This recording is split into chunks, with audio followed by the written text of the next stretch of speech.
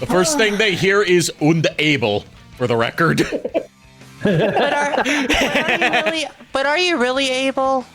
If you're able, then who's Kane? That's what I was thinking.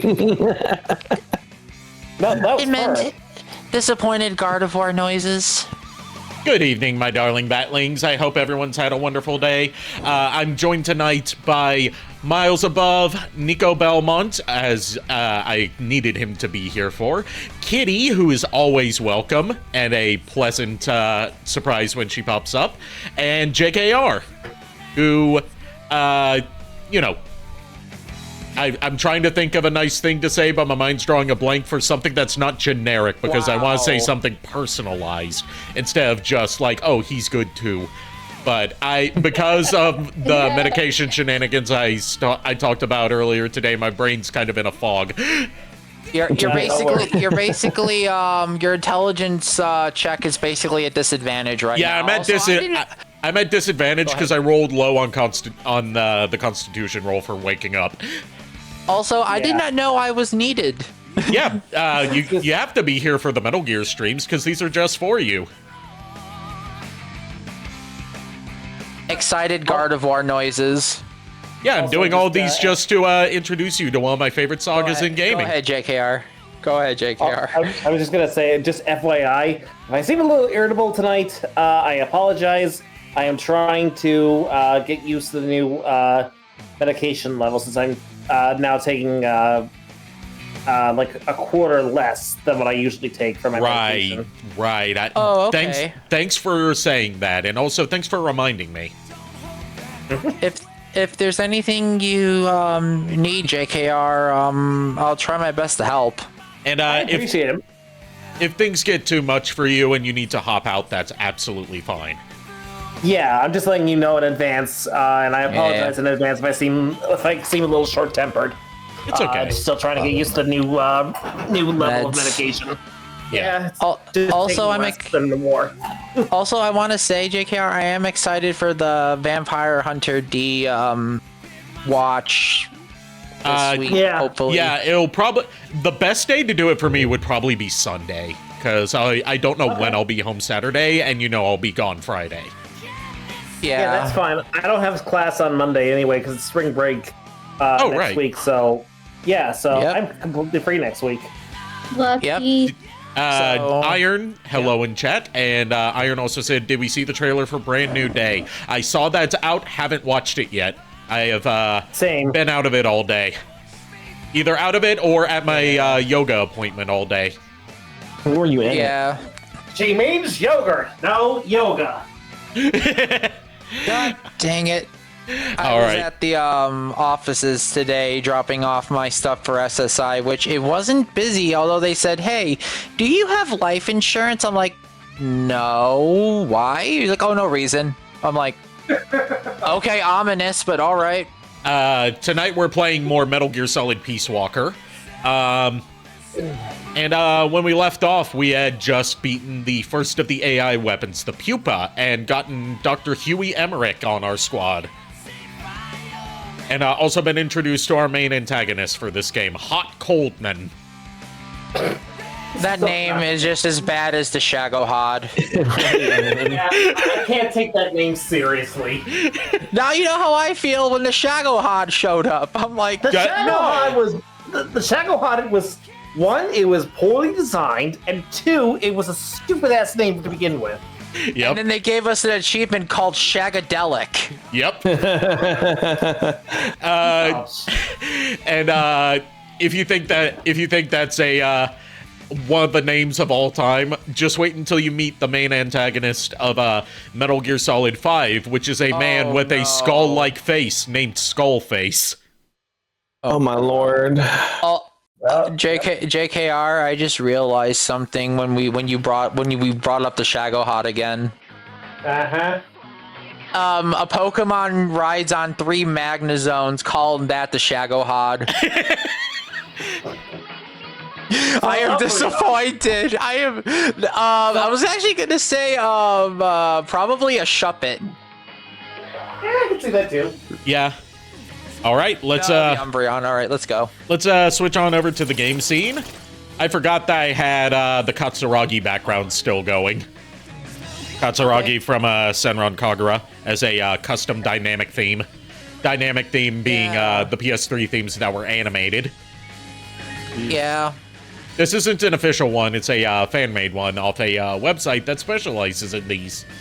Also, I'm gonna shoot myself in the foot for this. I still need to do that Saren Kagura punishment.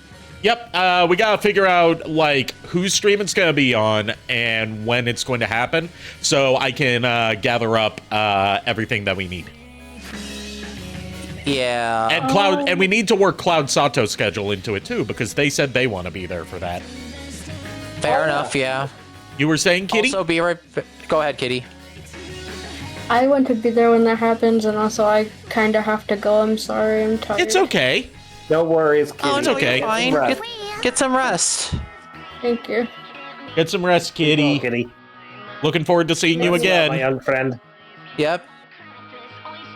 Get some rest. Rest well, my young friend. A tired warrior is soon a dead one. Yep.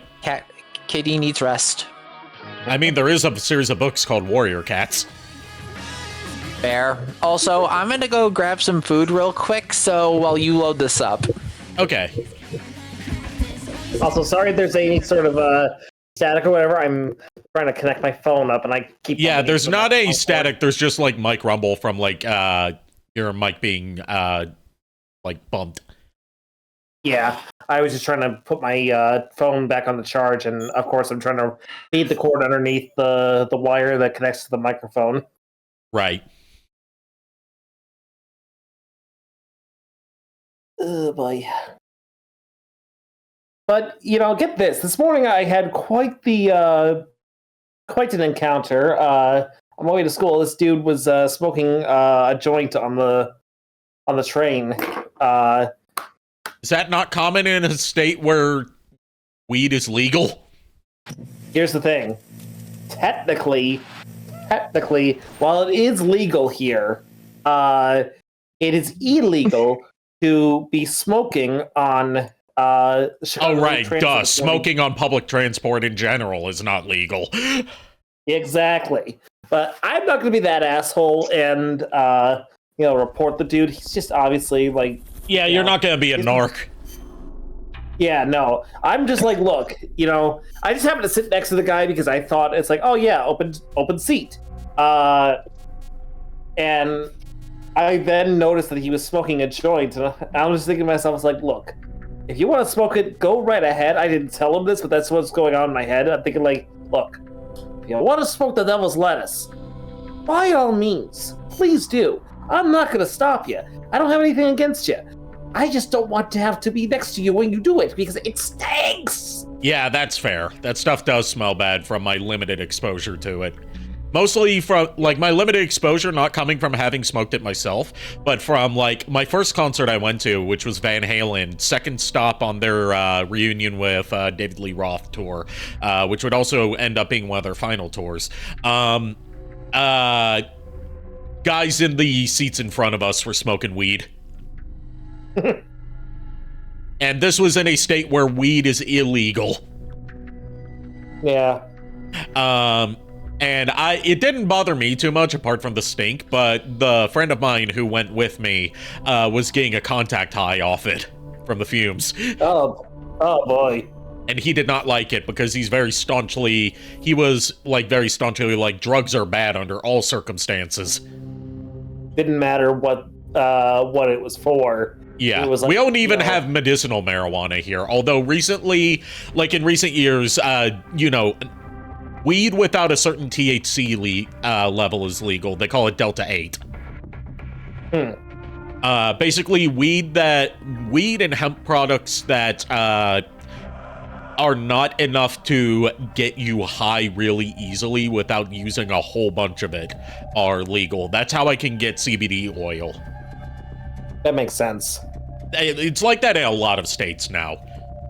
Which is why, like, nowadays you can go to, like, tobacco shops and find, like, THC stuff there. Yeah, I mean, honestly, if anything, that's at least a decent compromise, I think. Yeah. Because it That's just my cuts opinion. down on the likelihood of like intoxication during like driving or other important Right. stuff, but also allows you to partake in it if you need to. Exactly. Or hell, if you Which, want to. you know, I feel that should be your choice. yeah, by all means, do as you please. Just don't hurt anybody else. Part of the Yeah. project. To prevent its completion, you'll need to either shut down or destroy the artificial intelligence that functions as its brain. According to Huey, that AI is now undergoing final calibrations in Strangelove's lab. It's inside a tropical cloud forest. Slip in and terminate that AI before they ship it out.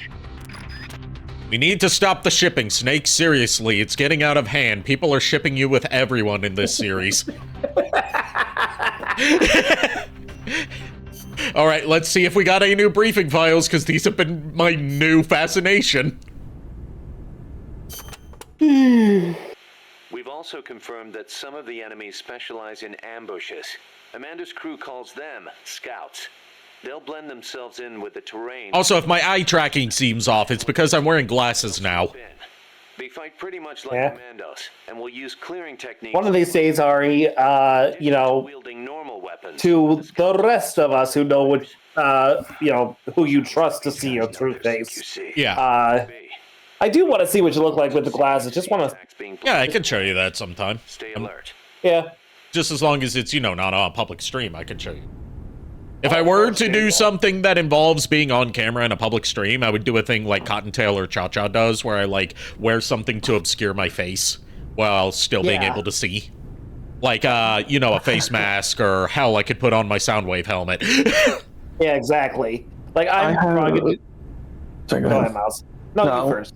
I was gonna say I haven't seen Ari's face in like freaking 15 years or something. No, it's been... Dude, you've seen my face more recently than that. No, I really On don't think camera? I have. I feel like you have, Miles. We've No, I we've really shown don't our think I faces have. on we've shown our faces on camera before. Not recently, no. Like I'm Not being with not honest. with not within the past couple months, yeah, but like last No. year, yeah. Yeah, I don't actually, think I did. If I recall, privately when I was visiting Ari, they turned on their camera just you know, for a bunch of us, just having some, you know, friends. I wasn't there. Oh, I okay. swear you were. I swear you No. were. You know what? If I'm still energized enough to talk to you talk after stream, I'll turn on my camera for you. Yeah, I miss my buddy. And if you're still there, of course. Hey, Shadow Dragon. Iron says, I haven't seen Shadow Ari Dragon. in person in, what, a year, I think? Yeah, it would be about a year, maybe year and a half. I'm not sure. I've lost track of time. It was around the time that, last time we saw each other in person was when I was taking that editing course at, our college that ended up being a complete disaster. Not any fault of the professor, more so the school letting us down. I have Welcome back. chips. Ooh, chips. Welcome back. I've got mac and cheese. Nice. I have barbecue flavor tater chips. Oh, nice. Where's Blue if you have mac and cheese? I don't want him. He can't be trusted. Oh my god. But Sorry. yeah, it's Panera Bread mac and cheese from the grocery store. Oh, Lucky. nice. Nice. That There's sounds also good. just a Panera Bread not too far from here, I found out. Oh, nice. Time to go to school again. Scale ruins in Costa Rica, Paz. There is a place east of Cartago called Guajabu. They have ruins there, but they're not especially big. Not the place I'm thinking of. Any others? Well, if you go a little way across the border into Nicaragua, there is a place called La Fortaleza de la Inmaculada Concepción. That is the only famous one. Then what were those ruins I saw from up on Irasu? There are a lot of things we still do not know about Costa Rica's ancient civilizations.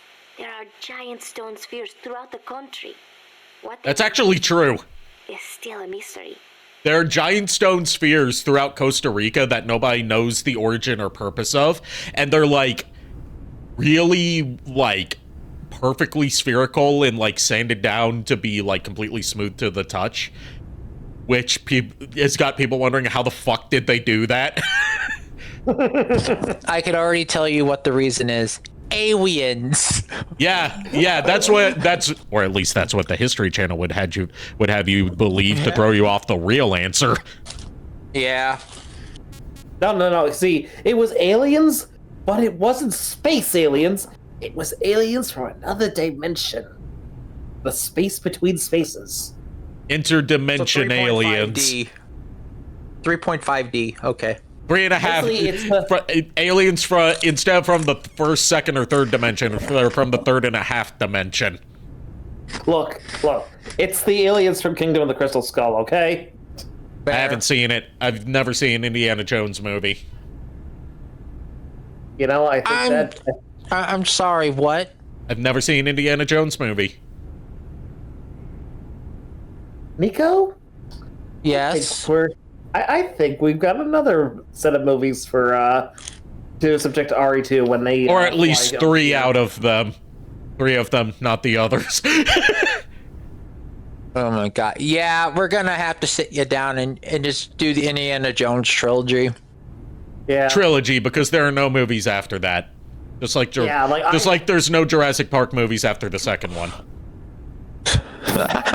Look, I will say, Kingdom of the Crystal Skull was my first ever Indiana Jones movie. So, it's a guilty pleasure for me. Is it a good movie? No. Is it okay? Sure. See, my first one was I think Last Crusade. Anyway. Well, actually, I say I haven't seen an Indiana Jones movie because I haven't finished one. I've seen part of Temple of Doom. In fog. You get wet just standing there. But it was so long ago that I can't remember much. Inside a cloud. Kalima. That's about all I remember. But beauty too. It is like being lost in some mystical green labyrinth. I'd rather not get lost if that's okay. The forests are also home to lots of rare animals, especially bright-colored frogs. They like the humidity. As you can say, one meme came out of the Indiana Jones movies that is pretty funny. The guy with the sword and Andy just pulling a gun. Brightly colored frogs. But can I eat them? Snake, what the fuck are you talking about? How do you eat them? Depends on what you mean by eat. Depends on what you mean by can. The end, you can eat them. The question is, should you eat them? I mean, let's just say, you know what, let's not even go there. Yeah, don't want... You know that. You've already got bondage and other accusations against you. You don't need to be accused of being a... Would frogs count as a scaly? I'm not mistaken. The ladies more. Yes. Yes, it would count. Are you sure? They're reptilian. It has these gorgeous They're amphibians. wings that shimmer. They're still... You can see them even from a distance. You mean they reflect light? Correct. They are amphibians, yes, but they still count in the scaly department because they don't have fur. Interfere with the light. I mean, fair. Look blue. Okay. The space between the bumps corresponds to the wavelength of the blue light. Look, See if I get this. if Chugga Conroy got called a scaly just for saying that Slippy was hot, Somewhere it is then yeah. researched as a way to color cloth without Okay. Think of the camouflage you could make with that. Is that all you can think of? Hey, it's important. What I don't get is why they'd put a butterfly on Peace Walker. Maybe because it looks pretty. I hope that's all it is. Oh my god. He is right. There's a butterfly. on the Peace There's a Walker. butterfly emblem on Peace Walker. Mm-hmm. This area is a tropical cloud forest. Also, Snake was like, huh, so we can make camouflage out of butterflies then. It's quite a mystical place. That is so true. Leche. Forest of milk. I can barely see in front of me. There you go again. The forest is basically sitting in a cloud, so of course it's going to be hard to see. But you know, the cloud forest is the only place many exotic creatures can live. Well, if they're not edible, I'm not interested. I'm glad he at least admitted it. You know, people travel from all around the world to witness Costa Rica's unique fauna. Snake's just like, look, I don't care about the animals. I only care about the ones that I can eat. Snake, watch out for the frogs. Why? They bite? Relax. No frog's ever eaten a snake.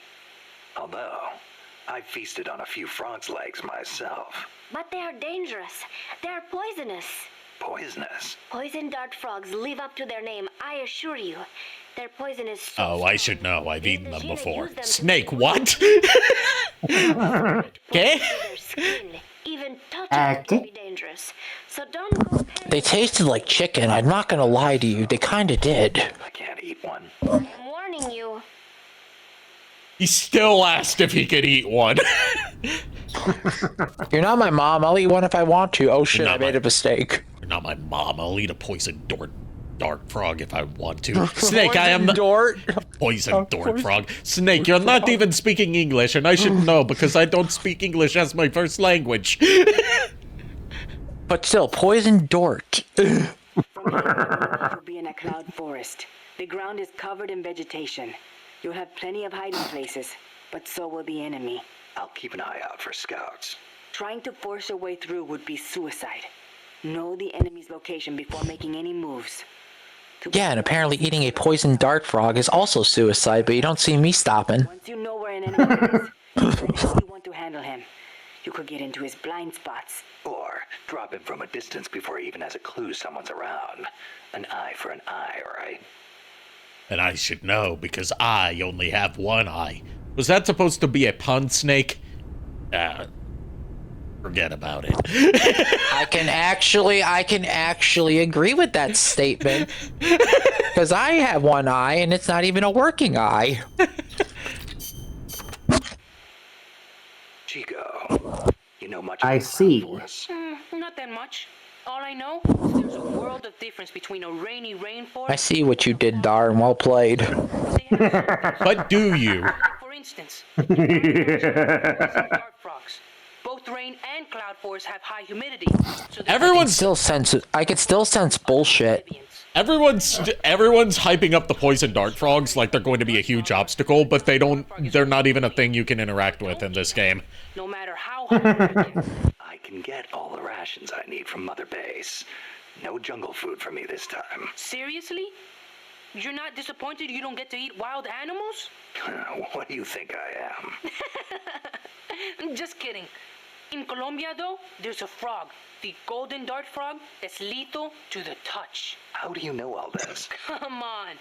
Don't you think poisonous animals are cool? Not if you get poisoned by one. Well, I should know. I've been poisoned by a lot.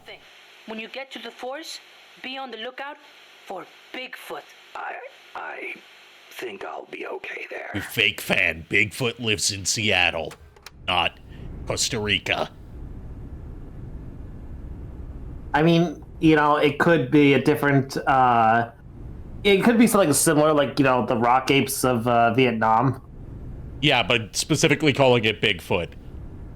No, I know. I'm not disagreeing with you there. I'm saying Chico's a fake fan. That lives in the Rocky Mountains.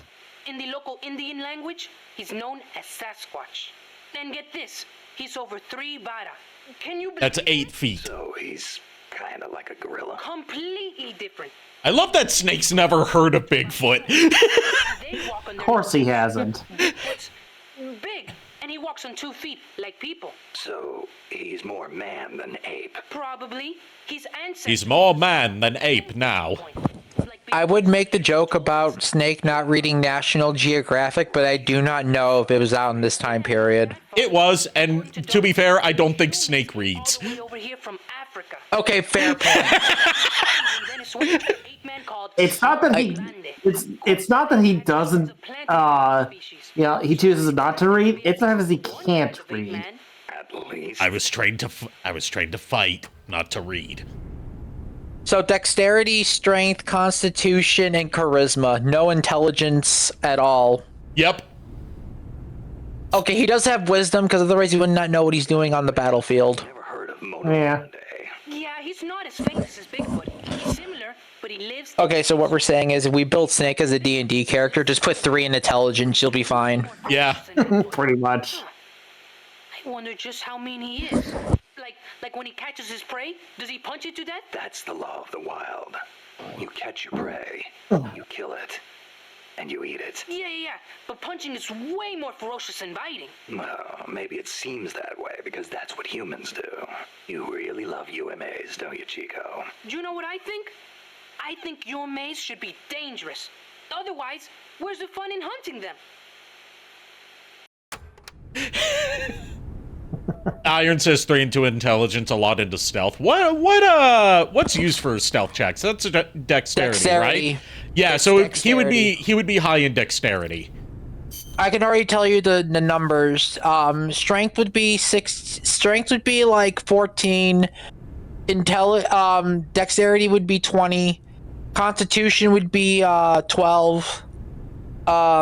Intelligence would be a 3. Wisdom would be 18, and charisma would be like a 16. All right, time to learn about a lot of shit from Huey. Holy shit, this is a lot of stuff. Wait, how much is there? How much is 1, there? 2, 3, 4, 5, 6, 7, 8, 9, 10, 11, a lot. 12, That's a lot. 13, 14. And that's assuming none of them branch off into their own sub-files. Hey, JKR, so, you said you were gonna have spring break next week, right? This is your final dose of school. You ready to learn about the Manhattan Project? Oh, boy. Anything I didn't know about the Manhattan Project? Sure. Doc, I'm starting to sense your feelings about nukes are a little different from your colleagues. How do you mean? You're a little... UMAs are dangerous. What she got against horses? I get it. Pumas. I get it, too. The basics, yeah. So, Huey's father worked on the Manhattan Project. That's right. Some of the finest minds of the 20th century, including multiple Nobel Prize winners, worked on it. They spent over $2 billion, and that's in 1940s money. It culminated in the successful nuclear test at Alamogordo on July 16th, 1945. And the first use in combat a few weeks later. Doc? I can't walk. What? My spine isn't shaped like everybody else's. I can't move my lower body, so I've never taken a single step, not since I was born. What's that got to do with your dad being in the Manhattan Project? As a result of his research, my father was exposed to high doses of radiation. It can't be a coincidence that my chromosomes are messed up. That's why I didn't want for these nukes to be another sword of Damocles. I wanted to give them a real purpose, to be a deterrent against war. Doc. And Coldman, we have to stop him, whatever it takes. Coldman, hot food, cold. Okay, I was right. They do branch off into sub-files. Oh, lovely. Oh, God. We're here for the long haul? We're here for the long haul. We're listening to all of these, we decided. Wake me up when class is over. Okay, same here. 1940. Come on, you don't want to sleep through the lesson about Hiroshima and Nagasaki. Father was married to his Is this all going to be on the test? No. I don't care. There is no test. As a kid, I knew on some level that it was for his family. I respected him. My mother used to tell me all the time, your father is a brilliant scientist. But an average warrior. American boys from death. You should be proud of him. Yeah. You could say the war ended because of those bombs. When I was in the 5th grade, a Japanese student transferred to our class.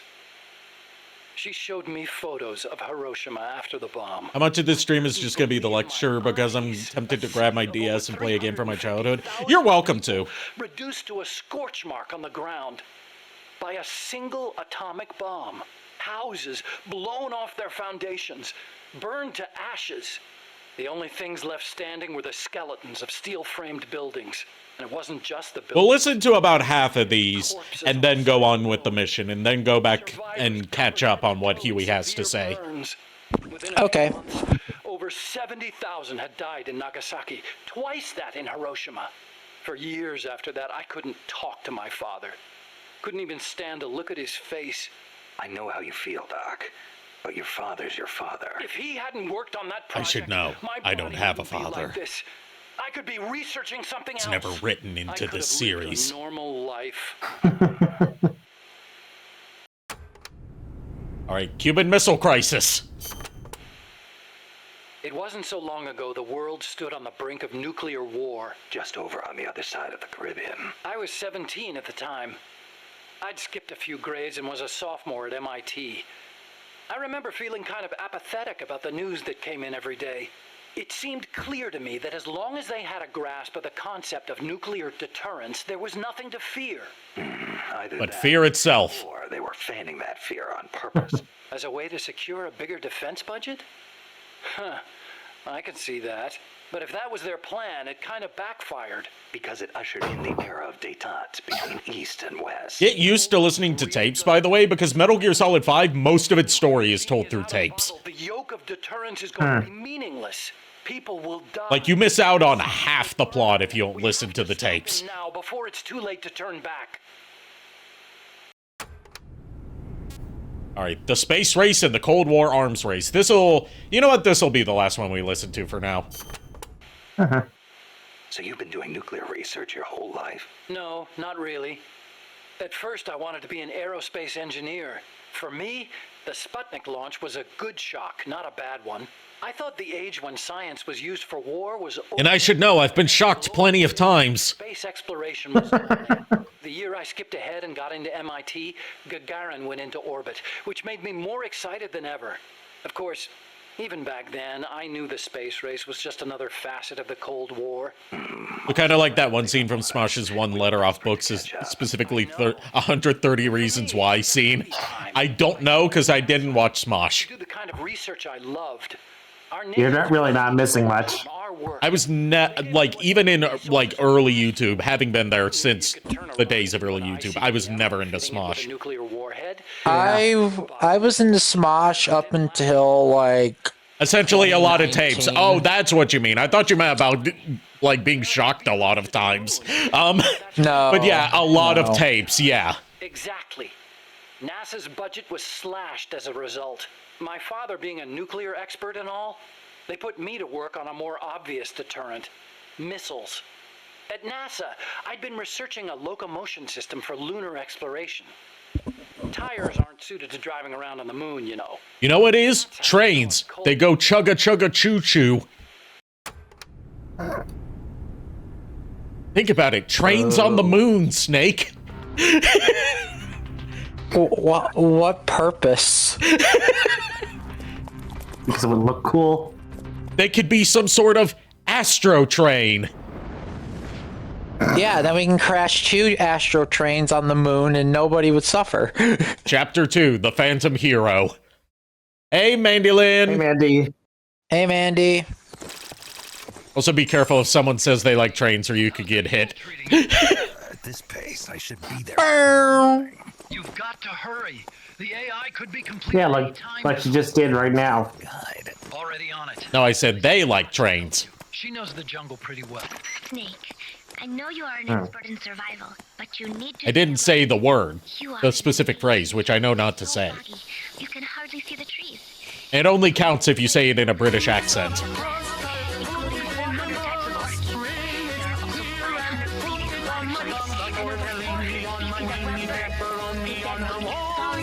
Cheesy on my peenie and some sauce on my balls. AI lab in a Mayan ruin. Why are we here? Just to suffer? That's from Metal Gear, so you're right. You still have the ID card I gave you, don't you? Specifically, that's from Metal Gear Solid 5. That'll get you through the gate, no problem. After that, you're on your own. As long as the AI remains unassembled, Coldman... Let me just take a quick bath in the river while I'm trying not to get spotted. Well, eat this raw fish. Strangelove demanded that the security... You know, he eats fish that are probably still live, and he's still afraid of eating sushi. Yeah, Ari, make sure that you go in the water, because they can't see if you're wet. Yeah. There they are. They're easier to see now that they're wet. God damn it. Speaking of that, I had sushi for lunch today. Lucky. I haven't had sushi in a while. I've never had sushi because I'm too afraid to try it. Mostly because I don't want to, like, waste either my or someone else's money on something I might not even eat. Let me ask you something. Do you like shrimp at all? I've never had it. You never had shrimp? Never had shrimp. I don't like much seafood, and that's mostly down to like texture and smell. But I do like calamari. Okay, then. Like, I'm sensitive to strong smells, especially smells of fish. I cannot set foot inside a fish market. Yeah. Because it instantly makes me need to throw up. I had tempura shrimp sushi and Guys, I went in with the wrong loadout. Return to mission selection screen. I'm equipped to mow people down, not to be stealthy. Yeah.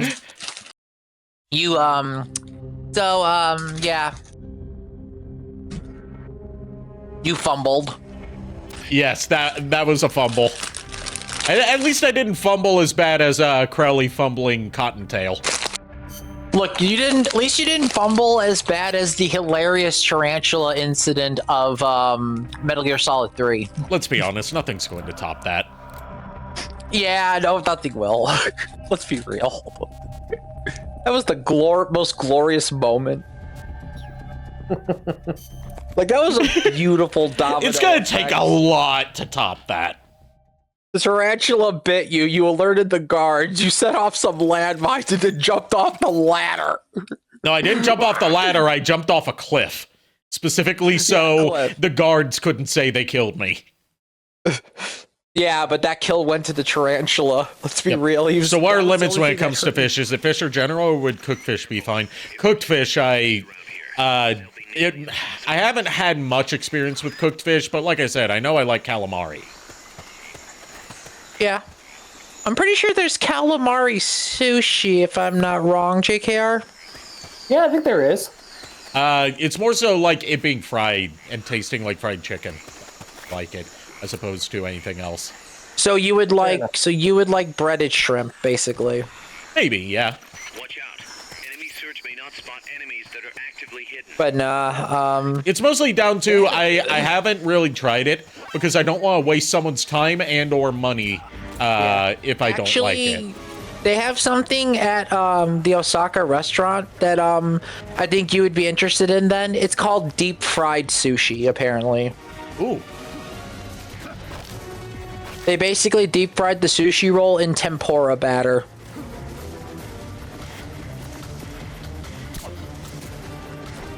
I guess you could say that's like sort of baby steps.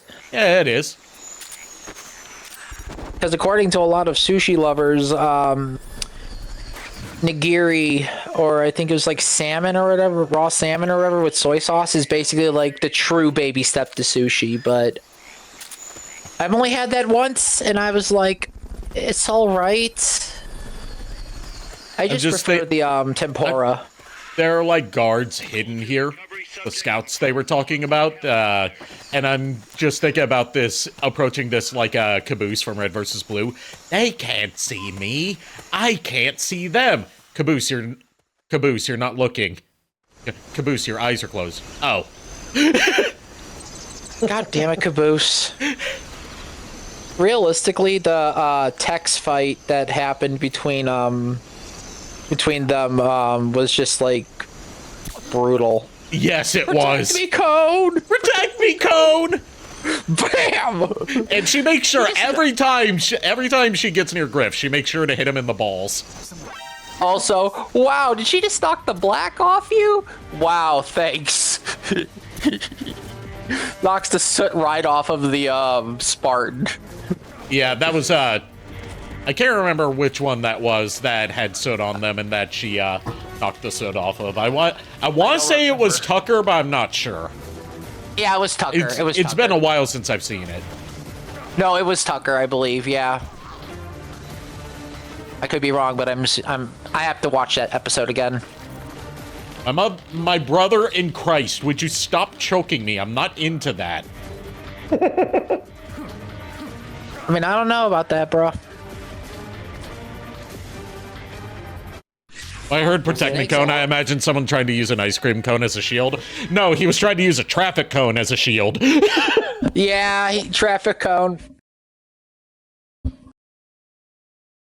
Against a cybernetically enhanced super soldier. in Master Chief Spartan armor. Oh no.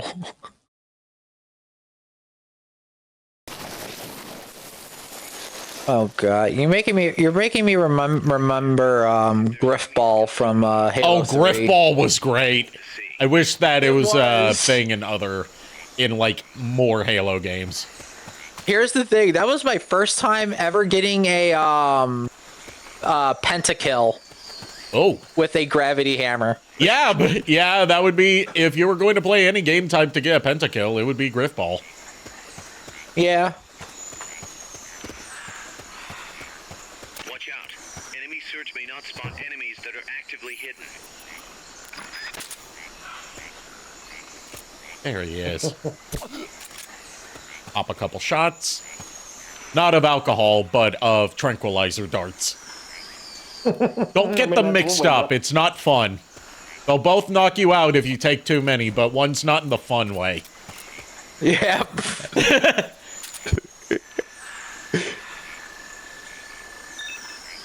That guy's a D rank. Don't necessarily need him. This guy is a C rank in, I believe that's Intel. So we could use him because the Intel department needs more men. I was about to say needs more mooks, and I was like, no, my men are better than mooks.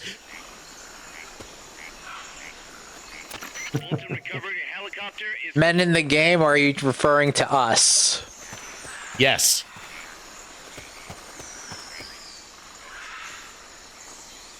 I did not know what to expect with that answer, but okay. I mean, I wasn't expecting that. But then again, I was expecting not to expect something, so it doesn't count. Look, I pick only the finest to be both members of Big Boss's army and my best friends. Thanks. Oh my god. There you go. Big Boss said thanks for you. I think me and JK are on the same wavelength tonight. I don't know why. I just feel like this is the case. I'm trying to be nice to you for once. For once? Okay, so my suspicions were correct. What suspicions?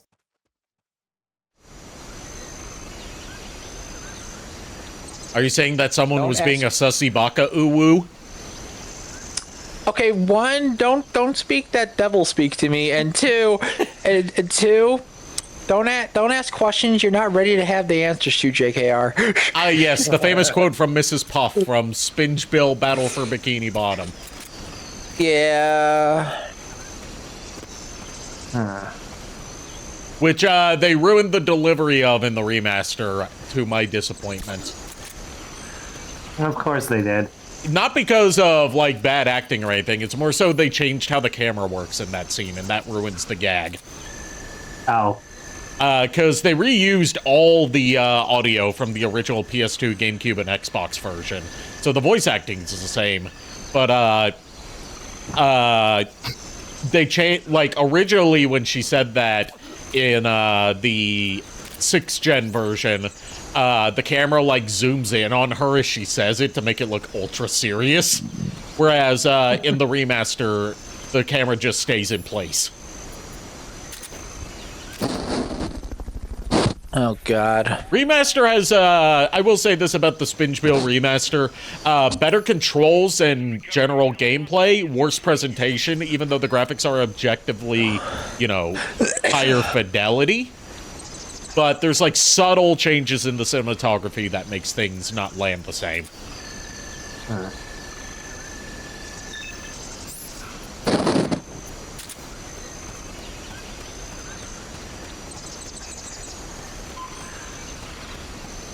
And if you were playing it at launch, there was a possibility that you could screw yourself out of getting the 100% completion bonus. Yeah. Oh, because if you beat the game and then went back and got 100% completion, it would lock you out of getting the actual bonus for it because it didn't let you refight boss battles. They had to patch that in. Oh, lovely. And it's not like the 100% completion bonus is all that special anyway. It's just like an in-engine music video for the Spingebill theme. Oh, jeez. That close-up gives me the shivers, says Iron. Does it shiver your timbers? Stop. All right. Next time, in the next episode, we'll be fighting a fucking helicopter. Oh, jeez. To be continued in the next mission. Goes soy, soy, soy, soy, soy, soy, soy, soy. My Rafflecopter goes swa, swa, swa, swa, swa, swa, swa, swa. ZOMG, we are shot by lasers. Pew, pew, pew, pew, pew, pew, boom. Oh my god.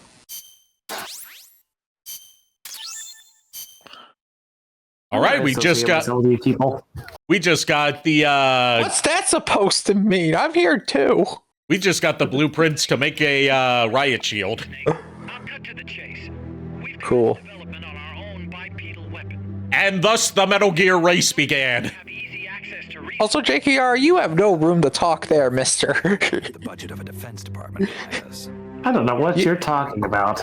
You and Ari and Furry dragged me down with all three of you year ago, man. I had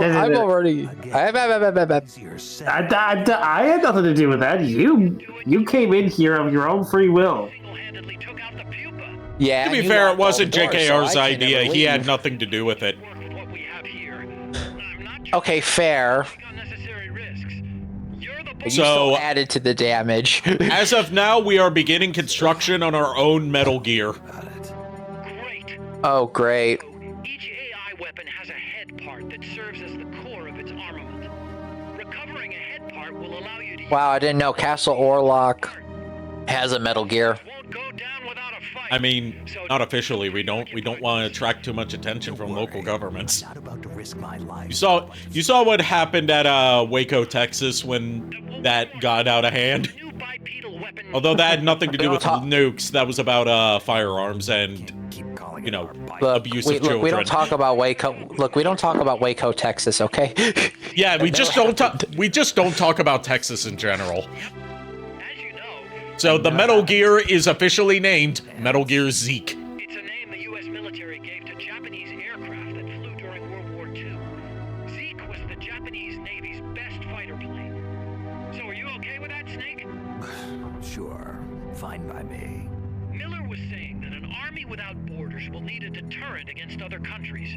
He's right. With Metal Gear, MSS will achieve true independence. Here's hoping. So this has gone from just an army without borders to we're building our own military nation. You see where this is leading, right? Yeah. Outer heaven. Sowing the seeds of outer heaven. Yeah. Oh yeah, we sent out some soldiers on combat operations. Let's see how those went. I'm assuming they won. Because they had the bigger numbers. You dispatch team results? Yes. You earned a trophy. Outer Ops Sortie. Oh ho ho, titi croissant. Croissant. Croissant. So Metal Gears aren't going to be in Castle Orlok, but where do you stand on armor with high-tech ammunition? Yes. Oh god. Look, I mean, Timo's in chat saying croissant. Look, I'm an expert in vampire hunting and magical warfare. I cannot do mechanics or actual whatever that is. So you're not an expert in robotics, heavy weaponry, or nuclear weapons? No, I'm an expert in using magical artifacts and magical weapons. Sorry, pal. I mean, nuclear weapons are a kind of magic. When you think about it. That's chemical warfare, motherfucker. Science is magic when you don't think about it. Oh my gosh. I mean, she's got a point there. She has a point there, but counter argument, it's all fun and games until the scientist smells their own stuff, and then all of a sudden they lose their shit. You know that from experience? No, but I knew a person who did, Goes by the name Riku. Never heard of her. Science is magic. We took the whimsy out of, says Timo. You are correct. Yeah, Timo's correct on that one. I guess that's an actual accurate response to that one. He is totally correct. Then again, in the world of D&D, every time someone has a wizard at the table, they have to be shut down. Otherwise, they make their own homemade, localized nukes of magic. Don't give the wizard any ideas. Don't give the Charizard wizard. Okay, look, the Charizard wizard already has ideas of true polymorph. That is worse than a nuke. Iron says, so basically keep the Iron Man armor away from the parts of the castle that's from the Belmont hold. I mean, that's up to the Belmont to decide. I mean, to be fair, a majority of the people of Castle Orlok can't really get into the Belmont hold unless I'm there, so... That's what you think. Not because of any magical seals or traps or anything, it's just we can't get the damn door open. Again. Yeah, because I know the language to that damn door. This is why you have a poltergeist on standby. We polymorph everything. And this is what I mean. Like, you're worried about the Charizard wizard doing nukes. No, true polymorph is way more scarier. And if you want to make your DM go into a spiral fit of depression and wanting to end themselves, just give your players true polymorph. I guarantee you, it's gonna happen. Well, Timo's apparently trying to make that happen because she said, "What do you mean I can't upcast a 9th level fireball?" I mean, I'm thinking, look, upcasting a 9th level fireball actually does a lot of damage, but if you true polymorph something and they stay that way for an hour, they cannot turn back. Basically, you can turn a fucking gold dragon or a red dragon into a goblin, and the goblin can never go back to being a red dragon. And it will forever be subjected to Goblin D's nuts jokes, which is a fate worse than death. Pretty much. That, or you could turn it into a meek little sheep that falls onto the tavern floor. A meep, we call it for short. Oh no! Well, you have no idea what. Ari, you have no idea what you just brought upon this world. Look, there's only 2 powerful spells out of in Magic entirely that is powerful in D&D like completely, but that's if you get endgame. That is Wish and that is True Polymorph. True Polymorph, we all know what it does. Wish, it allows you to get any 3 spells from any school of magic on your fucking list. You're saying this while Miles is present, you know. I am saying this, President, because I know for a fact he's not going to get to level 20. I'm hoping to God he loses interest. He loses interest before that. Otherwise, the campaign is screwed. I'm true polymorphing everyone and having them reenact Godzilla. So you're gonna make which Godzilla? That does not narrow it down. The answer is yes. The answer is yes. Which good one? That also does not narrow it down. You decide. There's more than one movie called Godzilla. Look, all he's gonna do is do true polymorph on Revolver Oshawott and Smiles, and then your guys are just gonna reenact the good, the bad, and the ugly. Even if you were to say the original Godzilla, again, that doesn't narrow it down. There's multiple versions of it. Versus Mecha Godzilla. Okay, yeah, that works. Then who's going to be Mecha Godzilla? It is going to be a Caterpie. It's going to be an Iron Thorn. So it's going to be versus Mothra then instead of Mecha Godzilla. Was it? What? Yeah. Mothra. Yeah. I thought you said Iron Thorns. No, the Tyranitar that became a robot or whatever. Yeah, there's that. Yeah. That's going to be our Mecha Godzilla, given that Tyranitar is a direct reference to Godzilla. Yeah, that's what I was saying. I was like, what? Oh my god. You said a Caterpie, so that would be Mothra.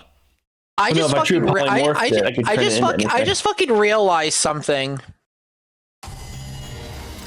And what's that? If Charizard just takes Wish, he can get True Polymorph plus 3 other spells of his choice from any list of magic, due to being a wizard. I request Wish. Oh now. god, you got to get the level 9 spell slot first. Teach me the ways, Nico, because I want to create fun by being being crazy. You know what? You want to know how to be crazy? Just go straight level 20 wizard. Do not like stray off any path. You go straight wizard, you get that spell, you become busted. Yes, straight wizard as opposed to bisexual wizard. Or gay wizard. True polymorph too? For wizard? Yeah. Because what Wish does is you get any 3 spells of magic plus any wish you want from the DM.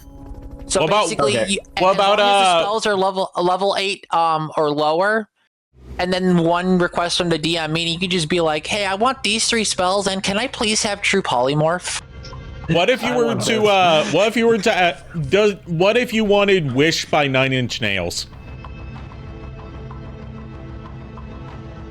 I mean, I don't know, talk to a fucking Sneasel. I don't know. That's my favorite 9 Inch Nails song. I know. And it's one that I want to do a cover of. Answer. When I start playing XD Gala Darkness again, what evolution should I choose? It's up to you. Okay, here's the question. What evolution have you not used in a while? I've used all of them, at least in one way.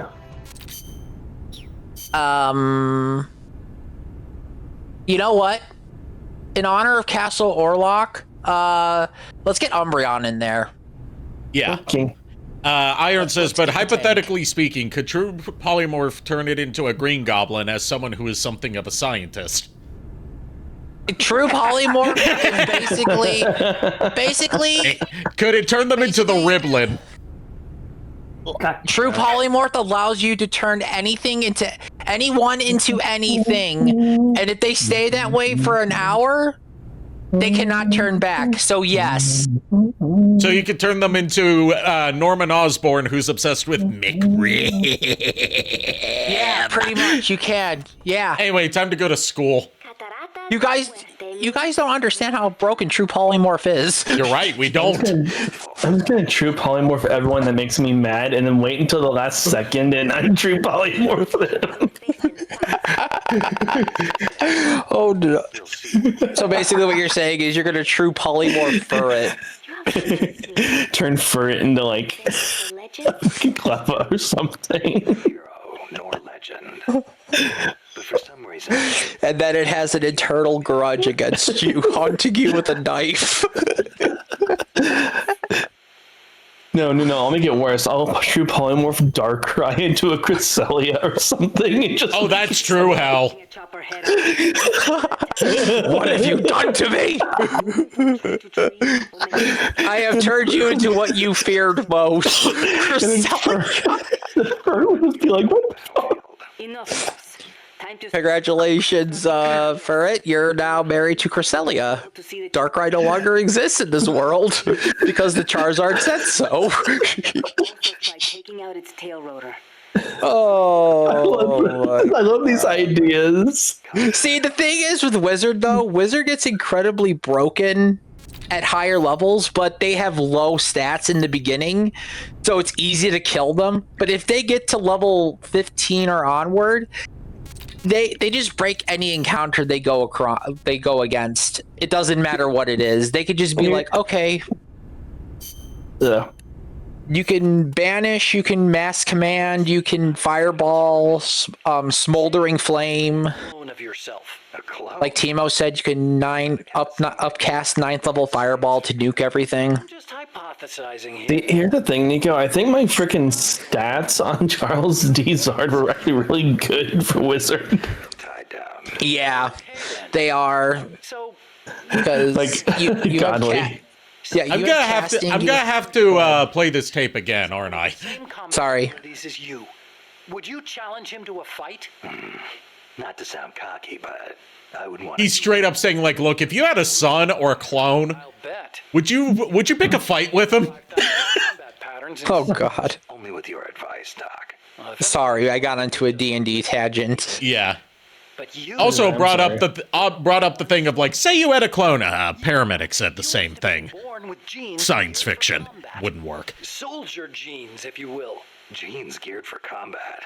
I don't care how advanced their research is. I don't care how advanced Levi's gets. I don't care about their genes. You think it's funny? What? You think genes have nothing to do with this body I was born with? I don't know. Look. I'm not a geneticist, I'm a fighter. One of equal ability in combat.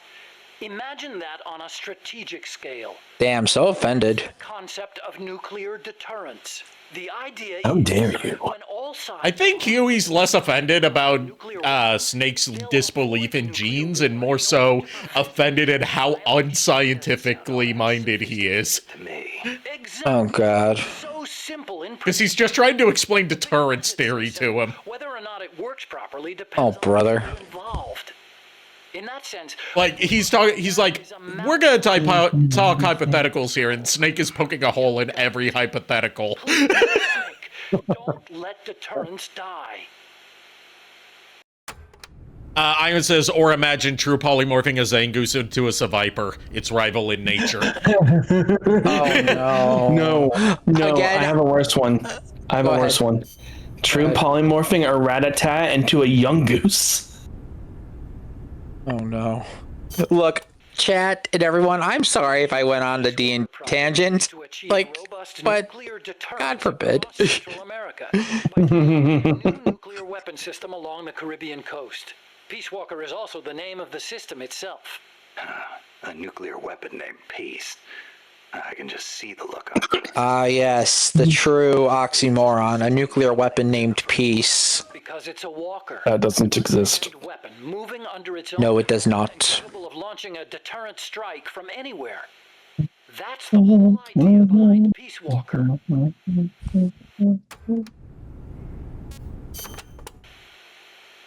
The reason Peace Walker is a mobile nuclear weapon system is to maximize its potential as a nuclear deterrent. How so? If need be, Peace Walker can stay constantly on the move so that the adversary can't pinpoint its position. Yes, they can't pinpoint the position of the 80-foot-tall mecha. Keeps the retaliation card in play. Look, there's a mecha. This way. Like a land-based version of an SSBN. And there's another reason for them to be mobile. Peace Walker also has a self-destruct function. And now we can learn about the self-destruct function and the SAR Bomba! Oh boy, the SAR Bomba, I know what that is. They said sock bomba. I was like, what? The sock bomba? The SAR Bomba, which is the most powerful nuclear bomb ever created. To this day, has not been topped in terms of its sheer magnitude of nuclear explosive force. Why would Peace Walker need a self-destruct function? You saw it, didn't you, Snake? That sphere on Peace Walker's head? Yeah. That's a hydrogen bomb. What? Oh, that explains what the sphere on its head is. I never knew that. Do they have any idea Oh, what brother. that thing would cause? It's spherical! Okay, a hydrogen bomb. What made you guys think that was a good idea? Or its self-destruct function. It's like they want a weapon. Yeah, what makes you think that was a good idea? Because I said so. So you're saying Charles Zard is the one who made the hydrogen bomb? And no strategic bomb. I just true polymorph a freaking Caterpie into a hydrogen bomb. No. Let's focus. Let's focus. Let's focus. Yeah. Yeah. God forbid. Even Snake was like, what the fuck? Also, welcome back, JKR. Yeah, sorry about that. Bomba. It had an estimated yield of 57 megatons. I heard sound of maybe a widget being found, unless I misheard. No, she busted into my room and wanted to go scurrying around, but I grabbed her and put her in her crate. Can you believe that? I demand your attention. Also gonna rummage your room. Off as Finland, 600 miles away. And some people even reported windows shattering. The shockwave traveled 3 times around the Earth. 3 times? Peace Walker is armed with Man, that's a lot of times. Yeah, right. Lie low, and in the event of an enemy nuclear strike, detonate itself in retaliation. And the locomotion system that lets it do that?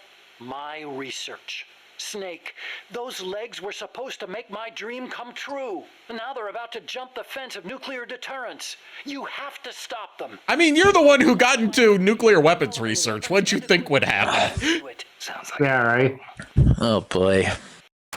I will not commit the sins of my father. I will do worse. Of course. I didn't do anything wrong. Oh wait, I did everything wrong. AI into Peace Walker. Well, for one thing, because it can't be manned. Peace Walker's designed to enter enemy territory and blow itself up, if necessary. Ah, yes, the peaceful option. Weapon that could blow at any time, can you? So we equipped it with an AI instead. That's strangely humane of you. And besides, was designed as A humane, humane explosive. Okay. Look, it's going to kill everyone in a at least 2 or 3 mile radius. But at least it won't kill the pilot, because there is no pilot. Because it's always moving. Hold on. If that's all it does, then a high-performance computer ought to do the job. It doesn't need intelligence. That's a very good point, Snake. Which brings me to the real reason. Peace Walker needs AI to make decisions regarding nuclear retaliation. He invented ChatGPT 60 years before the internet did. This before. You want a war? We never the first nuke, of course. It's strictly a counterattack system. Drive safely, Mandy Lynn. Could make Drive safe. Be safe, Mandy. Nuclear war. Conversely, if an adversary Don't do what I did. The AI Yeah. will not fail to retaliate. Make sure you avoid true polymorph. Can't launch. Oh But my did god. he make it just as stupid? Yes, he did. Because Strangelove's research, as we'll find out, is the smarter AI than his, which is very basic. Cut off. It's the same principle. Not even the captain of a boomer can make that decision alone. Okay, Boomer. Boomer. Boomer. Subordination. Oh god. Only because humans are imperfect. Bro, you got a boomer. You're saying that machines don't make mistakes? That's worse than that. It's blind faith. We wouldn't put our faith, our fate, into the hands of any ordinary machine. That's what the AI is for. The decision to launch a retaliatory strike requires... This is oddly prescient now that the US government wants AI involved in the military. entire world. And sometimes you need to make... Hideo Kojima was just about 15 years early. Yeah, I was going to say Dr. Strangelove does. that doesn't sound like a good idea. It isn't. No, it's not. It objectively isn't. That just sounds like somebody was on 7 different kinds of crack and was like, "Hey, let's let computers determine if we protect ourselves from a nuke or fire off one." I mean, let's not bring up the direct quote from Revengeance. Which one? Nanomachine, son? Oh my god. Also, oh god. Walker is fitted with several close-range weapons. We'd also planned for it to be able to enter enemy territory and self-detonate. Wonderful. Oh yeah, that one, which was itself just, The flamethrowers... where the president got it from was just he stole it from a Ronald Reagan speech, and that in Revengeance was taken from that speech. Scatters them from its leg hatches. If you see those open, you better clear out quickly. And finally, the rockets. These can travel quite a distance, so stay sharp. On the other hand, it can't fire them from too close. But then again, there are those flamethrowers. It can also use its legs as weapons against any infantry on the ground. Ouch. But remember, Peace Walker technically isn't complete. With just the reptile pod, it can only perform relatively simple maneuvers. They've got certain quirks, too. What's more, look carefully, and you should be able to predict which attack is coming next. Thanks for letting me know, like a good 10 to 15 hours before I ever fight Peace Walker. Are you a good neighbor? State Farm is there. God damn it. Peace Walker need to walk on 2 legs. I think treads would be good enough. You'd be wrong. I wanted to make a joke about boots made for walking, but I don't think it's wearing boots. Especially along the Caribbean coast of Costa Rica. It'd be a pretty interesting sight. Swamps, mountains, and the only Was a Spanish-speaking monkey have to do with this? Yeah, but it'd be Good question. swamp, even What the fuck? It Boots. wasn't easy, that's for sure. Oh, wow. Yeah, that boots. Wow. Okay. Terrain. Yeah, my Your God. joke was bad. You should My follow-up question is, why the fuck does Dora the Explorer keep coming up on my streams recently? Because you will it to be. No, I don't. It's mostly Furret who brings it up. Yeah, Furret actually the one is to blame. Yep, and the spirit of Furret is now possessing you. Hold on. The fake Peace Walker project? What? What now? Peace Walker project. Okay. He's talking about. You believed in it, huh? Yeah, I believed. Actually, maybe I just... Oh, he means like the fake promise it made. Here's how Coldman explained it. Peace Walker's a weapon for peace. One to ensure true nuclear deterrence. It'd be the anchor to bring stability to Central America. He told me, the nuclear weapon system you've built will never be used. It will forever stand vigil as an icon of peace. And to achieve that, he needed my bipedal locomotion technology. To be honest, I was flattered. Flattered. You know what they say, flattery is the sincerest form of The flattery. community have never taken me seriously. They told me bipedal locomotion was a pipe dream. I'm not even gonna. Anything. It was the first time anybody recognized my work. How could I not be happy? And besides, it was my chance to surpass my father. Oh. To create nukes for peace. Or so I thought anyway. But Coldman's... Huey, you're kind of an idiot, aren't you? Yes, because nukes are obviously the sign of peace. 20 in intelligence, 3 in wisdom. Yeah. That I'm sorry, but somehow his wisdom went down to a 1. I don't know how that happened, but it did. Launch a nuke. Yeah, All he well, wants to do is prove the AI retaliation system it's works. Huey. He What do you doesn't need expect? Just wait until you learn how much I hate Huey with Metal Gear Solid 5. This game is the best he's going to look. Yeah. Also, I do apologize to chat and my peers for the D&D tangent. Again, I have a problem. Iron way earlier in chat said, "Don't be. It's entertaining." Him a leg up in negotiations. Oh, well, thank you. That's what he's really after. I wanted to say that earlier, but I got myself sidetracked. No, you're fine. No, you're fine. No, we went on a true polymorph, and then all of a sudden Wish, and then all of a sudden Miles had ideas. Gee, I wonder where he got those ideas from. Actually, I know, right? Yeah, I wonder. Yeah, totally me. I stole most of the basic ideas. Hey, at least he admits he stole the idea for bipedal locomotion from Granin. Remember him? Yeah. I met him at his lab in Russia. He helped me out a little bit. You met him? What were you? He was head of the Granin Design Bureau, creator of countless Soviet weapons. I'd hit a wall in my research at the time. Granin's ideas solved nearly all my problems. There's nothing unusual about using somebody else's work to further your own research, is there? As long as you cite it, yeah. But I wasn't in a position to do that. I plagiarized it. It's a good thing they didn't know how. They didn't have a database to search for it. You used it without telling anybody. I wanted to show up. I am the James Somerton of the scientific field, Snake. I don't know what any of that means. Good, let's keep it that way. Told me if I quit the project, he'd expose my larceny. He had you by the balls, Doc. I did this. How'd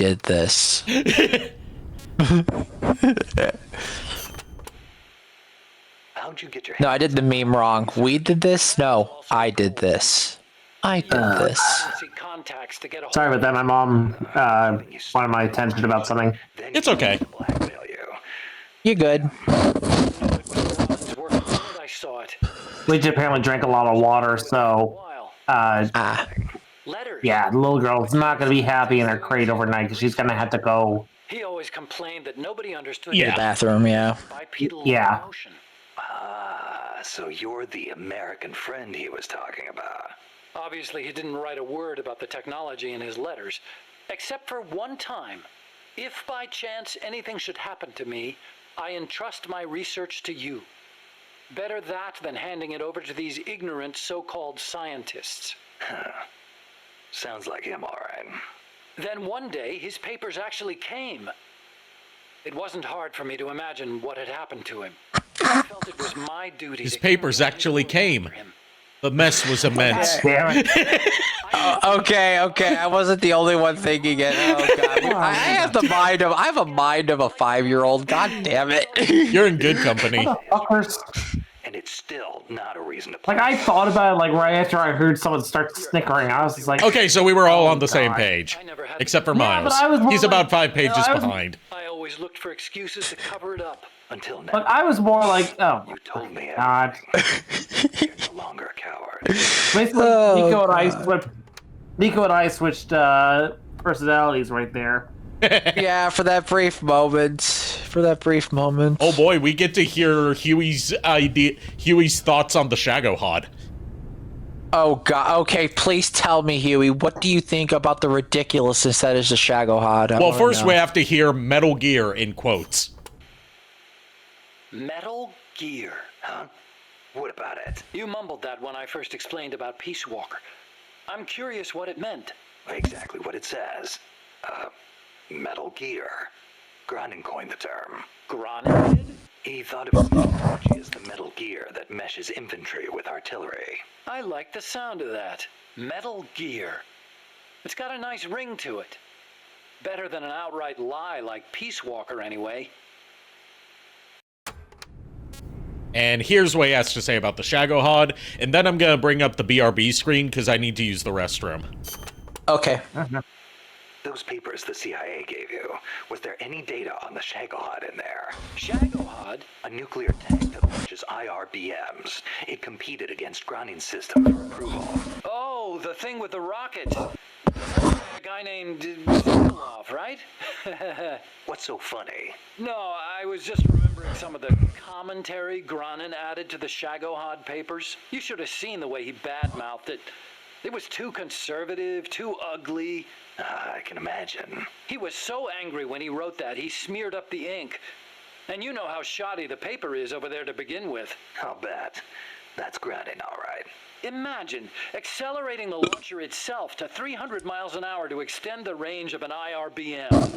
As stupid as it sounds, it's a hell of a concept. Who but the Soviets would think of using a tank as the first stage of a rocket? I actually took a cue from the Shagohod when I developed the pupa. That hovercraft thing? You stole that one too? Give me a little credit. I only borrowed the concept. The technology is original. As it turned out, hover technology wasn't enough to handle all You still borrowed the concept, though. Yeah, he plagiarized the Shagohod too, so he really is the James Somerton of nuclear research. Okay, so I have and my disappointment has increased tenfold. Okay, then. Did you win? So you were the one who took it My down. disappointment is immeasurable, and my day is ruined. You really are amazing. I didn't do it alone. My disappointment is vast, like the sea, Today, if they'd begun mass and now I have the sudden urge to drop meteors all over this place, nuclear warheads. Pretty soon they won't even need and no fucks will be given. a Shagohod. We need to change terminology because every time I hear anything that reminds me of spells, my brain starts thinking.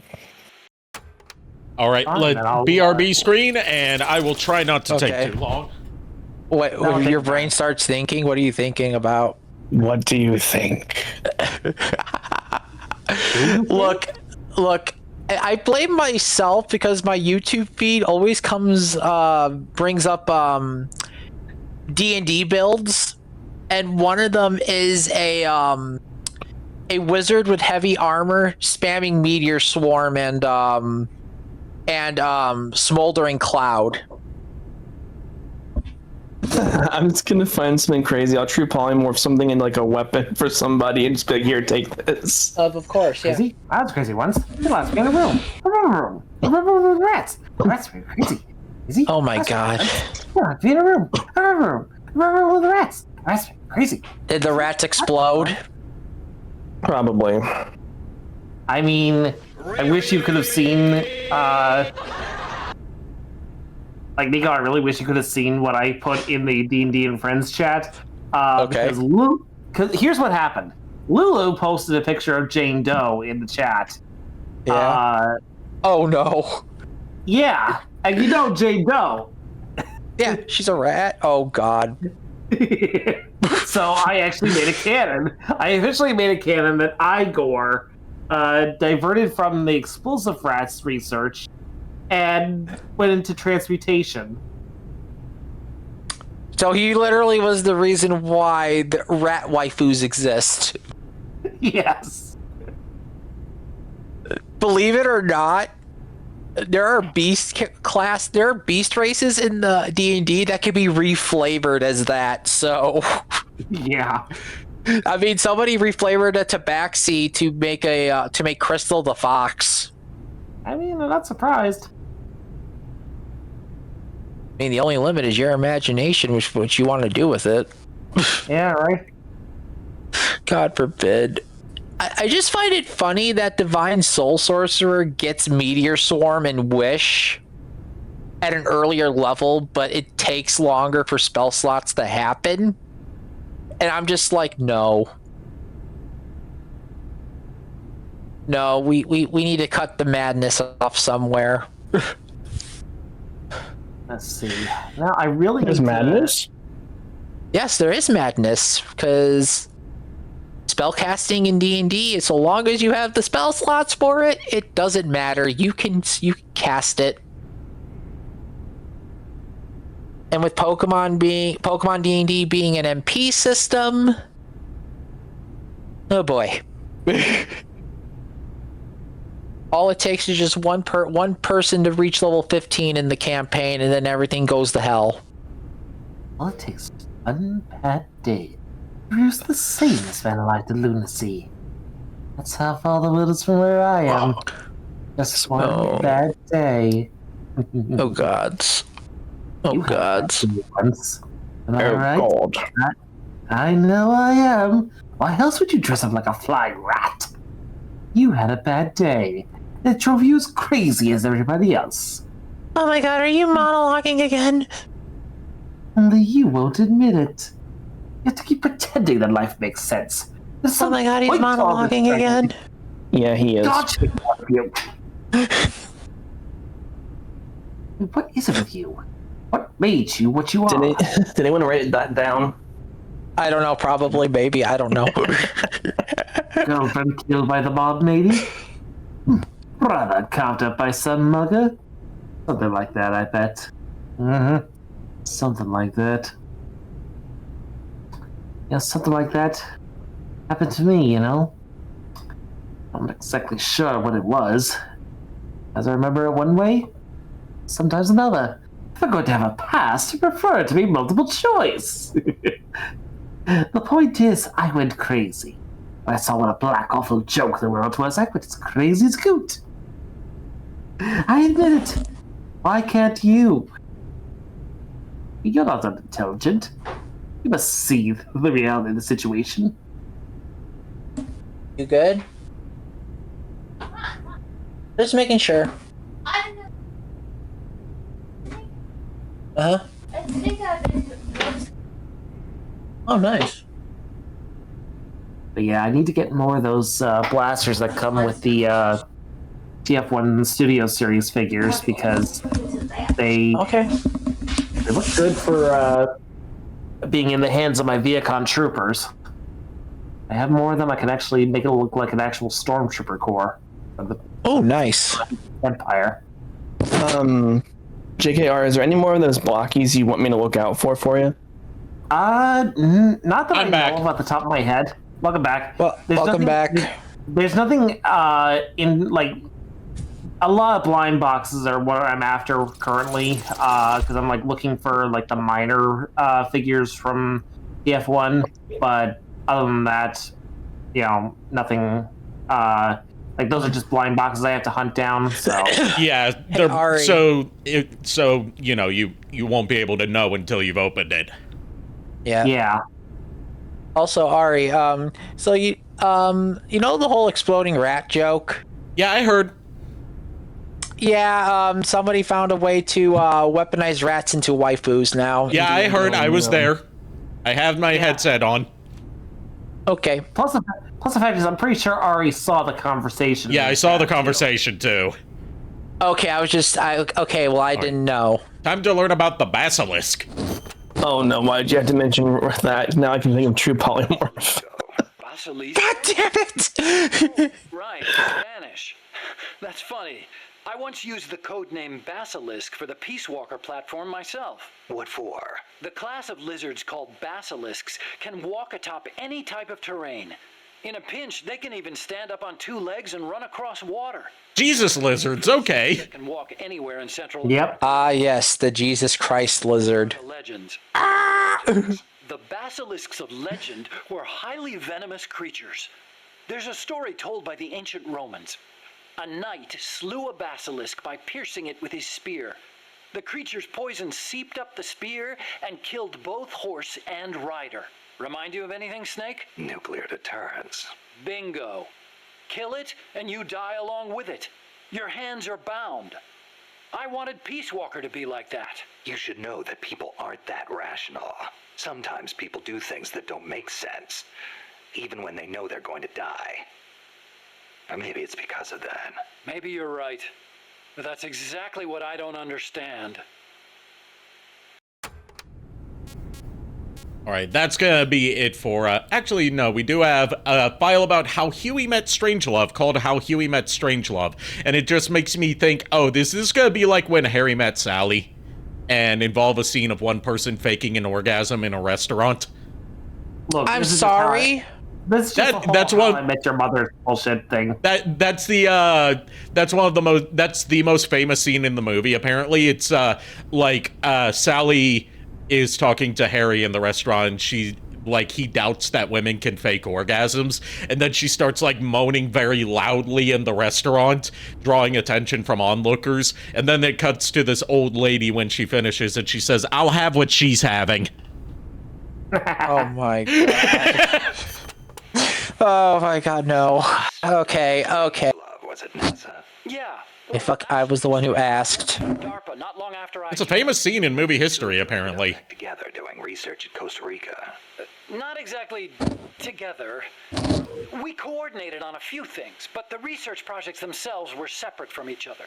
We had it worked out so that Dr. Strangelove handled the mammal pod, Peace Walker's cerebrum, while I did the rest. That letter, something to do with your research? Huh? No. Oh yeah, he gave us a letter for us to give to Strangelove and told us not to read it. Let's read it sometime this stream. We could use it against Peace Walker. Okay. Nothing at all. Just don't read it, okay? Promise me you won't? No promises. No promises. Fuck you, Huey. Oh my god. Oh my god. Oh my god. I don't know if I should be lucky that I can't read, or the fact that I should I'll be read it scared to about you. it being read. God. You know, I just realized. What? What? The name that the doctor has just sounds like a terrible, Strangelove? What was that? Yeah, it just sounds like a really weird, what's that movie that had McLovin? Oh, Superbad. Well, yeah. The name Strangelove itself is a reference to the movie Dr. Strangelove.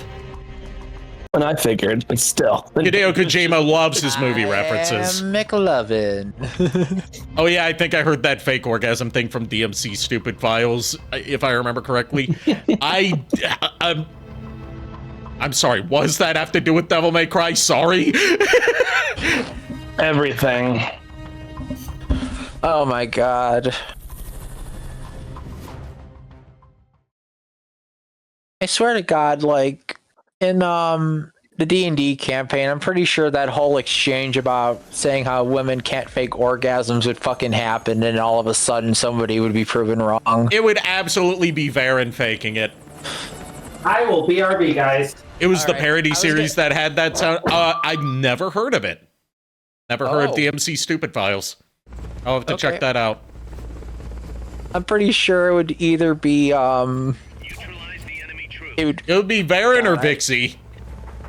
It would probably be Vixie or Varen being the ones that, and at the same time, and Atox or Galavar being the ones that doubt it.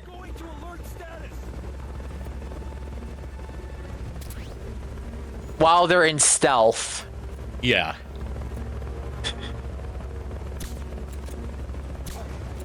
Anyway, sorry, I went on a tangent. You went on a tangent about female orgasms, as we all do eventually. God damn it. Hey, at least I didn't go on a tangent of something else, because I actually helped myself back for once. Good. For once. Let me guess. You don't want to guess, because it's going to start things up again. Okay, okay. You don't want to guess, because it's going to disappoint you. Exactly. Anyway, it's time to Fulton all these soldiers out of here. No, the helicopter still. Miles. The helicopter still hasn't spotted me. You know who's a disappointment? These soldiers. Fair. I was right in front of them, and they still hadn't noticed me. I guess my camo's just too good. Either that, or they didn't have their contacts today. Okay, now they spotted me. Took them long enough. Just equip my spicy curry. Motherfucker just threw a grenade right in front of himself. How do you think that's gonna go? Yep. It was a smoke grenade, so it didn't kill him. It's just that song like he would catch a grenade for you too seriously. Yeah, he was listening to the wrong era of Bruno Mars. Not the good era of Bruno Mars, the shit era of Bruno Mars. Not exactly back yet. I have to clamp a bit of a mess. But, before stream, I knocked into my paper. Okay, I knocked into my paper shredder and knocked half the contents out. Okay. So I gotta sweep it up and throw it away. Ugh. Mess. Messy. Well, especially when you're someone like me who's been trying to keep this room clean for I don't know how long. Yeah. It is at least a couple days. Motherfucker, more like a couple of years. And that's still at least a couple days. JKR, did you hear? I was gonna say, JKR, did you hear something? But then no. Just not even gonna dignify that. Yeah. Dignify. You said dignify. You said propane. You said pro. You said pain. That's what I was saying. I'm Hank Hell, and I bring the propane. Propane and propane accessories. Propane and propane accessories. I'm in so much propane from selling this propane. Oh my god, I am being I am being converted. I hate this. One of us. Gooble gobble. One of us. One of us. One of us. One of us. Back, you savages! You can't leave it out, Niko. Savages? How dare you, sir? He doesn't want the free cookies. How do I know you guys didn't lace the cookies with something? No, you see, we're not denying that we did. It's Gardevoir shaped. It's Gardevoir shaped and Gardevoir flavored. Okay, no. Made with real Gardevoir. Made with real Gardevoir. We didn't say what type I am going to leave. I will leave. You leave my favorite. No, don't leave, Daddy. No, I hate it. No, none of that. Shame on you.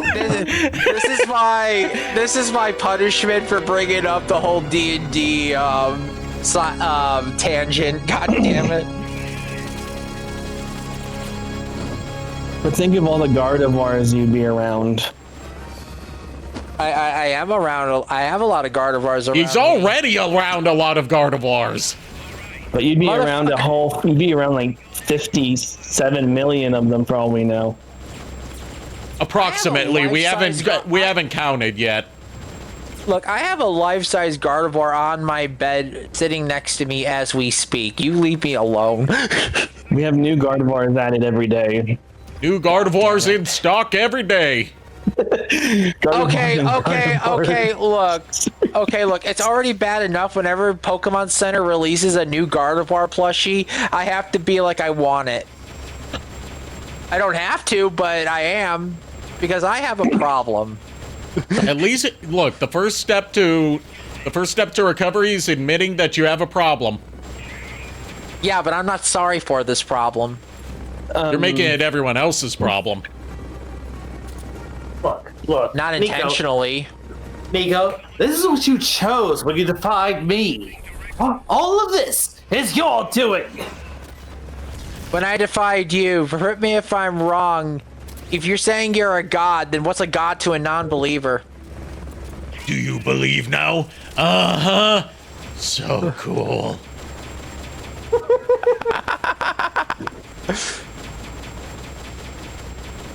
The shit we get into. Look, I had to bring up the DBZ abridged variant of that. Yeah, but no, realistically, if there was a Gardevoir-shaped cookie, I would not be able to bring myself to eat it. I would just be like, because it's too cute? Yeah. Look, there's a Pokemon cafe that does latte art of any Pokemon you want. Do a latte art of Spinda, I dare you. It has to change and update. They do. They have all the patterns as well. How they have all the patterns? Because Finda has like 7 billion combinations. I doubt it's actually 7 billion. It's a lot. It's a lot of patterns, but it's because the latte art book that they have, I think, for it, it shows them like you get a Spinda, but it's a random like design. Okay. Amongst it. Besides, Lou already told me that if I had a latte art of a Gardevoir, I would feel sad to drink it, but I would take a picture. Also, you just gave me the worst idea for an indie game. Or at least, to pitch to an indie game studio. You better think about your next words carefully. So, I'm going to pitch this to the studio that made Among Us, right? Okay. A medieval fantasy themed version of Among Us called Amongst Us. Yes. Okay, yeah, I would play that, honestly. That way, every time I killed one of you guys, I'd be saying Deathbolt. Deathbolt, not to be confused with Despacito.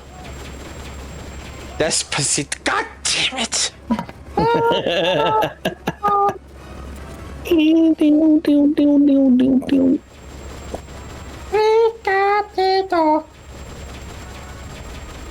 Instead of Despacito, let's have Sprigatito sing. Sprigatito. We have that thanks to Christina V. Yep. Yeah. Sprigatito. Yeah. Christina V, back when Sprigatito was revealed, she did a shitpost video of her doing a Sprigatito voice she came up with, of Sprigatito singing Despacito. It just went, Sprigatito, Spriga, Spriga, Sprigatito, Spriga, Spriga, Sprigatito, Spriga, Spriga, Sprigatito. That's still the better cover. It was adorable, and she should have voiced Sprigatito in the anime, but she didn't. Yeah. Because as we know, these producers and executives, they're too chicken shit to give us what we want. Yes. Like when people were campaigning for Danny DeVito to voice Detective Pikachu, and he said, and his response was, "What the fuck is a Detective Pikachu?" The question: what is a Detective Pikachu? A Pikachu who is a detective. Okay, now explain to me what a Pikachu is. An electric mouse. So an electrified mouse. Pikachu, an electric mouse Pokemon. Detective Pikachu, obsessed with coffee. Does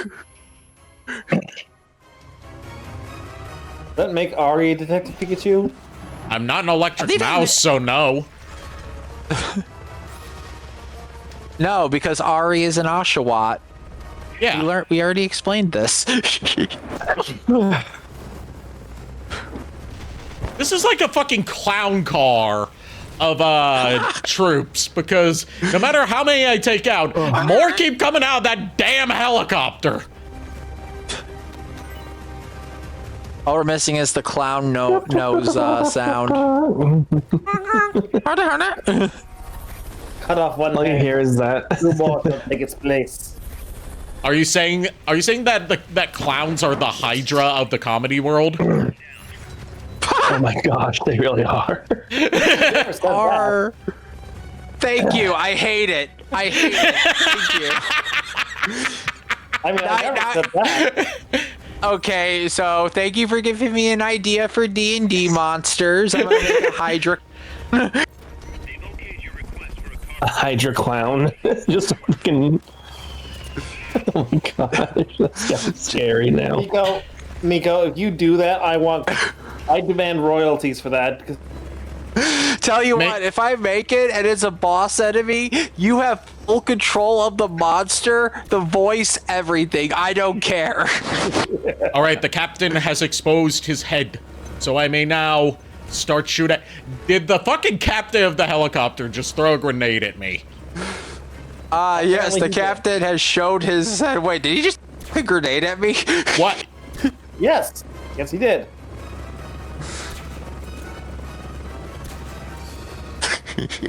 I will take you down non-lethally. Just sit still. Do it. But I guess he's out. Non-lethally. If you took him out and then the helicopter crashed. Oh, it doesn't crash. It safely lands. Because then I get the helicopter too. Oh no. Oh my god, so many monstrosities are being made and I am laughing, but I am also scared. All right, we did it. And by we, I mean Snake. Miss me? Yes, I did miss you, Miss Mandy Lynn. It's in your name. We missed you, and glad you're safe. All right, we non-lethally took down a helicopter. How do you feel about that? I don't know how to feel. I call bullshit, but okay, I'll let it slide. We also non-lethally took down a tank and an APC. Look, listen. I was not expecting that, but then again, I was expecting not to expect anything, so it doesn't count. Is that what you told Mr. Wachowski? How did he enjoy the New England clam chowder? You know what does? You know what does count? What? This vampire that my dad once knew. Never got his name. He just called himself the Count. I'm starting to wonder. I think I know this Count. Round one Count. I think the voluntary approach could be. Yeah, that bitch. Okay, I was gonna say, does this Count know how to shoot hellfire and meteor flames? But not that I know. Then it was Count Von Count, and I'm like, okay. Yeah, no, Count Von Count. He's obsessed with counting. Yes. Yeah, I also heard he lives on Sesame Street, which I heard you need to have a bulletproof vest nowadays to go over. You know what? As much as people keep wanting to go there, nobody's ever told me how to get to Sesame Street. Oh my god.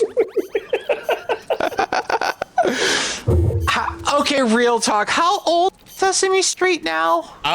Almost 60 years old. Jesus. It's been on the air since, I believe, like 1969, I want to say? Yeah, I was going to say it was like late 60s, early 70s when it started. Yeah, it's going to be turning 60 within the next couple years. God. I feel old. It's one of the longest running shows in television history. It's up there with like Doctor Who. Yeah. Oh boy. Let's see. I'm actually gonna check this. Computer, when did Sesame Street premiere?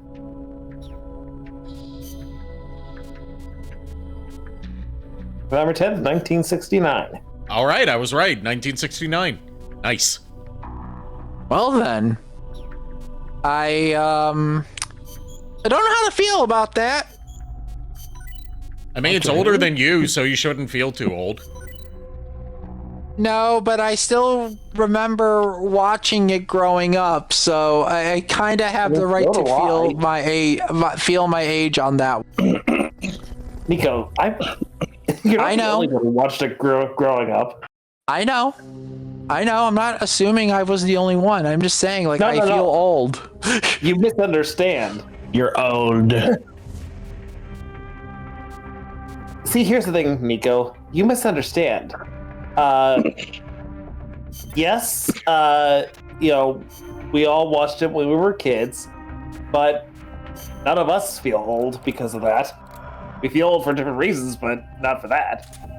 Yeah.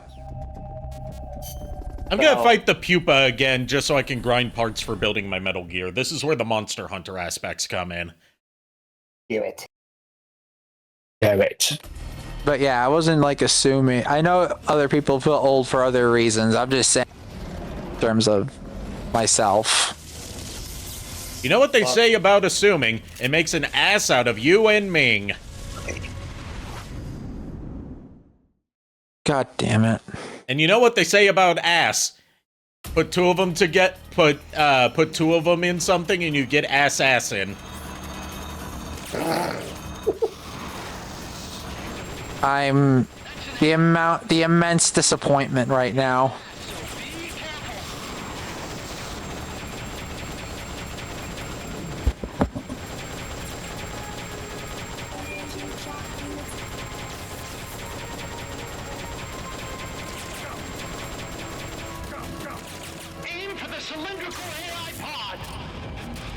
Okay, Huey, stop shouting at me.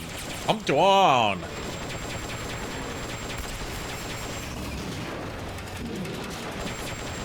Take a chill pill. If you don't have time for a chill pill, take a chill strip. Stick it on your tongue, let it dissolve, feel instant chill. I was gonna say, didn't we get Huey after we fought this thing or before? We got it after this, which means that cutscene will play again and I'll just skip through it. Okay. Also, excuse me. Okay. Ding-gun.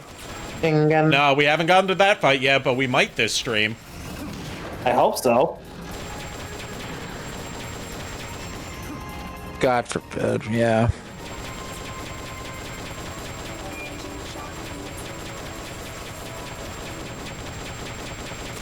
As it turns out, JKR does have a favorite of the AI weapons, and it's the one that he does the most impersonations of, aka the Chrysalis. Okay.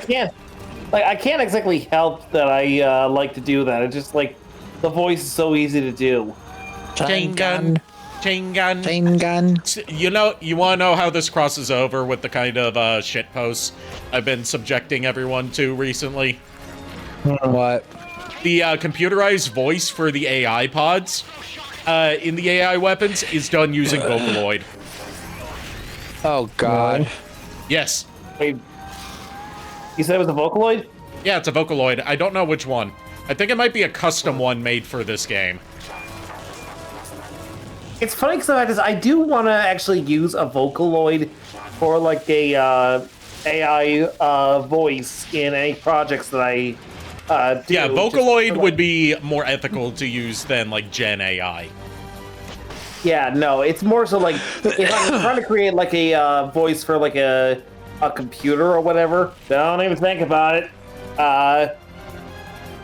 It's like my idea is to say it's like if I were doing like Eggman or whatever, or even redubbing a scene from. And you needed a very computer sounding voice. Yeah, exactly. Like I would use a Vocaloid for that.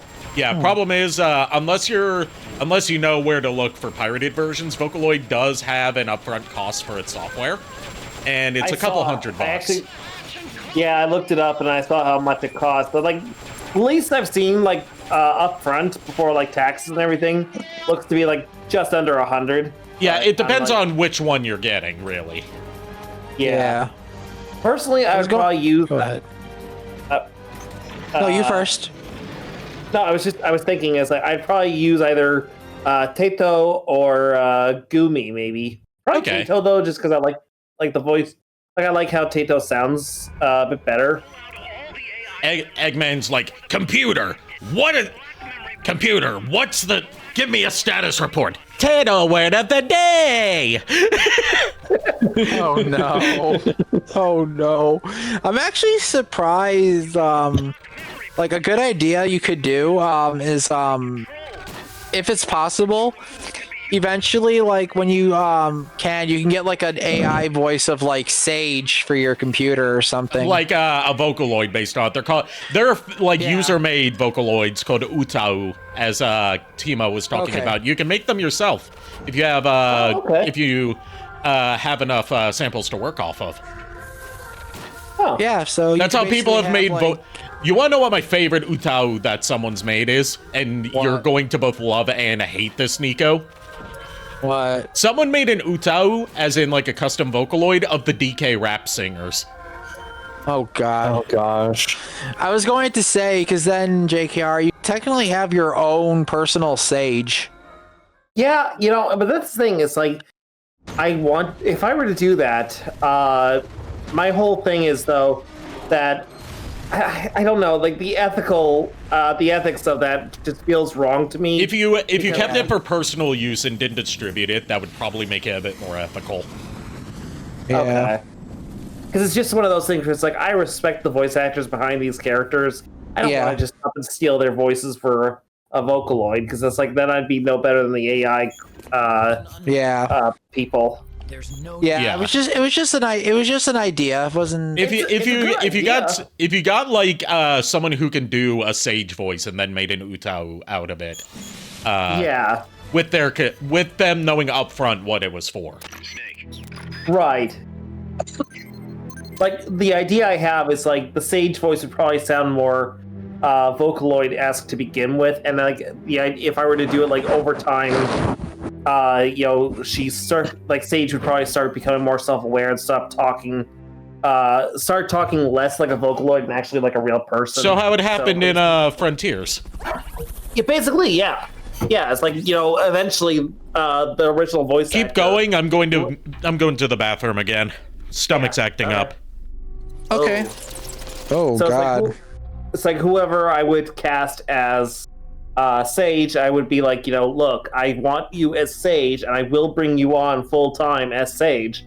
But for right now, I just need a Vocaloid for the time being. In story, it'll be, a little more primitive. But then as time goes on, Sage will go, self-aware, and when she does, that's when the real voice actor would come into play. Okay, that sounds really cool, actually. Yeah. I'm kind of thinking this out on the fly, too, so... I mean, it's an idea. It's an idea, yeah. It's just like, this has just been something that's been, like, rolling around in my head for a couple days ever since I started listening to some more Vocaloid songs, and I was just like, yeah, I like these. I wonder if I can do these with, like, having Vocaloids as, voices for, like, Timo. Hey, Timo. Oh, hey, Timo. How are you? How would be? It's quiet. Can't hear. Timo was loading in. I forgot my microphone. Oops. Oh, God. How are you, Timo? I am good, guys. But no, again, I do apologize for going on that D&D tangent. You're fine. I'm obsessed with it, and it's a problem. I'm the problem. Every time I go to my D&D weekly, we go on so many tangents, so it kind of balances out the universe. Yeah, fair. So I'm hearing somebody making comments about Sage. I haven't heard a lot of samples of her, but no, I don't know how to talk like a robot. Not at all. Guess who listens to phones way too often while trying to call about reserves? Hint, JKR, hint. I get it. I'm well aware. It's just like, it's one of those things where it's like, I don't know why. I'm obsessed with how Vocaloids sound. And that slight synthesizer tone they naturally take on. Yeah. No, I no longer have the link to the one song because I did make an Utao from scratch. Oh. Like, how long did it take you? Yeah. Well, considering we were using the Japanese chart and not the English chart, a lot faster than you would think. There were still a lot of sounds you had to record, but you're going through and you're doing like ah, eh, I, o, u, nya, nye, nye, nyo, nyu for every single syllable. Oh boy. Yeah. It sounds like a process. It is. This is actually how I was introduced to Audacity as a recording program. Oh, nice. I was introduced. Go ahead. Sorry. You first. I didn't realize I was cutting you off. Oh, you're good. Like, I didn't see like the entire process because it was me and a friend who were working on it. But yeah, that was the basic. And then you have to isolate every single sound. And then there's a specific file format. And then you can use the program literally called Utau to pretty much run it like you would a Vocaloid, so long as you've got the tracks and the notes. Oh, okay. I'm back. Welcome, Timo. Hello. Welcome, Timo. Are you doing good, Chief? Yeah, I'm fine. Just usually this happens like once or twice a week. Without going into detail. Oh, I'm just going to say there's a lot. I'm seeing a doctor about this soon. There's a big crossover between people diagnosed with autism and people with gastrointestinal problems. I'm going to say that does kind of sound kind of like IBS. Yeah, it could be. I mean, I deal with IBS all the time. Just saying. Yeah, I'm not ashamed of anything. Irritable It's just more syndrome? it's just more I don't want to gross people out. Timo, I'm proud of you right now. I love you for that. I love you. That was a good one, Timo. I give you credit for that one. That was fun. Oh, God. Besides, he did say he was going to be kind of irritable tonight, so I guess irritable bowel syndrome is a thing. Aha! There we go. It all comes full circle. Yeah, in case you didn't know, Timo, I'm starting to try and slowly wean off my antidepressants. Oh, yeah, that would do it. Mm-hmm. Yeah, so God damn it, already quit making that face. Sorry, it's a like my jaw was locked for a second. I just looked over to the stream. I saw it. It's like, oh no! Oh God!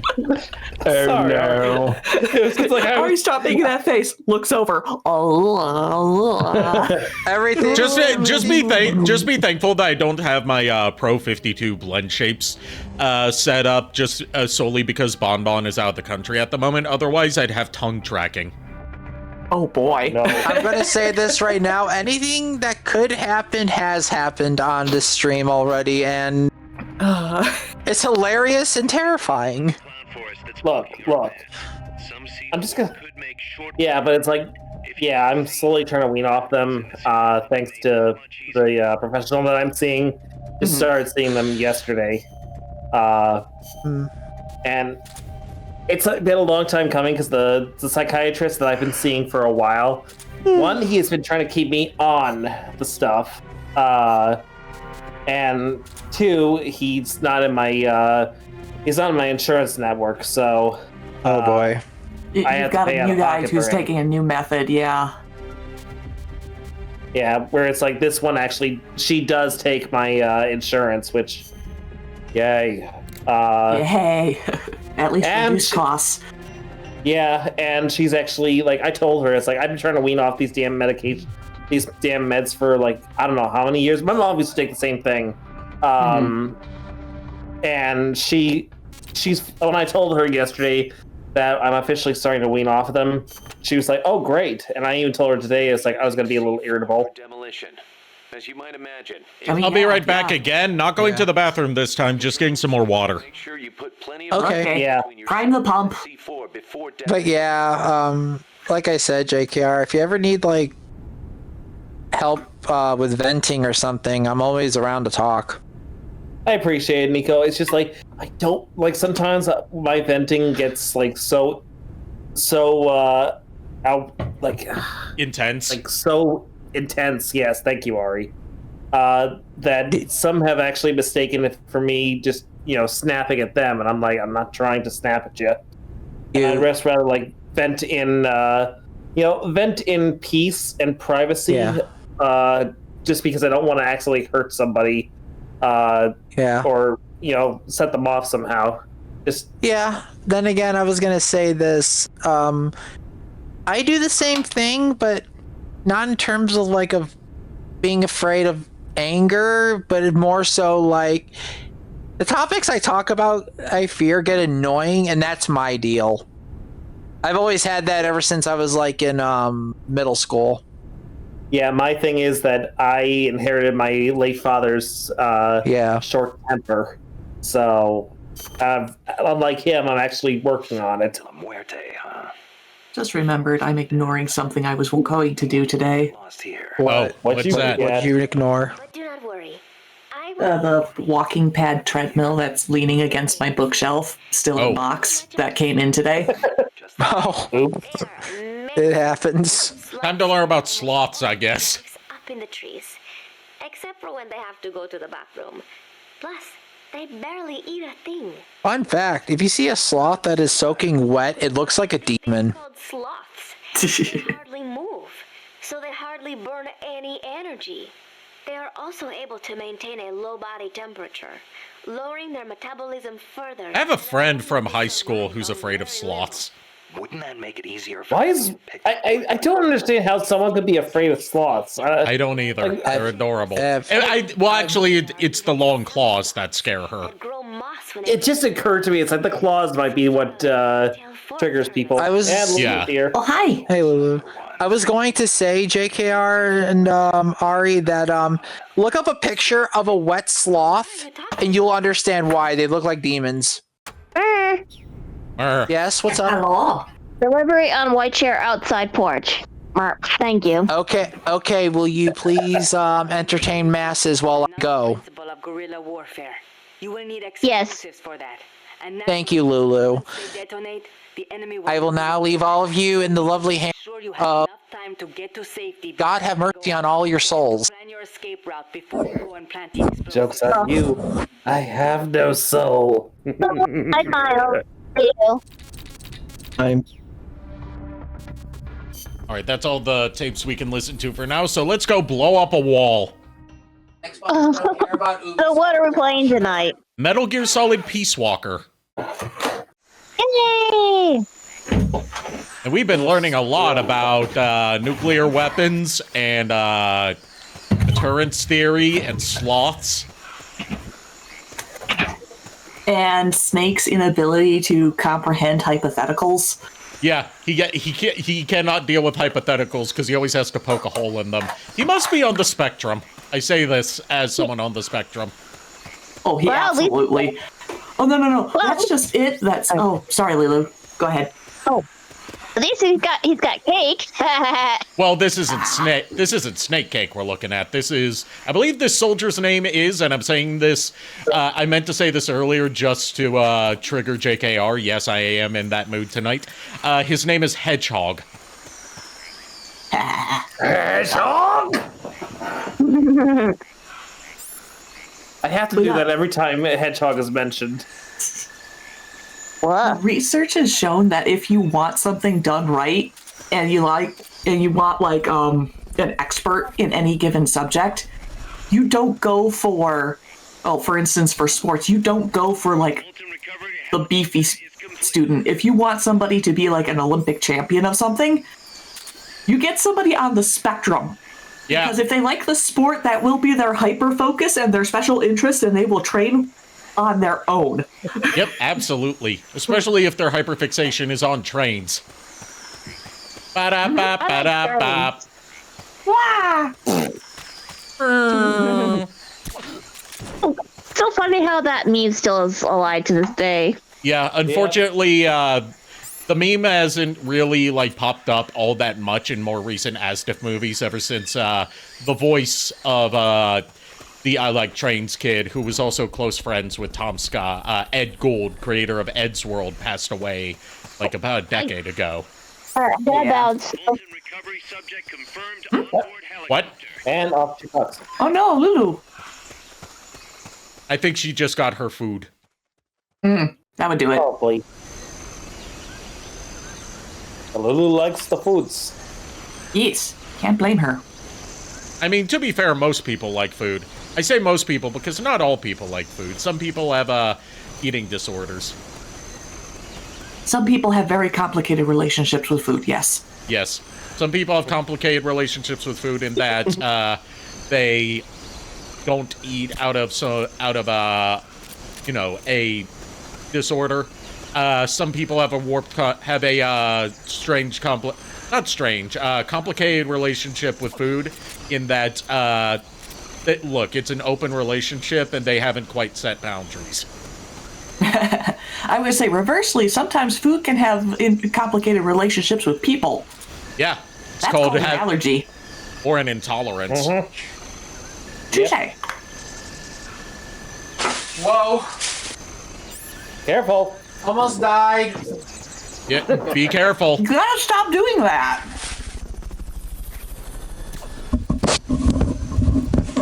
I am back. Almost fell over, but I'm back. Niko, Don't do that. How many times do I have to tell you not to fall over? Don't get yourself killed, dude. Okay, fair, valid. Look, Niko, we can't use you if you're dead. I was going to say you shouldn't be Think falling about over. You uses. shouldn't be falling over, at least not before you fall off. Okay, two things. One, nice to know that my my presence amongst the friend circle is. Hey, he doesn't speak To for that all of extent. us. He speaks for himself. Also, second, you try walking with 8 toes and no vision, and then come back to me. Thank me. Look, I said I can't use you if you're dead. I didn't say we couldn't. Oh my god. Like I said, I thought I could think of a couple of uses. Okay, see, Timo I'm more scared of because they may have knowledge of necromancy, and I don't know how to counter that. Timo, It could look. It could be necromancy, or it could be necro-romancy. What are you trying to say about? Have you ever heard of a movie called Necromantic? If so, boy, do I have a love story for the ages for you. Oh, no. Right, I don't want to know. Anyway, Lulu got cheesecake. Ooh. Okay, that's a good reason to hop off the call. New York style, says Lulu. Ooh. Yep, she's bribing me with cheesecake. I'm like, That good okay. cheesecake. And you didn't offer any to the rest of us? How rude, Lulu. Oh, that reminds me of something I have to post into like the food chats. To be fair, you don't get in between a doggo and their food. I mean, I tried a new recipe yesterday. You've discovered a new recipe. It's called Poor Man's Ice Cream. Oh. Ooh. You have my attention. Okay. So, firstly, non-negotiable, you need a freezer-resistant bowl. Okay. Okay. Preferably like glass or ceramic because that retains cold. Okay. Yeah. Put the empty bowl in the freezer. Okay. And then at the same time, you're putting a can of evaporated milk into the fridge. Okay. I did this like the night prior, so they chilled overnight. Put the chilled evaporated milk into the bowl and add to it a cup and a half of powdered sugar and a splash of vanilla. Oh. Ooh. Beat this until fluffy. Stick it in the freezer for an hour. Pull it out again. Beat it a second time. You can either eat it at this point, where it should be like soft serve consistency, or you can put it back into the freezer until it becomes firm.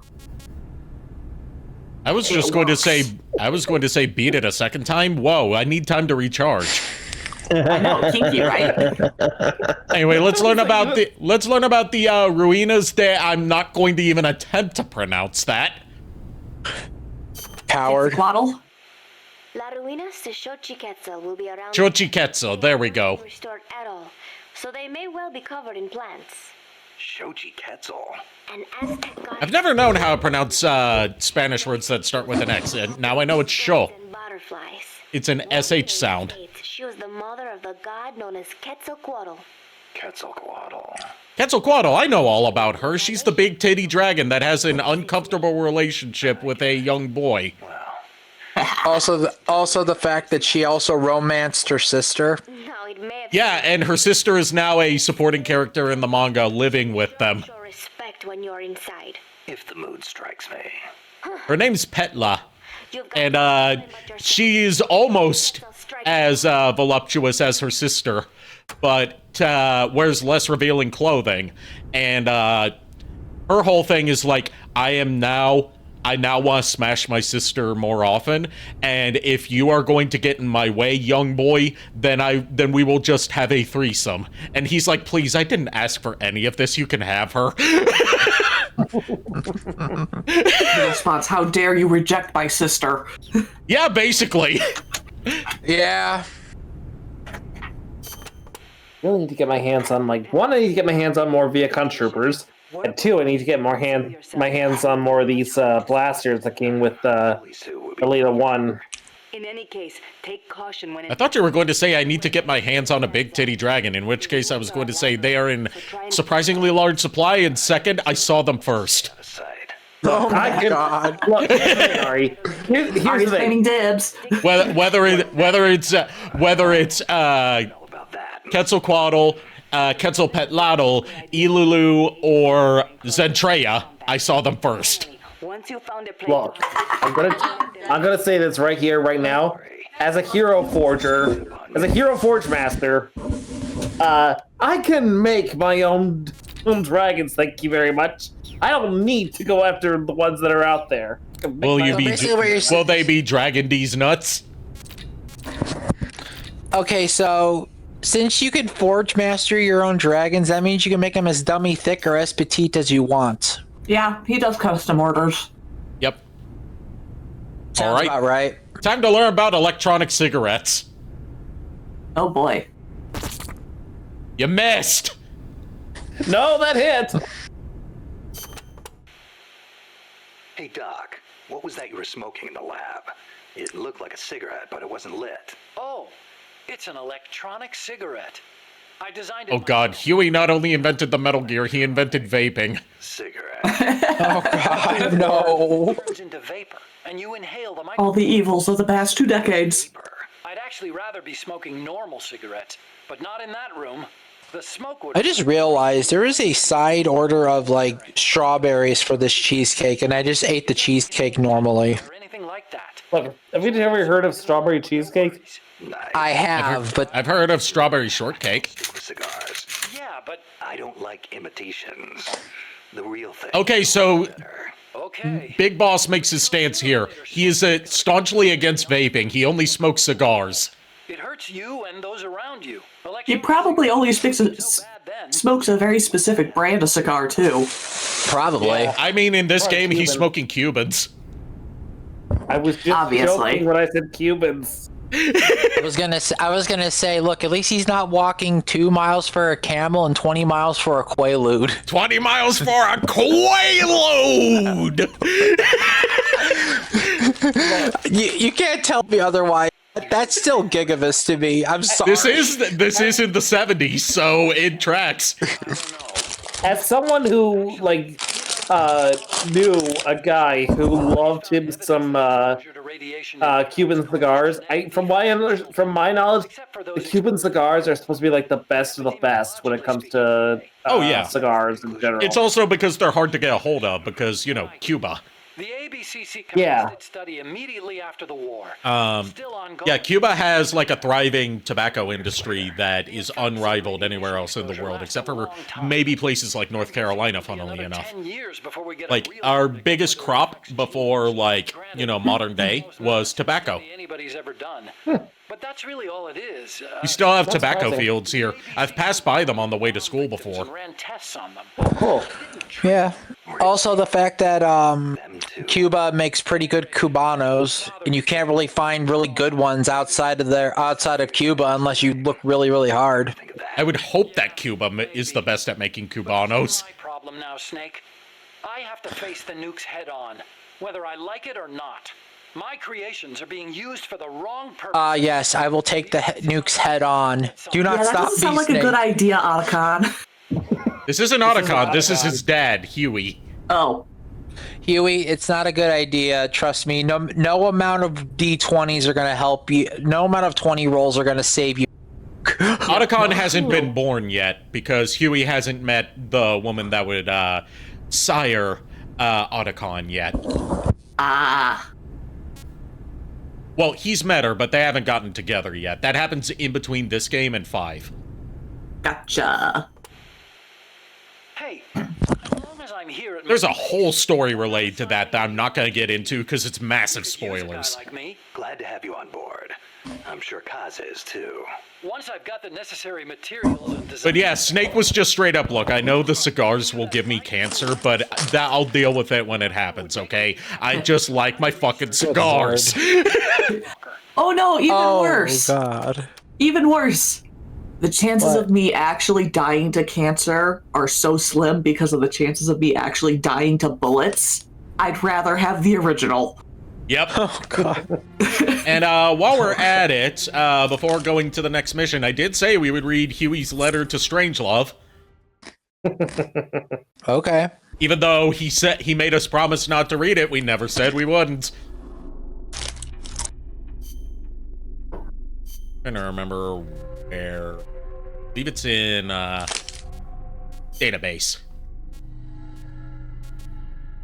Wherever you left it, Ari.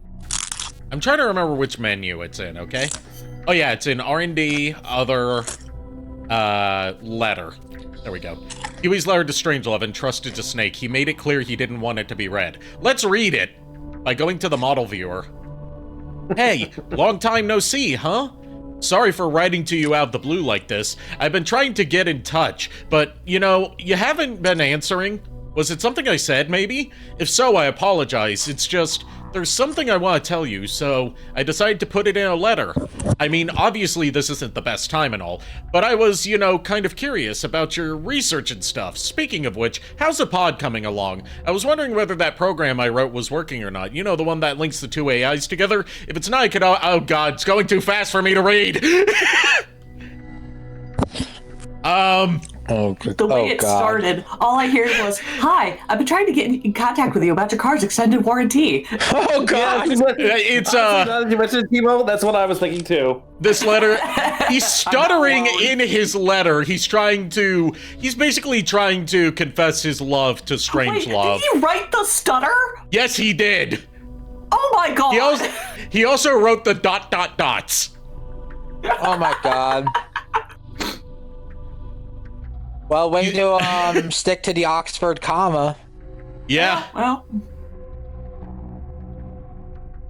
Yeah, he's beating around the bush, trying to say like, hey, the fact that we keep getting put together to work on research means that's got to be fate, right? So maybe we should, get together or something if you want to. That is, I'm not saying that we have to. But, you know, if you're into it, if not, you know, I understand. Yeah. He even acknowledges in his letter that he's rambling and apologizes for wasting her time. Yeah, I was gonna say... Okay, is it wrong for me to say that sounds desperate? It is desperate. Okay, so I'm not wrong in thinking that. Okay. It absolutely is desperate. This message is missing a fedora. Yeah. And maybe an uwu or 5. It's also missing the. It's also missing a. If you go on a date with me, I promise I'll give you Discord Nitro. Blushes. It's missing like twiddles fingers, blushes, hides face, all that in like asterisks. God. How to kill a Teemo in a few syllables or less. The cringe was killing Teemo. Yeah. Oh no, it wasn't the cringe. It was literally my gamer subs that decided, oh look, an uvula. Oh God. What flavor?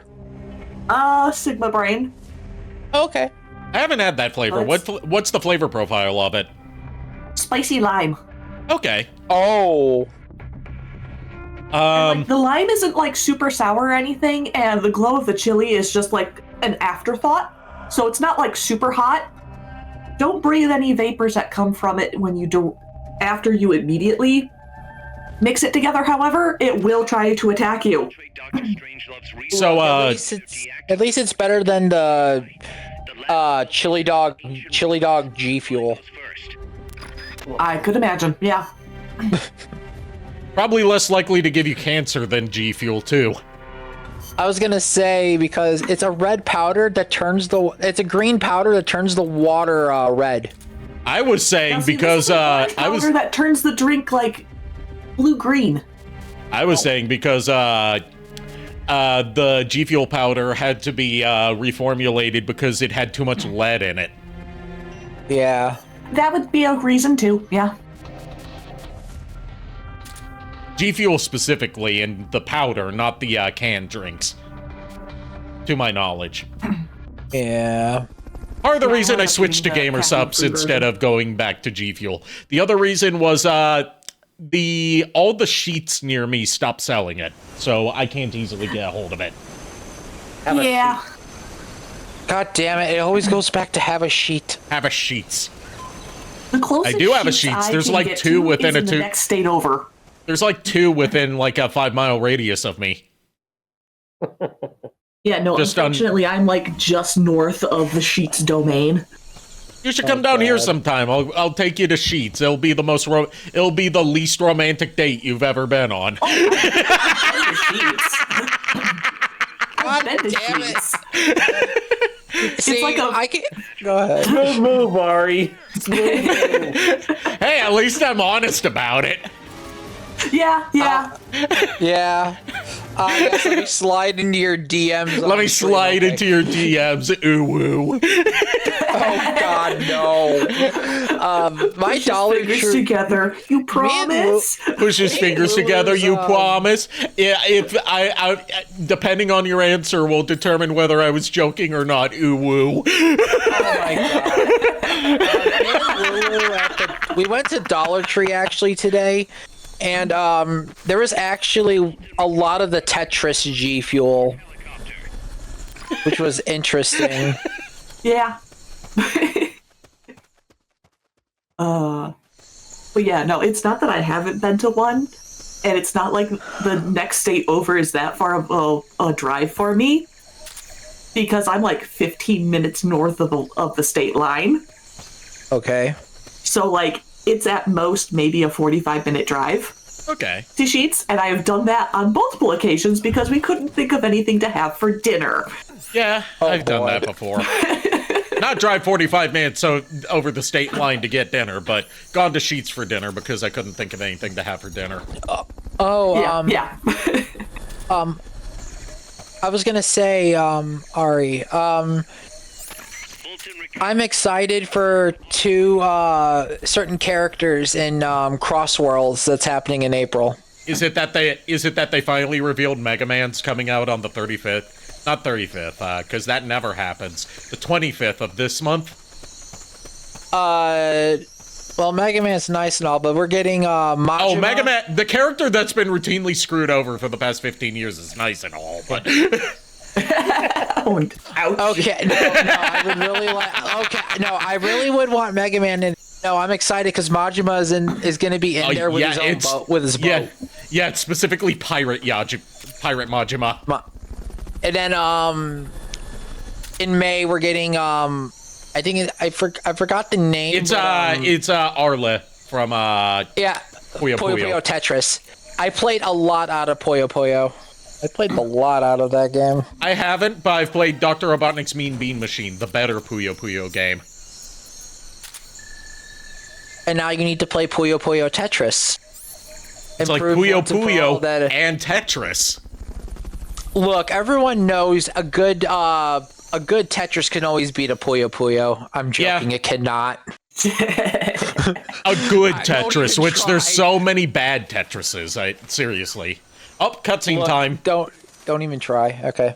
The birds are stoned. Isn't it beautiful? Oh God, I hate to know how stoned they are. It's a lady. Hey. Hi, lady.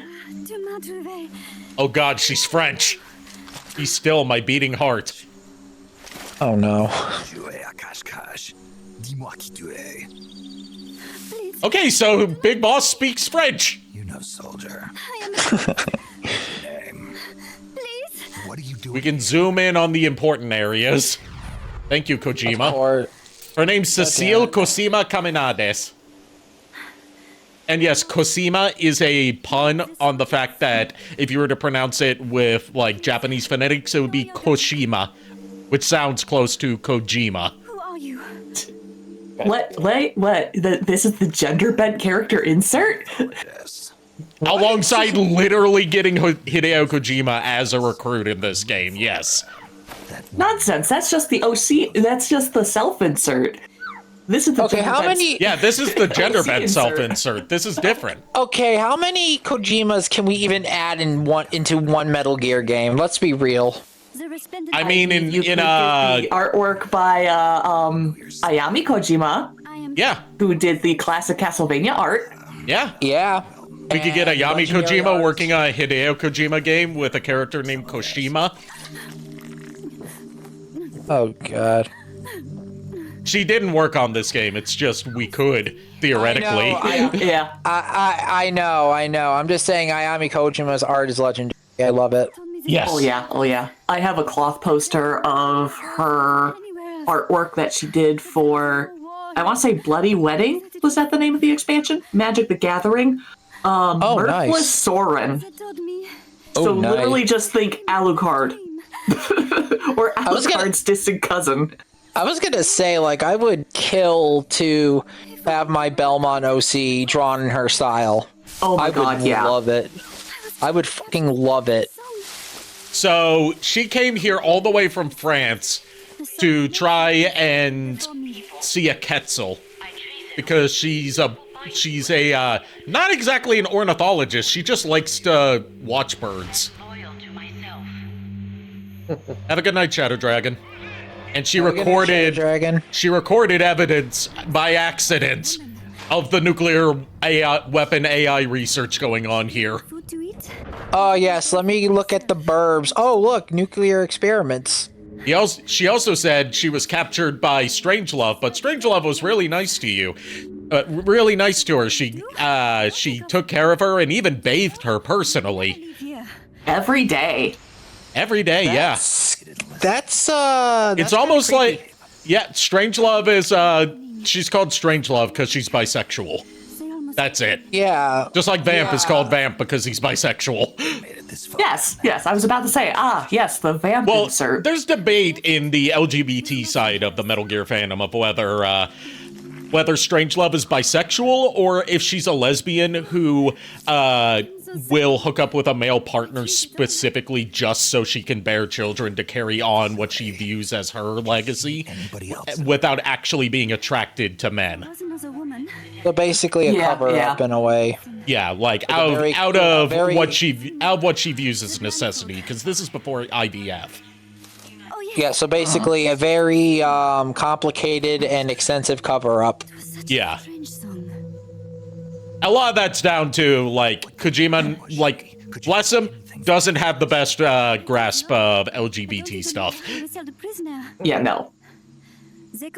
Like depicting the only canon, the two only canon bisexual characters as depraved sadomasochists. Were my undergarments, so that I would not be able to escape. And now, I am without even the means to prove who I am. I will not make it home to Paris like this. They took her ID, they took her passport, they even took her pants. I'm not kidding. She's in the jungle pantsless. Oh boy. Yeah, might explain why she needed the water. Yeah. I'll take you there anytime. What I want is a shower, a change of clothes, and a cigarette. Cigarettes. Cigarette! No French cigarettes? I prefer unfiltered. She's just like my grandparents. You can have all the French cigarettes you want. Here we have Cuban. No, we are not in Cuba. That joke doesn't even work. I'm done. I can't even make the... He's going to just take this bird watcher who happened to have a recording of evidence that they could use all the way back to Mother Base. She's not a soldier, she's just wrapped up in this now. Yeah, but You're to be being fair... recruited, but I have no skills, too bad. But to be fair, isn't majority of the people that we brought back to Mother Base, like, just wrapped up in this now? Yes, but some of them were conscripted before we conscripted them. We do have something. She saw the AI pod, and it kept saying Jack, which, you know, is Big Boss's real name. And we've established before, in the opening cutscene, that this AI pod has the voice of the boss. This is Miller. One for recovery. A civilian. Snake, we don't have room for any more civilians here. Not even for a blonde Parisienne. A what? So she's... I gotta go to bed, guys. I'll see you later. Have a good night. Right, good night. All right, have a good night, Miles. It's true. So Miller's like, we don't have any room for more civilians, boss. Not even for a sexy French lady. Sexy French lady, you say. We'll make room. Yes. Not even for a pair of French tits? Oh. Oh, really? Oh, well, oh, okay, yeah, we could definitely use the morale boost. She's gonna hate him. She's gonna hate him. We don't have enough room for We don't have enough room for civilian. You have French tits. He was like, tits. yeah. Okay. The end of that cutscene, Snake's like, you ever wanted to fly? Well, yes, but you're about to. Attaches a balloon to her and she screams as she's lifted up into the air. He didn't even prep her. By the way, close your eyes, make a wish, count to 3. Wait, what? But yeah, Timo, whenever you're in Chicago, hit me up and I'll treat you to a nice pizza. It could be New York style if you want it to be, or it could be Chicago style. Worse, Detroit. Actually, well, I mean, Detroit is worse in general. Yeah. We do have several places across the city that actually do sell various types. Yeah, Detroit actually.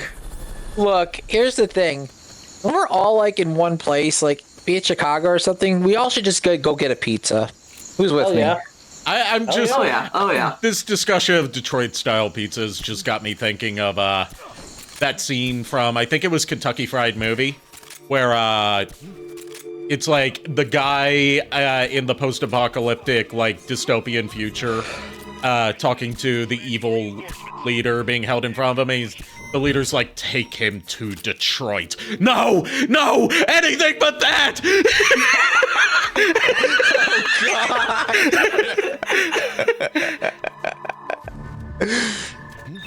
I can already tell you this right now. If we were talking about pizza, Rev would have a few words.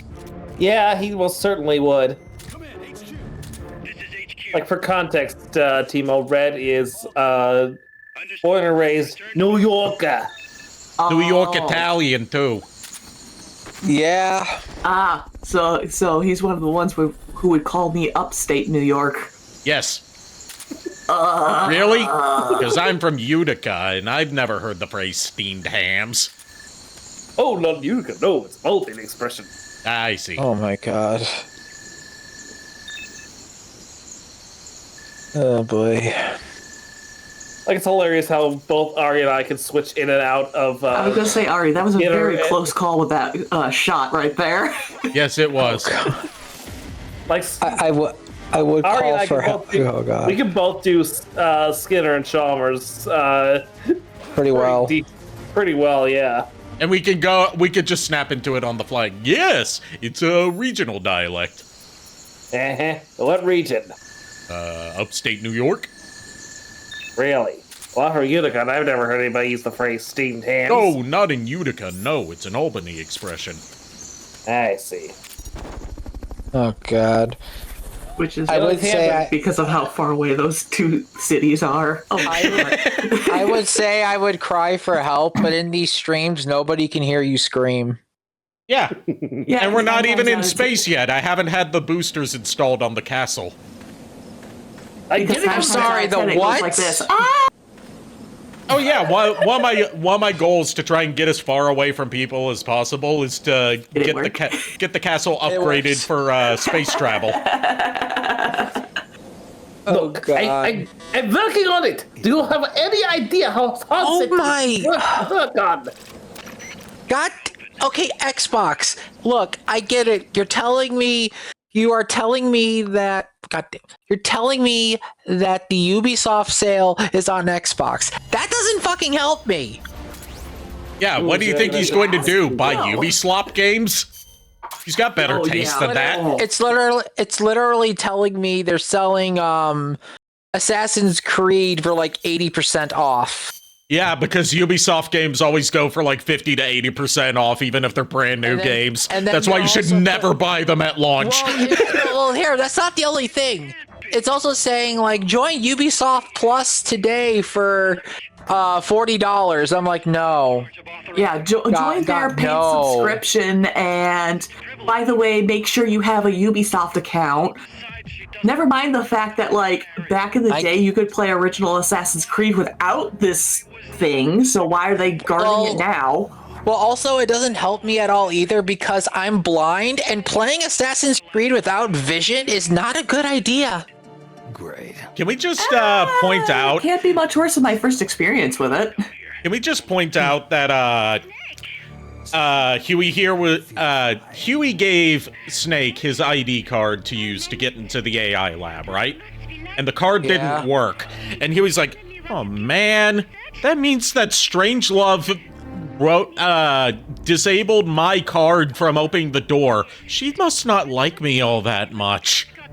Huey, that's the least of our problems here. Okay, one, I wonder why, and two, god damn it, Huey. He always has to make it about him. Yeah, that sounds like a mood. He really is the fedora-wearing member of the Otacon family. Also, after stream, Timo, I need an opinion on something. What's that? Okay. It's for a D&D build I'm doing for a potential campaign that a Furret might be running. Okay. Let's also point out that when Snake met Cecile, he also tried to cover up the fact that he's a soldier/war criminal by saying that he was here researching birds, and she immediately sussed him out on everything he was wrong about. He is just not good at coming up with cover stories. I have one shtick and one shtick only, and I fail my saves every time. Yeah, like he tried saying he was an entomologist to Huey, but first of all, he didn't know the word entomologist. Second, he said he was looking for a kind of butterfly that's not native to this area, and is also not affected by international treaties. Ari, I just thought of something horrible for Huey. Yeah? I know what his D&D stats are, and hear me out. Yeah? a 4 in strength, a 4 in dexterity, a 5 in constitution, 20 in intelligence, but 4 in wisdom and 4 in charisma. Yeah. I'm good at one thing and one thing only. Party planning. Yep. Basically, all ups and the negatives except the intelligence score. Man's literally got no riz. He doesn't have any points in the slut stat, but he has a lot of points in the intelligence. Yep. Let's be real here. He is hyper specialized in his build. Yeah.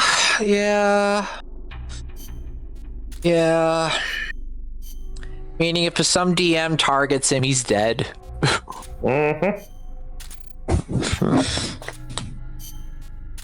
He's like, nobody ever said there'd be fighting in this. Huey, you signed up for nuclear warfare. What's nuclear warfare?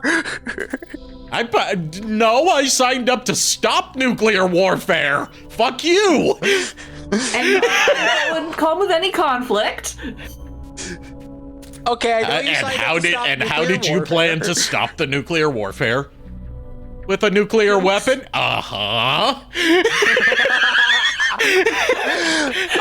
so I was coldly trying to walk him through the dumb decisions in his life. So basically, I was wrong about one of the stats. His intelligence is a 10. So he basically has garbage stats across the board. The only reason why he's gotten this far in his class is because he has expertise in the intelligence roll stats. Yeah. Yes. Yes. Oh God, what would his fucking skill proficiencies? God damn. That depends. Are we going with 3.5 or 5th edition? 5th edition. Okay. What level would he be? For all intents and purposes, level 20, because God forbid this guy got screwed in the stats department. So we're looking at least a +5, if not a +6 in proficiency. Expertise then doubles that, so you're looking at either a 10 or a 12, if I recall. Okay. His class is probably Artificer. Definitely Artificer, because all he does is build. That's pretty much what Artificers do, is they either do chemicals or they do mechanical. Yeah, he's mechanical. Also a wizard. Which also plays into the intelligence, air quote, strength. Yeah. To gain access to the lab, you'll need an ID card. You can get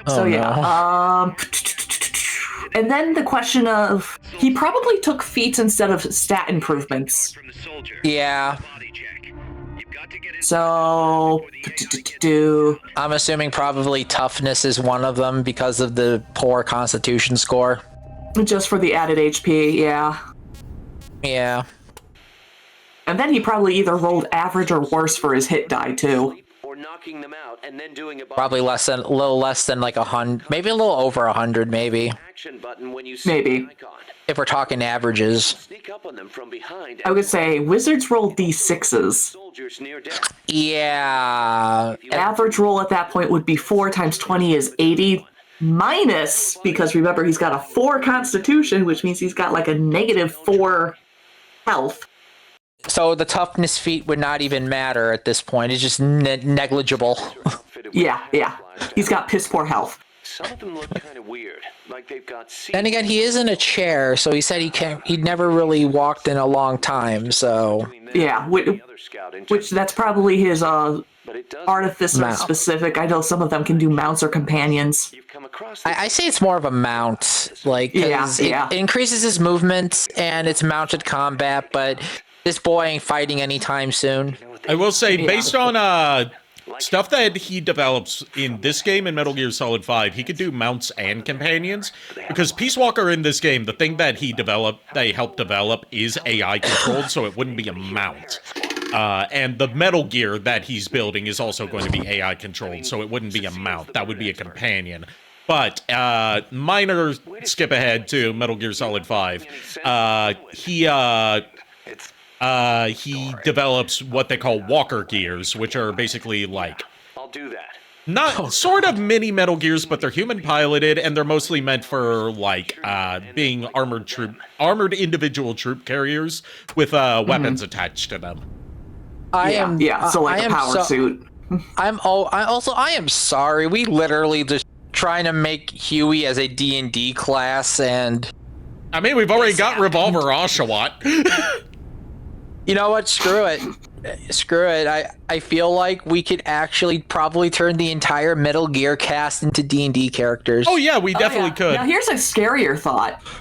Okay, I'm listening. Since D&D is entirely up to the players and the DM, and we literally already have Revolver Oshawott in a campaign, imagine the entire crew of Metal Gear in Castlevania.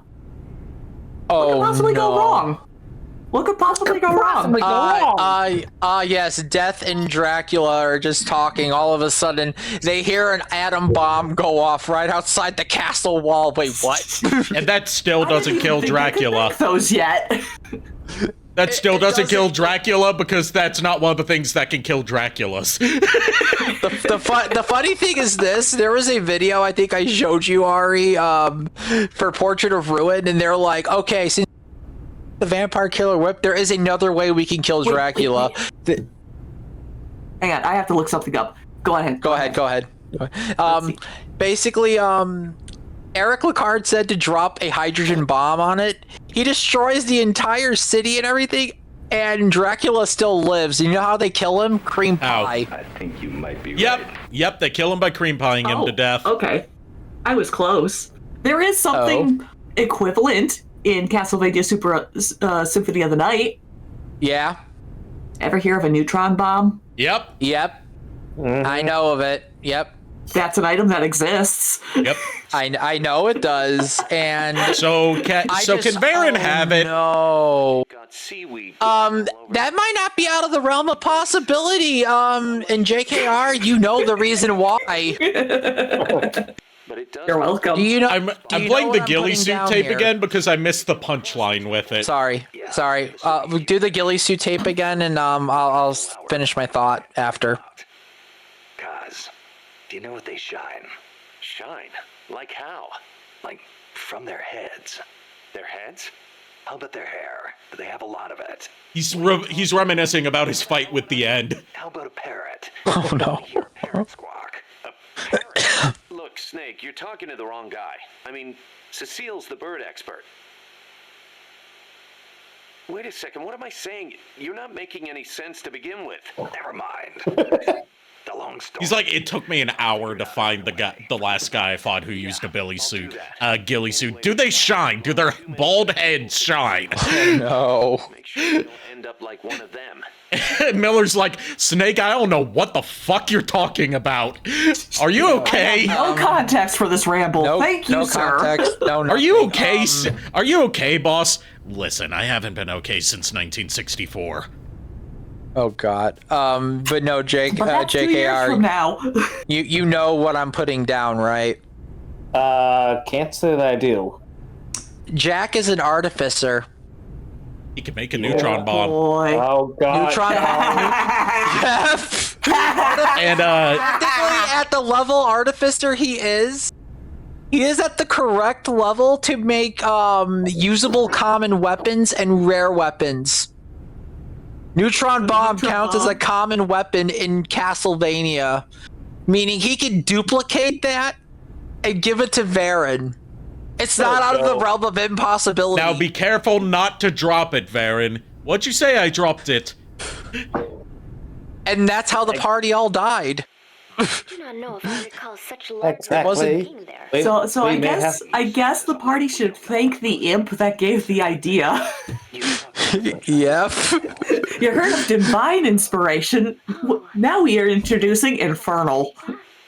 Yeah. It wasn't even Death or Dracula or any of the robed figures that killed the party. It was Varen.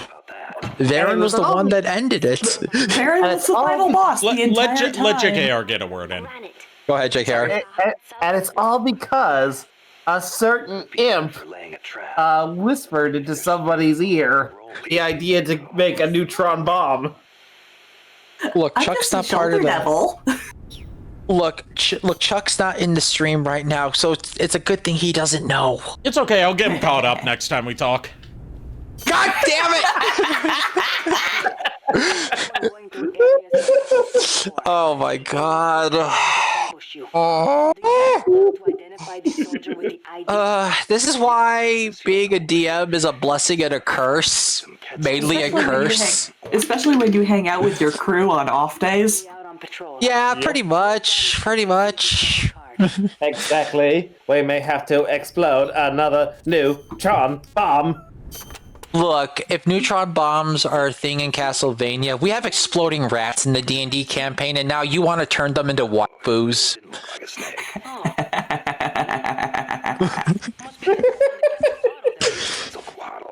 Okay, our autistic hyperfixated boy who has a hyperfixation on UMAs, which is what he calls cryptids, is talking about Quetzalcoatl. But there's no way anybody mistakes. So he has a Lukua obsession. The legend of Quetzalcoatl came first. Somebody saw it and adopted it as their god before they saw the Quetzal. After that, somebody saw a bird that looked like the image of the god, and so they named it Quetzal. You mean it happened the other way around? Well, if you ask me, the Quetzalcoatl was probably a pterosaur that survived. I mean, it's got wings and it's a reptile, so it probably looks kind of like a snake, right? No. Pterosaurs live on in Africa even today. No. They're called the Congomado and the Elitsiao. No. So it makes sense. None of this is right, kid. Immersion ruined. I'm done. Yeah. Oh no, his historical accuracy is now extremely inaccurate. Whatever shall we do? Yeah, how dare Metal Gear get not be factually accurate to modern day? I know. How dare? Hang on. When did this game come out? 2010, 2011, I want to say. How dare this game that came out almost 16 years ago not be accurate to 2026 knowledge? Oh god. I mean, I think even back then, that kind of knowledge was. Oh boy, we're gonna hear him talk more about modern day pterosaurs. By a different name, like Congomado or Elitsiao. There sure are a lot of dinosaurs running around the Congo. Well, a lot of the land hasn't been settled by humans yet. They've survived all this time, just undiscovered by man. But they're finding fossils in America too. This one they found 3 years ago in Texas had a wingspan of more than 12 meters. If I saw a gigantic pterosaur like that, I'd probably call it a god too. Yup, I'm sure that's what the Quetzalcoatl really is. Look, So we what know you're saying that's is Lukua is a pterosaur. Okay. we know that pterosaurs don't look like Quetzalcoatl because pterosaurs look like red bastards that get killed off after one season. Oh my god. No wait, that's pterosaurs. I face palm so hard right now. At I think I heard that over the mic. It's okay. Yeah, I face palmed. Let's listen to the titles of some of these tapes we've got from Cecile. We've got Facility and Security, Dr. Strangelove, ID cards, birds in general. Birds. Barb. That was some escape. And then specific birds. Security inside was not so tight. The door to my room was locked from the outside, of course, but she took off the blindfold at bath time, so she could wash my hair. Pretty luxurious treatment for a prisoner. Wasn't it? She wouldn't undo the handcuffs, but she washed my body for me instead, and with such gentle care. Why'd you run away? Didn't she say you could go home in a month? If your escape attempt failed, you'd be in greater danger than before. He's got a point. To be giving a presentation on the distribution of Costa Rican bird species at a conference. The date was approaching quickly, so I pretended I had to use the toilet and made my escape. I found an ID card and searched everywhere for my equipment and my tape, but a soldier saw me. It was a miracle I managed to get away. There was no time to find the tape. I do not care about the conference. I am lucky enough to still be in one piece. You bounce back. And what they say, the One Piece is real. Not sure. Oh my god. Well, too much on the past, but Then don't. There is no point. I'm so glad to be out of there. I never felt safe, you know? His name's Zolo. He's just like a samurai, and Lady now is not shy. Usopp's doing that marksman thing. Sanji's cooking. Chopper's doctoring.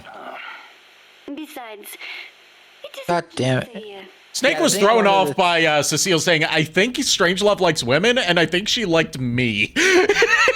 Oh, no. Claire, darling. What was it, the gentle bathing, or was it just being spoiled? I don't know. What? Was it just the 2 women in the lab? Most of the time, we. And one of them, you only heard her voice, right? I would make a joke about, like, we and we, but it's confirmed Snake is fluent in French, so that doesn't work. Don't even think about it.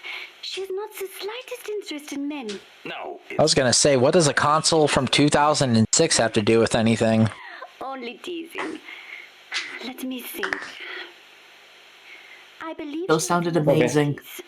Pretty. I was about to ask, who was cracking knuckles over here? Oh, sorry, that was me. It sounded satisfying. Unusual woman. Wait, what? What? It was a good knuckle crack. It sounded like it was satisfying to do. What she was up to.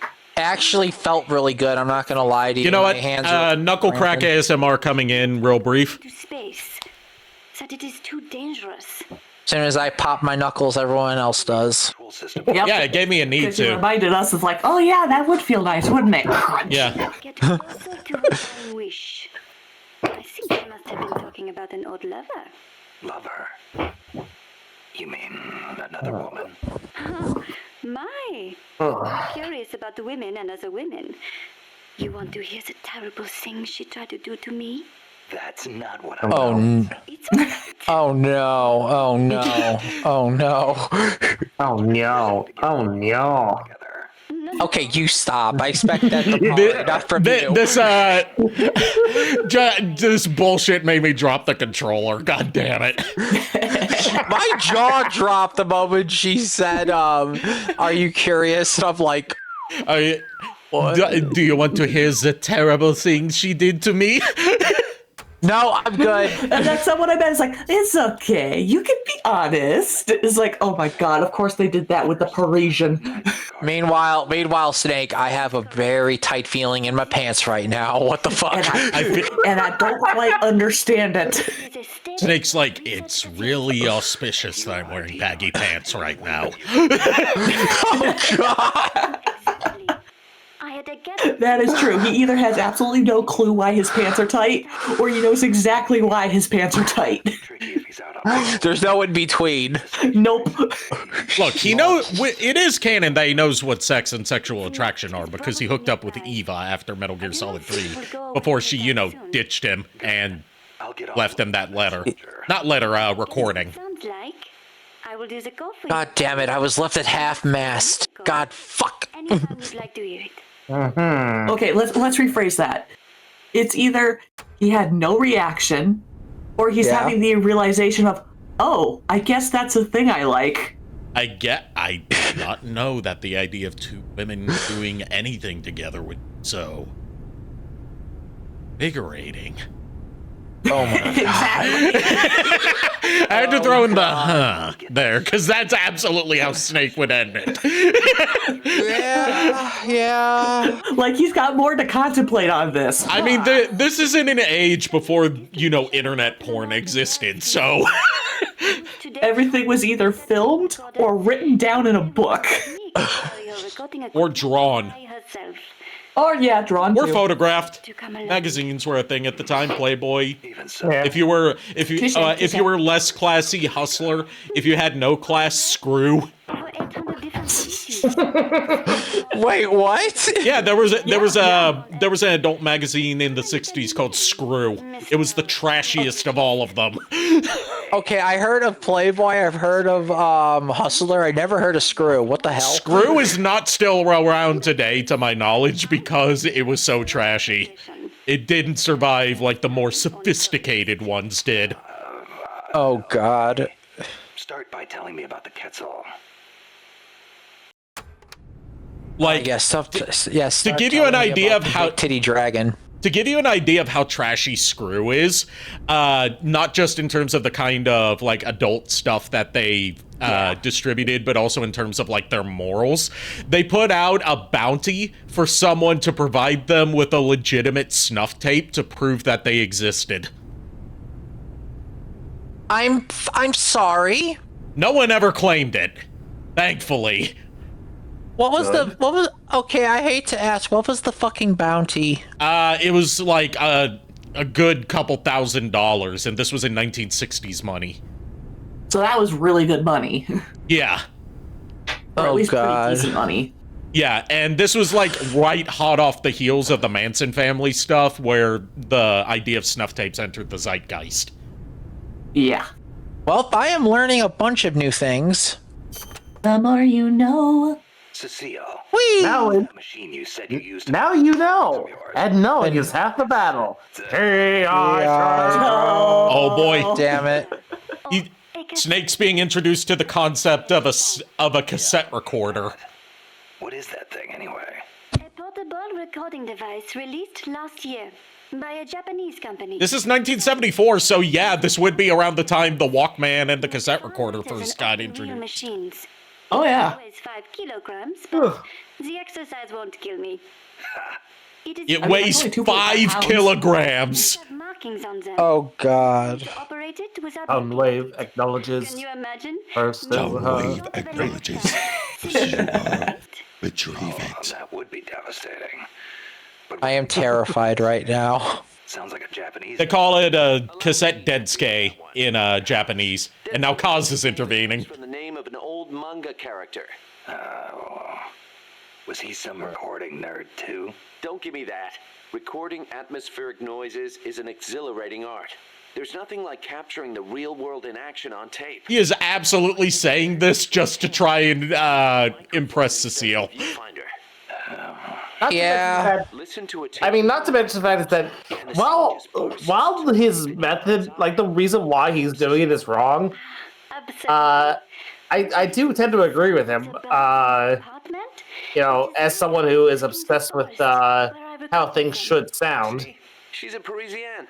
She knows what's chic. If you say so. And what do you like to record, Monsieur Miller? Me?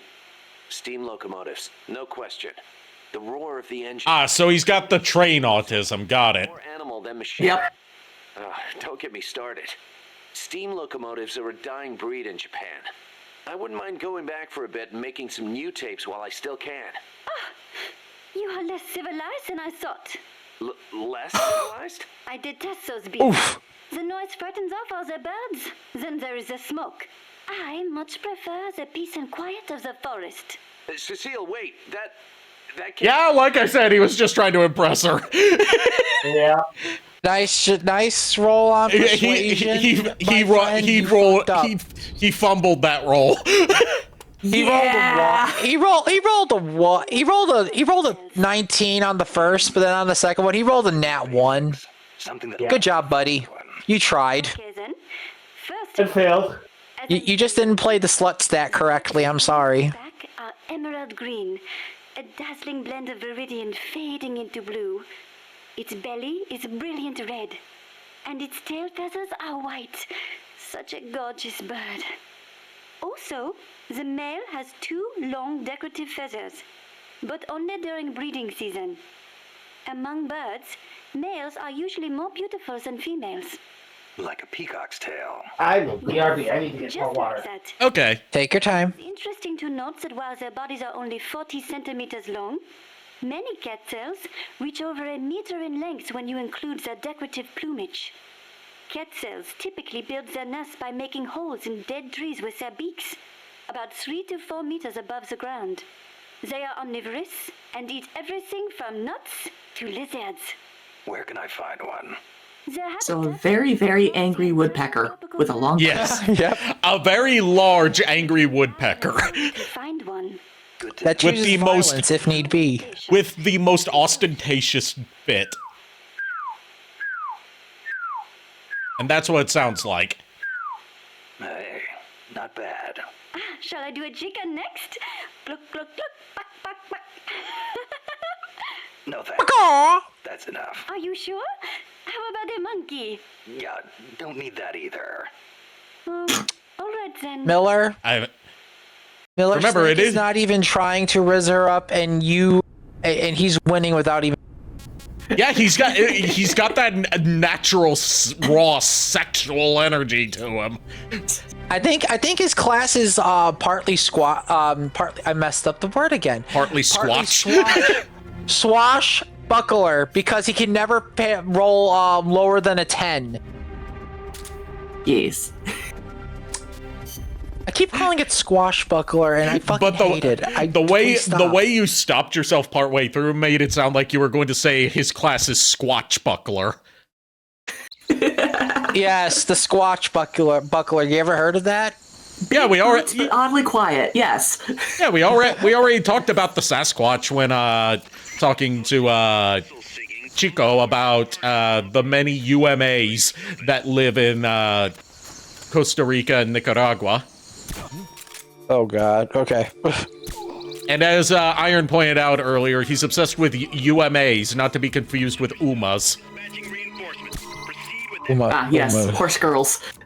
Yes. Yep. Did you know that there's some lore that about the Uma Musume girls that has been confirmed by the company that makes Uma Musume specifically to appeal to the people that have them as waifus?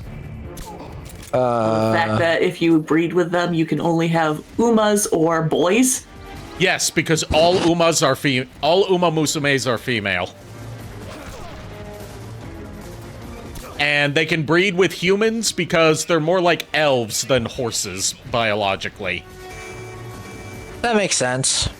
And they do not undergo the same kind of like harsh conditions of living that racehorses typically can. Even though Japanese racehorses are very much pampered. But, you know, they don't have, like, masters that are forcing them into racing. They race for, like, just fun and fame and glory rather than, like, there being a whole organized crime syndicate around it. This is HQ. Contact lost. Going to alert status. Understood. And also, before they were just a part of human civilization, they lived in the forests. Fulton recovery helicopter is complete. The enemy's close.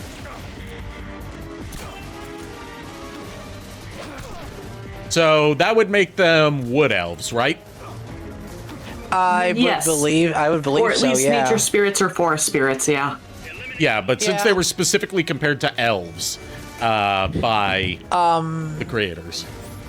I believe, wood elves are,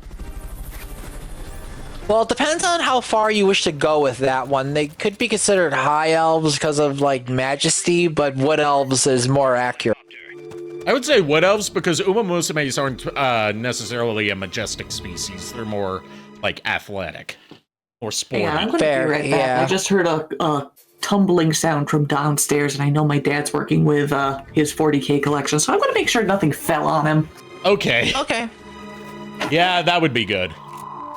I mean, not the 40K collection falling on, making sure it didn't fall on him. And then there was 2.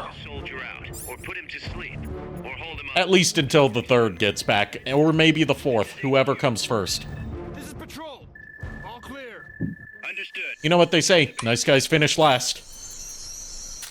Just let it go, Belmont. Just let it go. Fun fact, did you know that the meaning of the saying nice guys finish... Well, actually, no, I'm going to save that for when Timo's back, because I bet she'll have plenty of interesting things to say about this topic. Okay. She loves discussing linguistics. Yeah.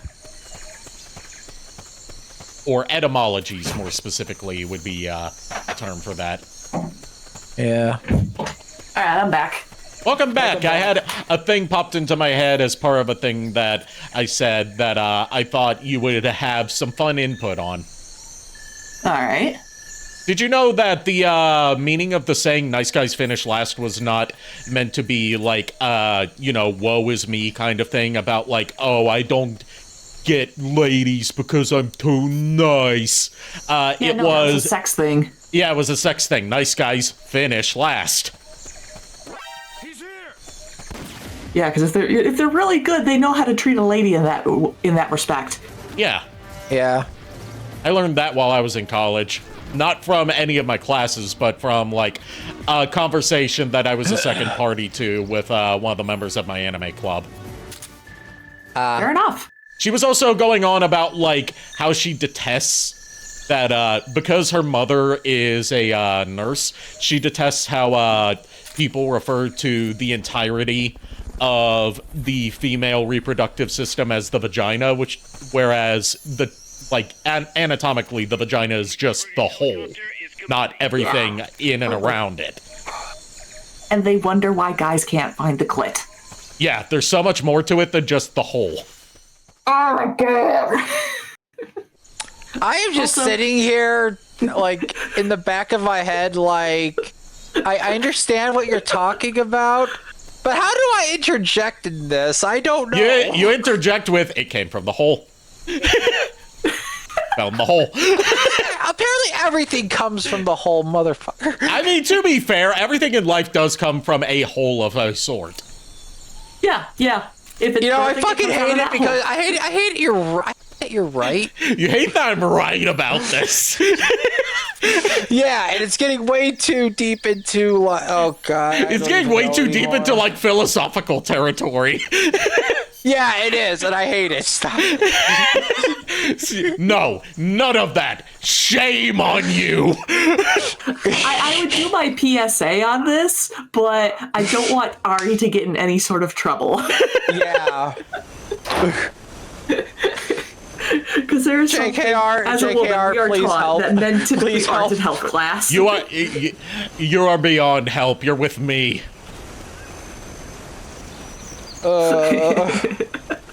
I guess it's true what they say about this stream and being in space. Nobody can hear you scream. I already did that joke. Yeah, I know, and I brought it up again, so. So meh. Because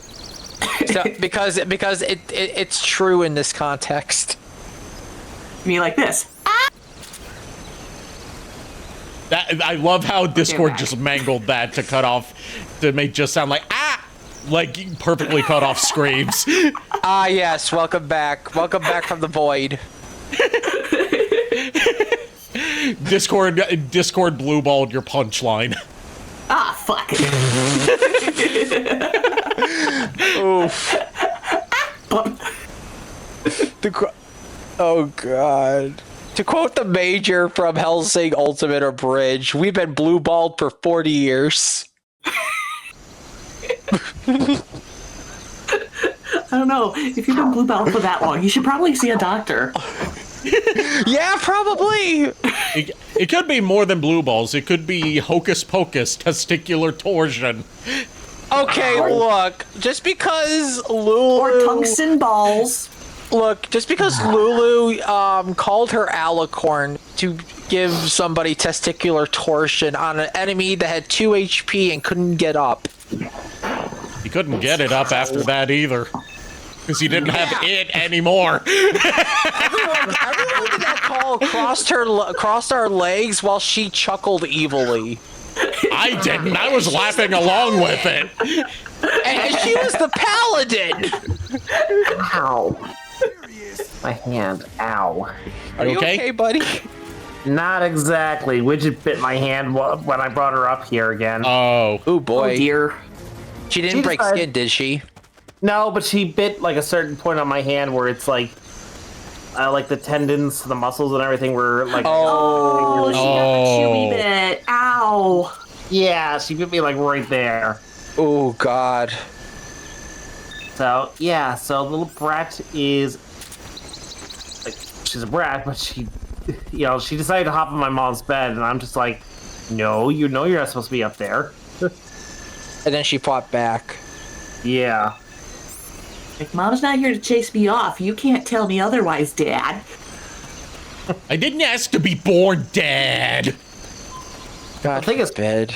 My mom is Like, she was there, but she was just, like, not having any of this. She was just trying to sleep. I accidentally woke her up. Oops. Yeah, oops is right. Oops, you broke it. Oopsie doodle. Oopsie doopsie poopsie. Okay, both of you motherfuckers, shut the fuck up. Make me. Also, again, not a motherfucker. I'm trying to fuck Niko's aunt, not his mother. Do not even.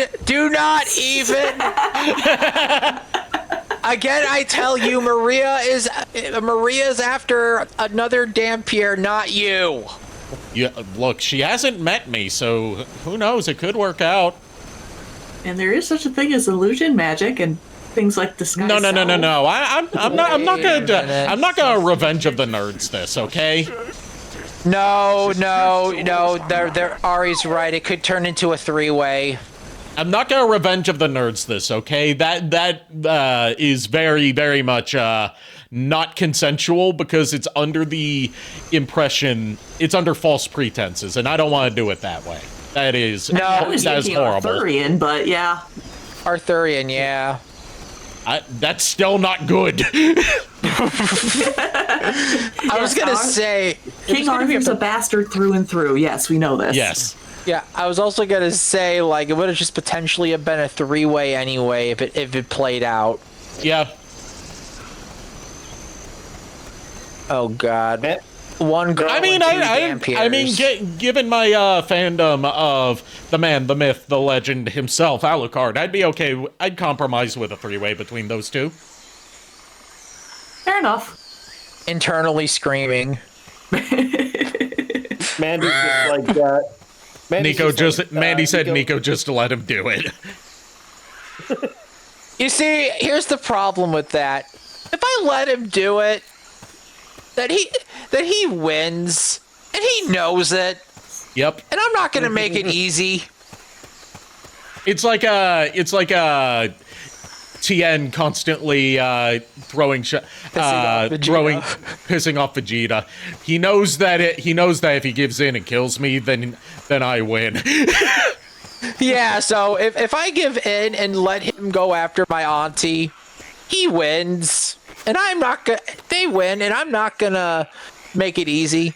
You're carrying too much stuff. You gotta drop something. Look, I have to get some. Look, I have to make sure I have some way to try and stop this. And press the X button to drop it. Even if it means I fail, even though I fail horribly. That'll never happen. Never gonna happen. It happened. Fuck. And this is why I take so much psychic damage and a brain aneurysm. It's like the song says, doing your mom, doing your mom. Except it's more doing your aunt, doing your aunt. I was going to say, if you were doing my mom is like 6 feet in the ground with my dad.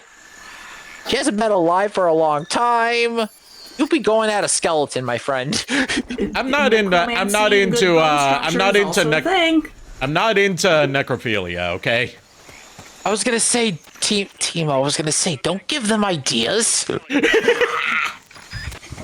Look, also got good bone structure. So you're saying you are into necrophilia in addition to the bondage and... You set yourself up for that. I'm sorry, buddy. You just shot yourself in the foot. Look, I was quoting Morgan Ainsland. Thank you very much. Yeah, sure, that's the excuse. Uh-huh. Yeah, Timo brought up first. I was making a joke about what she said. Also, I wouldn't have known that's a Morgan Ainsland reference because I haven't played Darkstalkers, just like a real Darkstalkers fan. Oh my God. Despite the fact that it's Morgan Ainsland, honestly, it's not from Darkstalkers. I don't think you're wrong. Yeah. Oh, God. And I haven't seen the OVA or the... Well, I've seen the first episode of the cartoon. It's actually from... seen anything Darkstalkers related. It's from what? Marvel vs. Capcom Infinite. Oh, I haven't played Marvel vs. Capcom Infinite, even though I own a copy. Oh, God. I should get it on What was that one PC Street because there's Fighter this huge crossover, overhaul too? fan mod for it that's supposed to be really good. Partly developed by Maximilian, dude.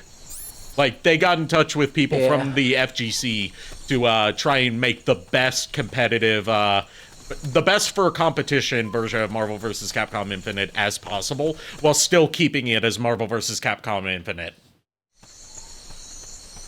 Yeah.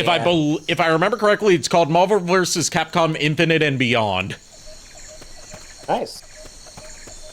And it's only for the PC version, obviously. But I have it on... Technically, I have the PS4 version on PS5. God forbid. All right, so now we have the correct ID card to get into Strangelove's lab. Yep. Also, I was gonna say...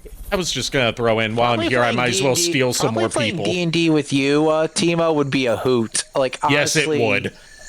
I would be scared. Would you like the two examples of my last couple of characters? Please tell me, because here's the thing. I would be scared and intrigued. Wait, I need to know. Okay, so currently I'm in Pathfinder. Got it. I am playing a war priest. Okay.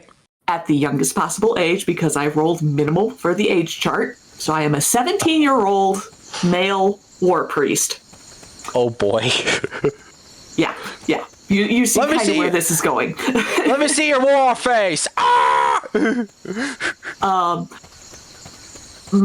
I've got I chose one of the lesser goddesses because of the stupidity of their sacred weapon being the fist. So I am a war priest who came with a free feat of unarmed strike. Nice. Let me ask you something. With oh no, that's war priest, not war domain cleric. Yeah, no, they're slightly different. I am literally the fusion between a cleric and a fighter. Yeah, I was gonna say. I chose a goddess whose special weapon is the fist. So I kid you not, I am the monk's monk. Oh, God. I was gonna say the reason why I thought it was a war priest was because the blessed strike or something it's called is like gives +10 to accuracy on your attack, and I'm just like, that is a fucking strong fist. Oh no, it gets worse. So sacred weapon can be applied to anything you have weapon specialization to. Okay. First off, obviously, weapon specialization unarmed strike. Yeah, that's the improved unarmed strike right there. Okay. Secondly, weapon specialization gauntlet. Helicopter is complete. I'm scared. So my sacred weapon dice changes out the damage dice that the weapon does for my sacred weapon dice. And that goes up as you improve. But it's also based on the size creature you are, or the technical size of the weapon you're using. Excellent. Oh. Spikes on a weapon increases its damage by one size category. Okay, question. So are you a medium-sized creature? I am a medium-sized character. So that means you'd be punching at a large-sized creature. Oh, God. Time for another Large-sized cutscene. sacred weapon dice. Now, make this one worse. Pathfinder has a feat chain called Vital Strike.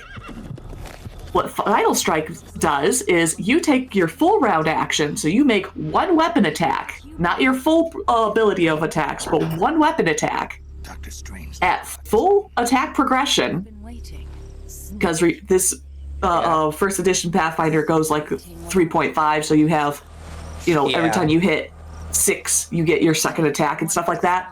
I think I know what you're going for. Oh no. Don't move. I can, at regular Vital Strike, I double the damage dice. I suppose you're Improved Vital Strike, you triple the damage dice. just as I know what you did 10 years ago. I'm scared. Greater Vital Strike, you have 4 times the dice. That Your is saving one grace is that powerful those fist. extra. The saving grace for most people is that the multiples don't multiply with the crit. Okay. So there's at least that. No, I've got a +5 magical enhancement on my spike gauntlets. And I currently am rocking a +5 modifier on my strength score. I was gonna say, a +5 on your gauntlet, like a +2 or +3 automatically makes it magical. What the fuck's a +5?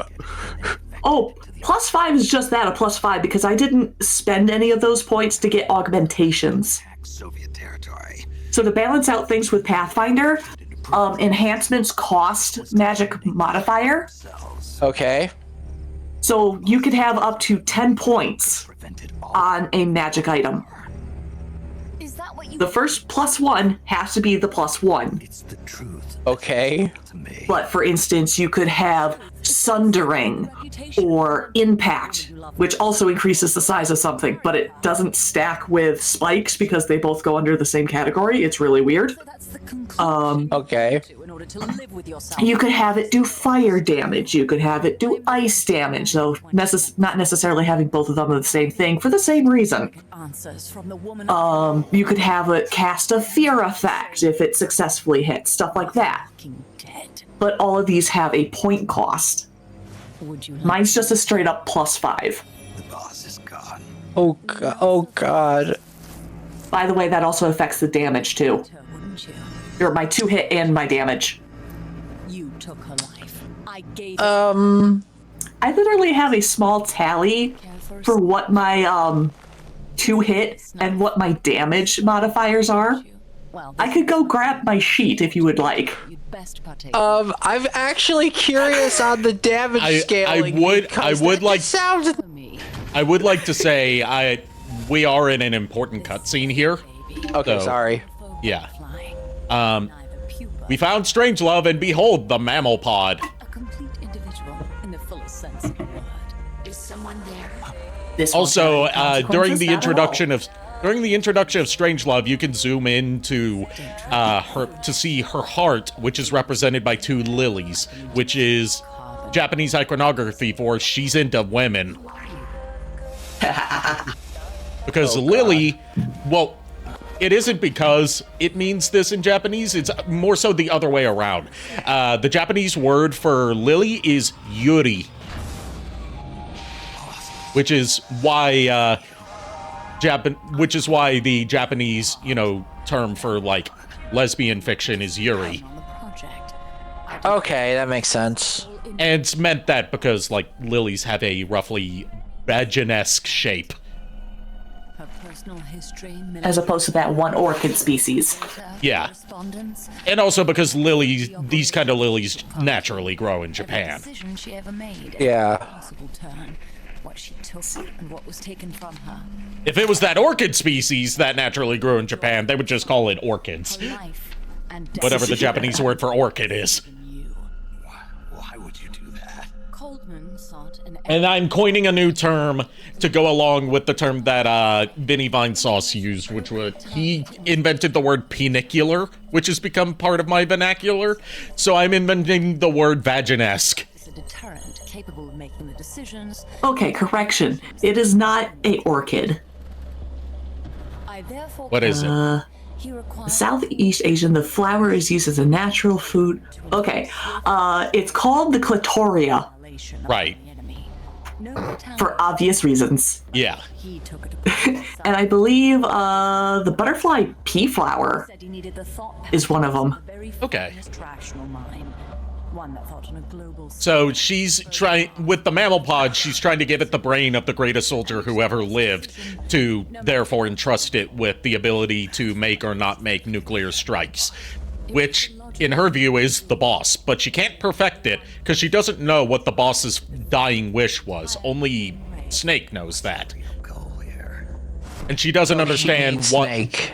She also doesn't understand why the boss defected from her country, why she was targeted to be taken out by her disciple, all this stuff. Snake knows that, but he's in denial about it all these years later. He's lying to himself about, like, she was a traitor to her country and I was forced to take her out. When we know that's not the case, and he knows that's not the case, but he doesn't want to admit it because he's still dealing with that PTSD. Yeah. Okay. There was a lot that happened in that mission. Yeah. Yeah. He's trying. There's so much of the Big Boss song that centers around not necessarily the development of Big Boss as a character, but around like people coming up with their own conflicting ideas of what the boss's final wish for the world was. Jack! Go home. I'm not your boss anymore. Boss? Go home! No, Complete your mission, Snake. Extinguish. And going on with our theme of different characters liking different kinds of tobacco, Strangelove's preferred form of tobacco is snuff. You know, the stuff that you just, like, snort. Yeah. Yeah. Okay.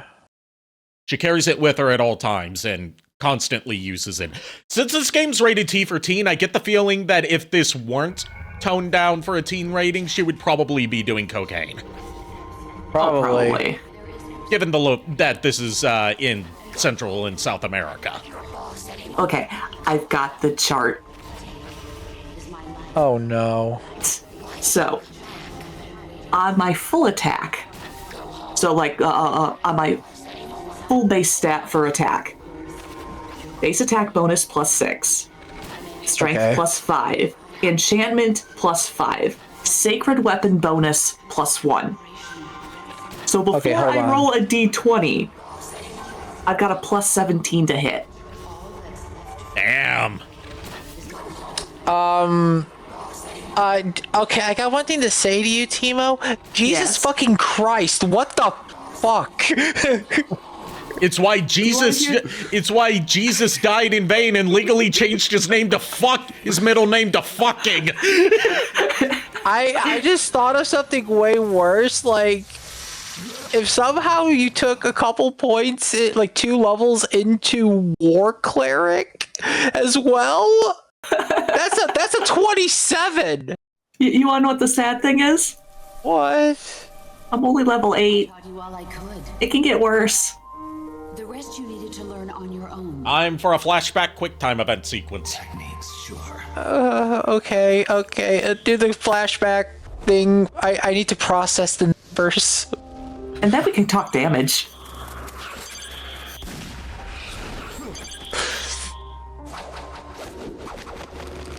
This is not at all how this fight went down. It was me hiding in the flowers and taking pot shots at her with my snipper rifle. And wearing thermal goggles so I could see her no matter where she was hiding. Do you know what it means? This is not how I remember this fight going down. It was not hand-to-hand. I sucked at that. Even though I did wombo combo her twice in a row without trying and without knowing how to do it. I think this is the game saying this is how it went. Didn't care what the player did. This is how it canonically went, which is better than how I could play it. Also, thank God for the fact that if you fail the QTE here, it just rewinds to the beginning of the last QTE sequence instead of being a game over, given that this is a flashback. There are QTEs in this game that you can fail and die from. As long as we have loyalty to the Specifically, the torture sequence, which is what kept me from beating this game for like 10 years. Oh, brother. Is the most brutal of the ninja tapping sequences in the series. Oh God! And remember, this was originally on PSP, a game that has very shitty buttons. Yeah. It was to the point where people resort to homebrewing and installing a thing that allows you to enable turbo functionality just to cheat the sequence. The only thing we can believe in with absolute certainty is the mission, Jack. I keep hitting the wrong button. Because you get like a split second to do it here. There's no point in believing in anything, even in those we love. As long as we have loyalty to the This is where this is gonna be my ramen moment of the stream. I'm calling it. Yeah, probably. Yeah. By the way, I need to return to Wanted Dead sometime. Yes, you need more ramen. You crave more ramen. Especially because they've been updating it over the years since it came out to make it better. Like, fix the problems with it. Honestly, I could go for some good, like, old-fashioned, like, ramen.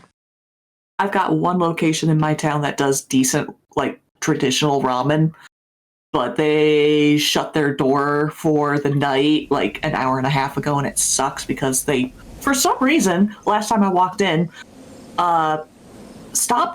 they closed down their kitchen, like, 45 minutes before they close. Oh. Oh, boy. I have never had ramen from a restaurant. I've only had the instant ramen. Oh, it's okay. Okay, Ari, buddy, pal, amigo. Me, JKR, and Lulu are gonna have to fix that. Time for JKR's favorite vocal stem. We are ending off with the fight with Chrysalis. Nice.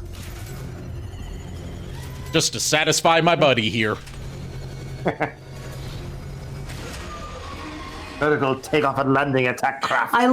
I love how Snake brought a rifle to a railgun fight. Yeah, he's always wielding the rifle in cutscenes, no matter what weapons you have equipped.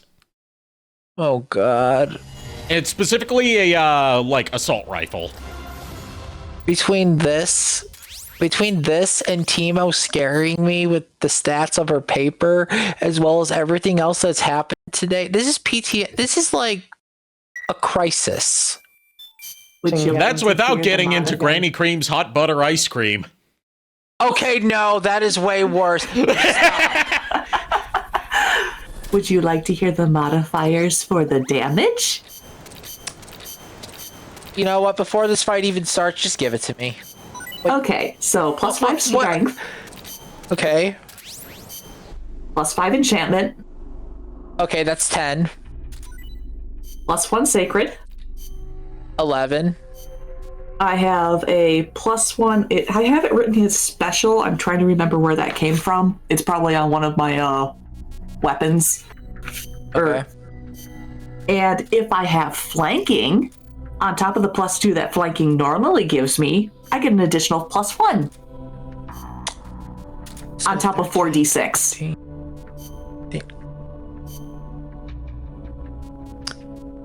Okay, I know I joke around about saying how the players want to piss off their DM. You just want to outright kill him or her or they. Oh, trust me.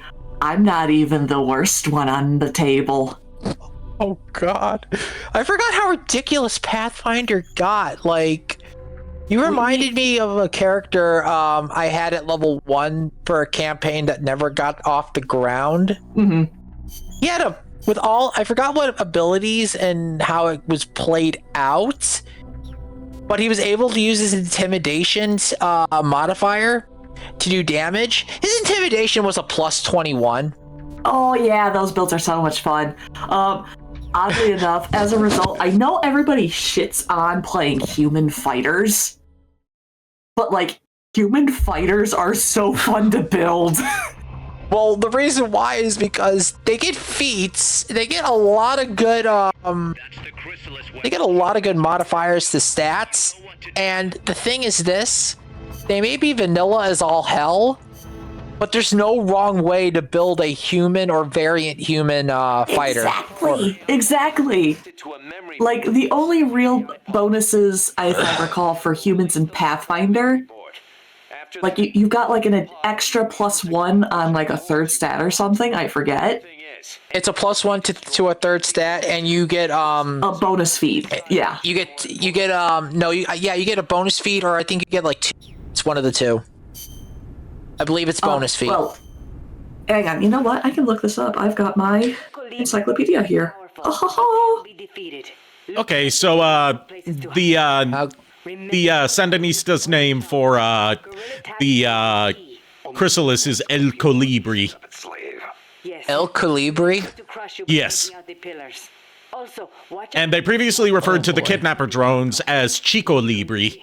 Chico Libri. It means son of Colibri. Okay, but what does colibri mean? You might get away if you're lucky. I'd rather Use your imagination. Indeed, that would be best. It's like yes.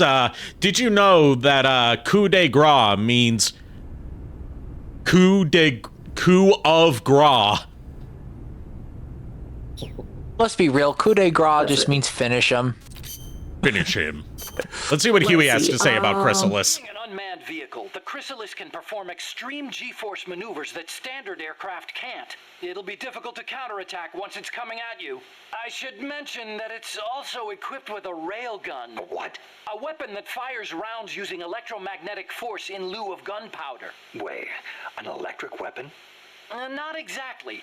The rounds themselves are conventional shells. It creates force by running an electric current through a magnetic field. Fleming's left-hand rule. Didn't they teach you that at school? Not at mine. Oh. Anyway, as the railgun uses electromagnetic... You sounded so disappointed. Yeah, you really did. It's like, what do you mean they didn't teach me this thing that helps me understand how a weapon works? Huey, you were a sophomore in MIT at age 17. Snake was not like that. We are not on the same level.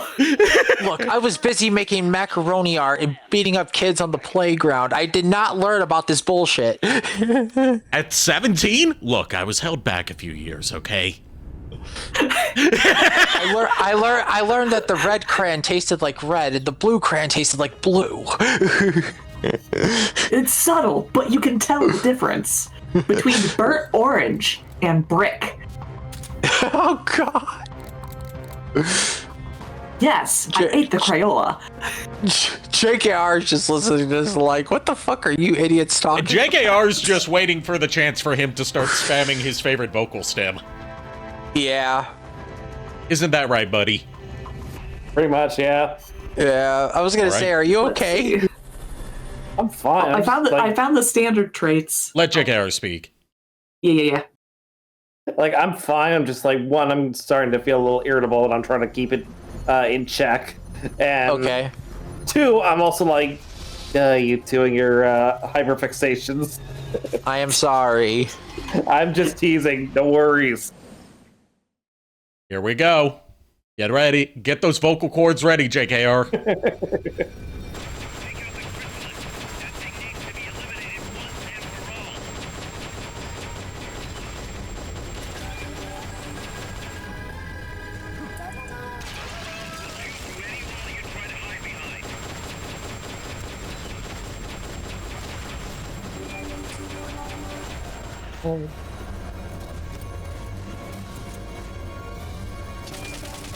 There you go. Chain gun. Oh, God. I don't know why. It's just the way it's said. The way it says chain gun, and this is the only one equipped with a chain gun. Chain gun. Yep. It's just so happy. It wants to kill you with love and bullets. It's going to kill you with the power of love and this gun it found. Yeah, literally, like, this is what the turrets from Portal dreamed they could have grown up into. Yep. I just realized something. I'm just imagining Sage saying that, like, it's saying chain too. gun as she's firing. Yeah, it sings too, as it's raining down bullets and hot molten lead. Oh, God. It's literally just a very big turret from Portal. Yeah, it is. Now, JKR, as the resident Eggman, would you put Sage in one of these things? Honestly, I wouldn't, like, here's the thing. Sage can control these things remotely, so if this thing were to be destroyed, she could easily just have herself backed up to a different,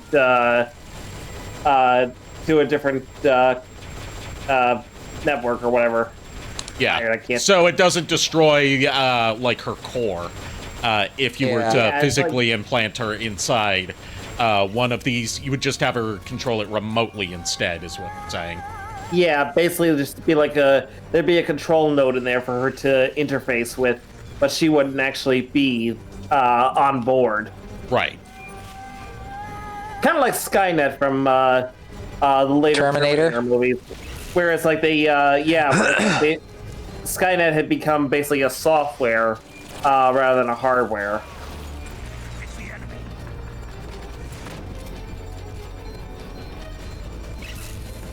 I also apologize for the hyperfixation.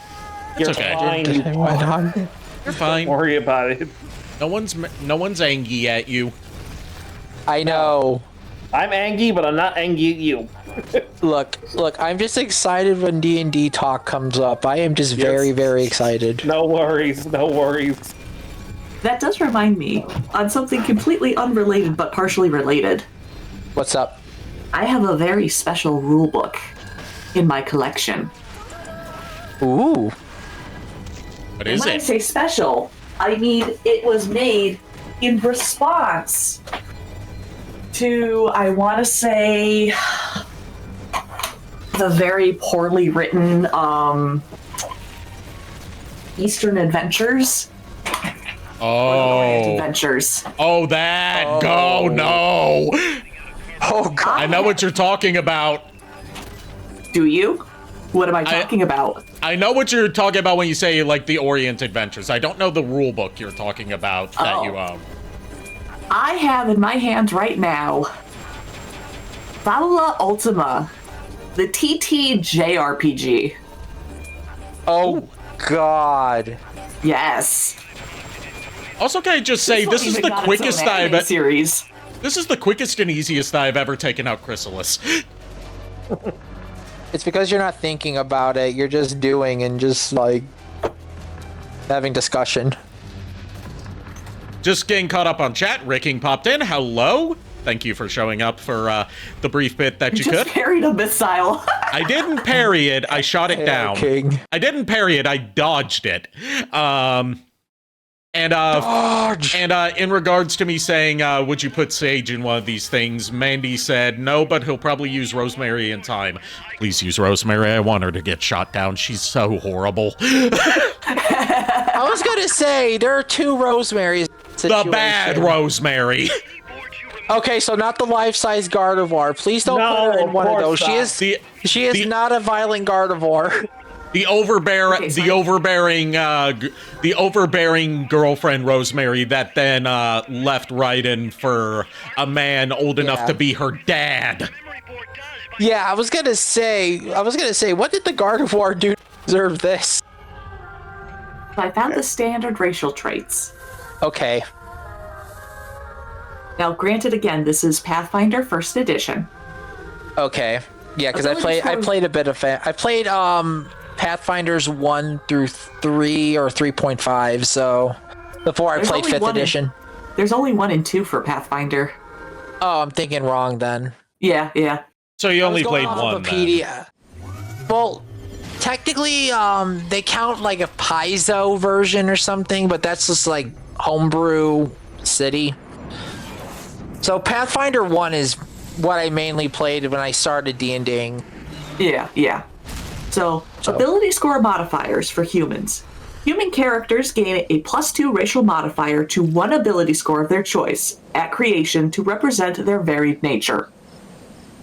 They are medium with a base speed of 30, and humans begin speaking Common, and humans with a high enough intelligence score can choose any language they want except for secret languages. Feats and skill racial traits. Bonus feat. A human can select 1 extra bonus feat. And skilled. Humans gain an additional skill rank at first level and 1 additional rank whenever they gain a level. Not giving up. All right then. I confirm. Oh. That is the base vanilla. Then there's the alternative racial traits.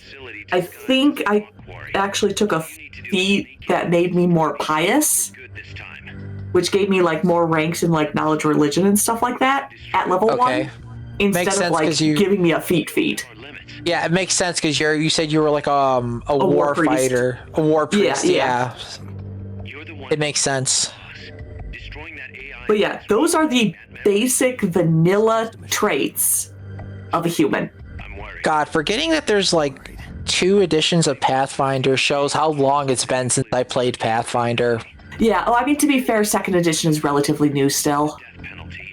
Yeah, the last time I played Pathfinder is, God, I want to say 2015 or 2018, one of the two.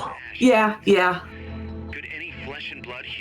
And the last class the last build I played was a human. God, what was it? A human Slayer fighter hybrid. Yeah. That the other character I have on this one, though they didn't get as far, I had a chaotic good spiritual level 4 spiritualist who was a Dampier. Ooh, that's an interesting concept. Oh yeah, their mentor is their ghost. There was a build we did for the Final Fantasy 14 D&D rulebook that they came out with.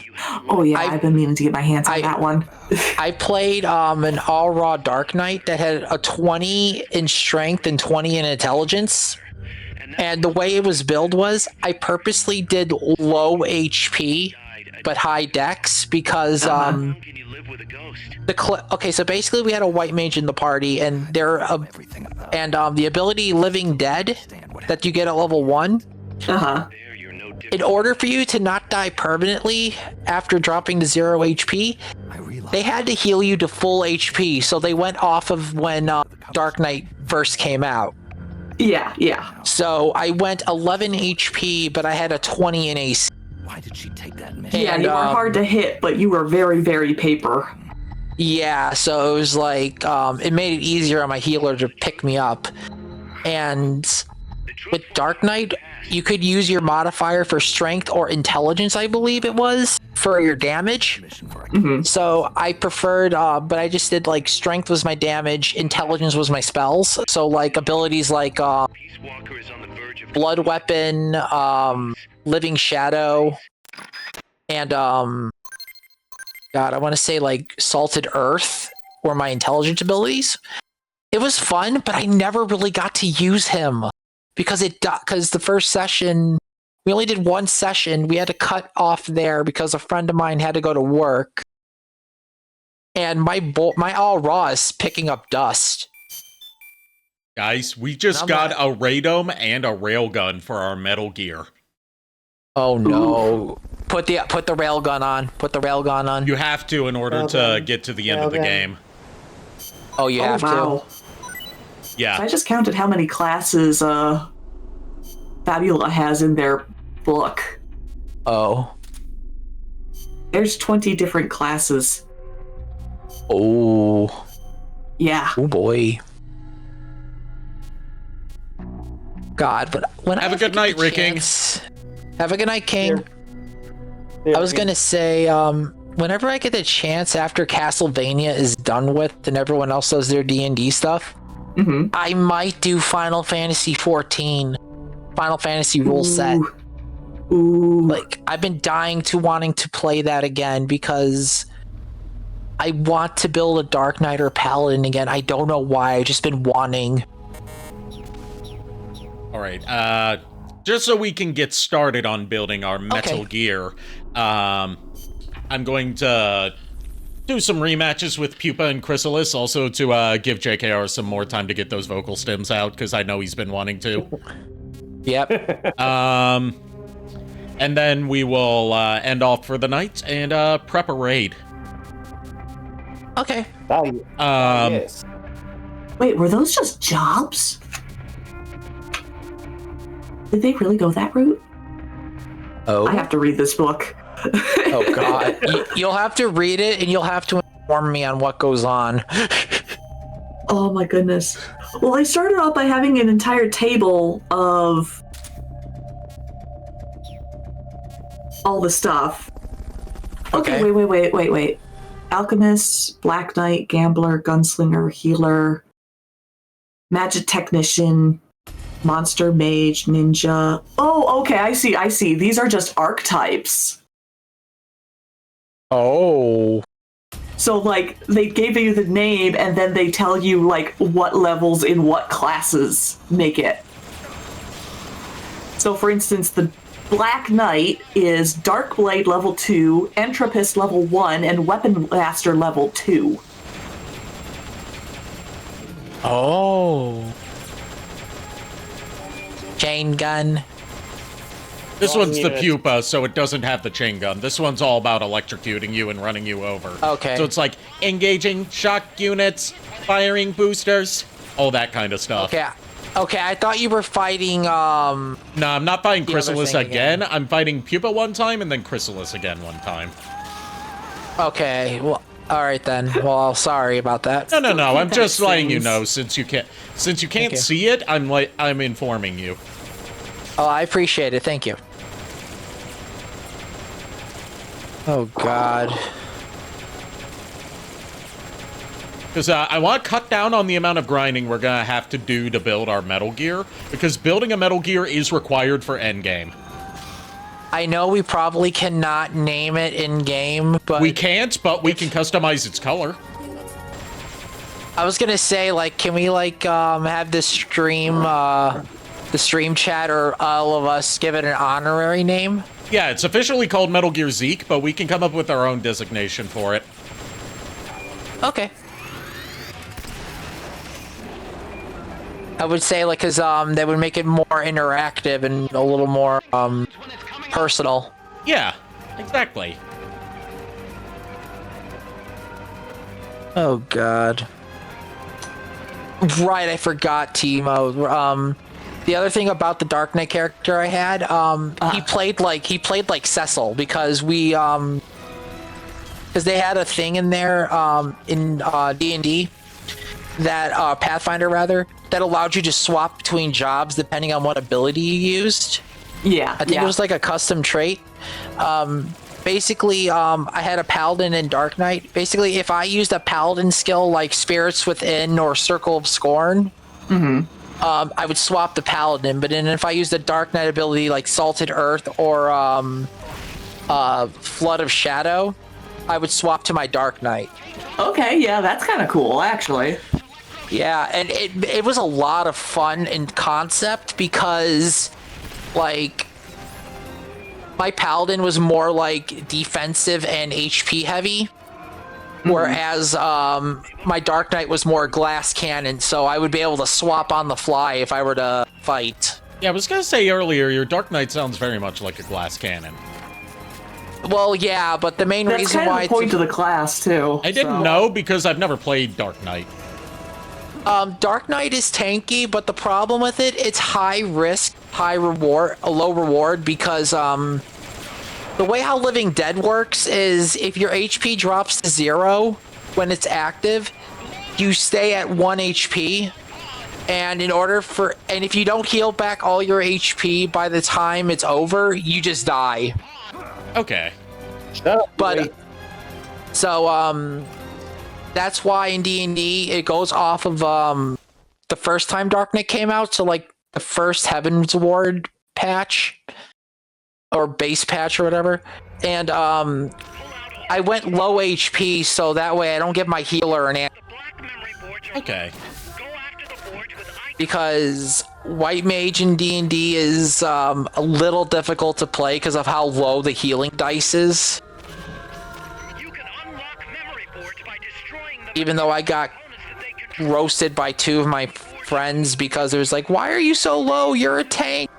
I don't want a perma-die, and I want to make sure my healer can get to me.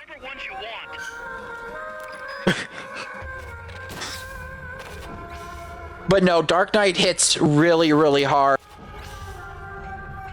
It's a challenging concept of a class. I do have Final Fantasy IV. I could try that out since Cecil started the Dark Knight. Yeah, definitely. Oh yeah. It plays a little different than 14's Dark Knight, but it's the same concept. And I'm gonna tell you this right now: if you get really fucking good with your HP and MP management, Dark Knight is literally unkillable. Nice. Because it gets one of the best cooldowns called Blackest Night, which converts 40% of its HP into a shield. And they have to break 40% of your HP in order to break the shield, which in turn gives you blood. Oh. It's a very broken defensive skill. I was going to say, I have all of the pixel remasters as far as Final Fantasy goes. Actually, no. I've got every game except for obviously 11, and I don't have 12 or any of the 13s. I will tell you this. I do have 14. Oh, you I do? will tell you. Yeah. Yep.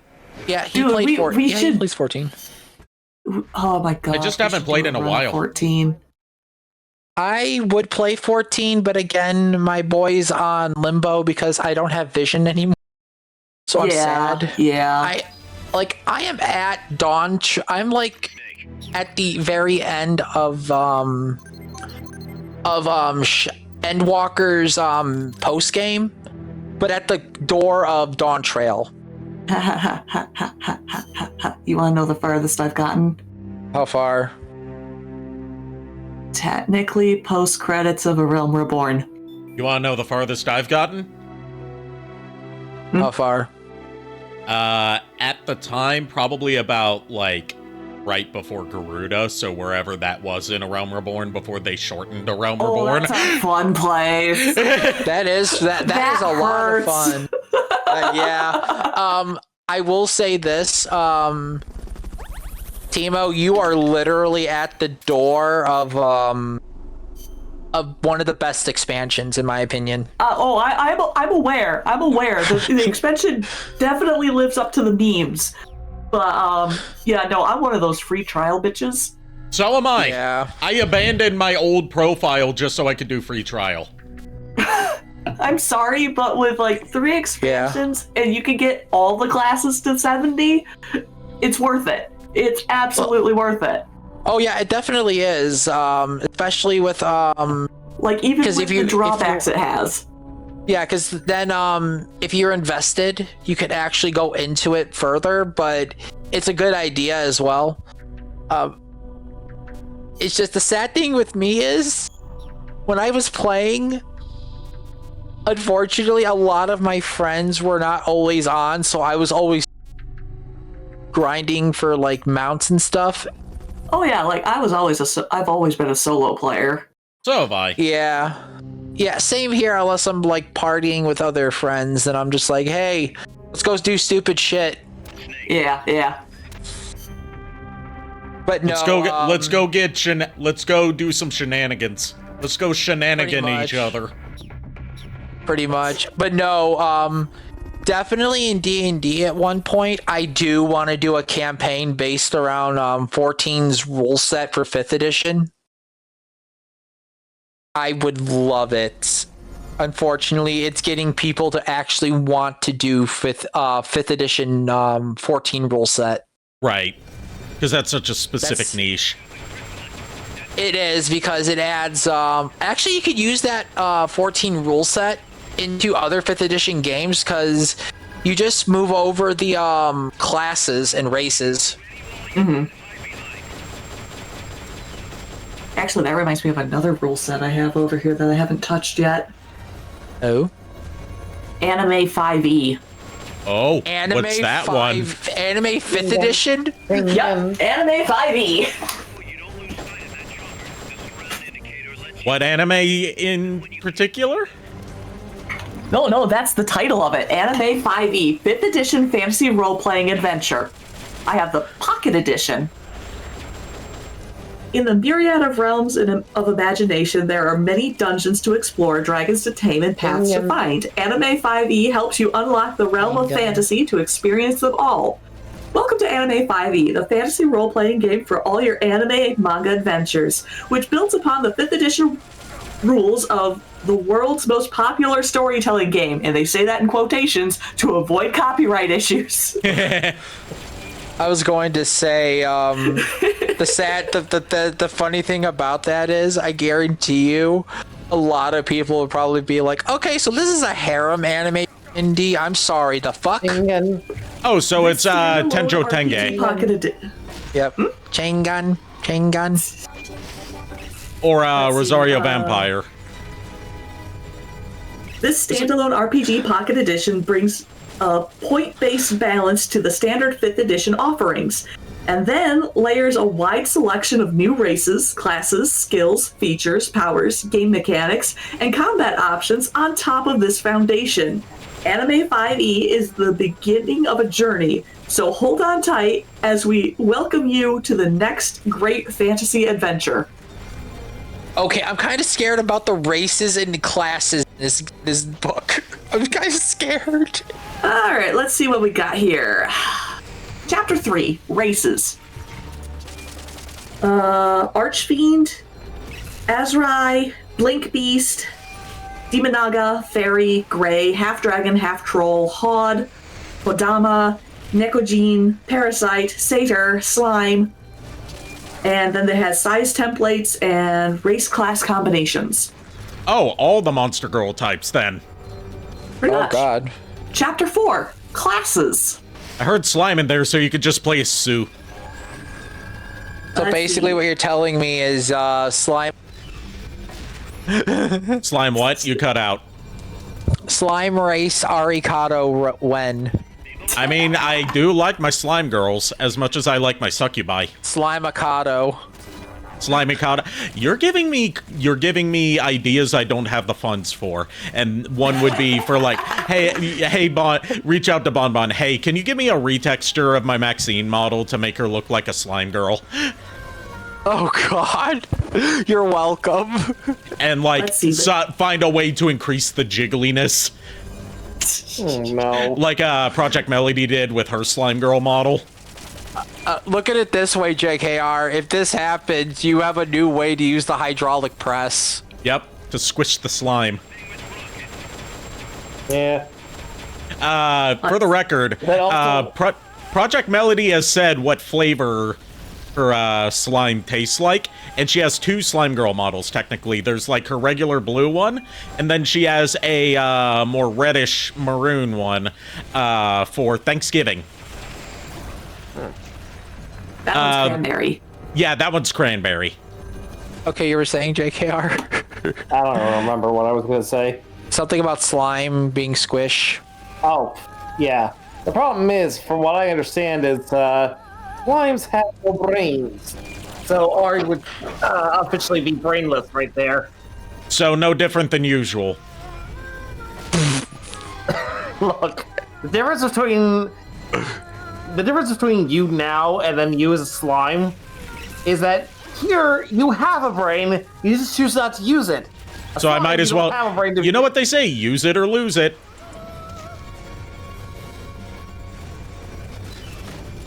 Let's see. All right, what are the classes? Here we are. Yeah. All right, classes. What are they? Adventurer, Bender, Broker, Dynamic Spellbinder, Hunter, Isekai Student. What? Of course. Magical Girl / Guy, Ninja, Pet Monster Trainer, Psionicist, Samurai, Shadow Warrior, Tech Knight, and Warden. Is Tech Knight just like a writer? Hey, Kitty. Hey, Kitty. So, wait a minute. So, I already know what about 85% of players would already do, aside from the Magic Girl one. Isekai and Adventurer. Or, Pet Monster Trainer. That's just a Pokemon trainer. Yeah, true. That's just Pokemon. Or a Digimon Tamer. That's just Pokemon, but Monster Girls. So Monster Musume, Pokemon if it were good. Oh, wow. Pokemon if they weren't scared. Pokemon if they just dropped all pretenses. Pretty much, yeah. How you doing, Kitty? How are you, Kitty? I'm okay. We're getting ready to wrap up here.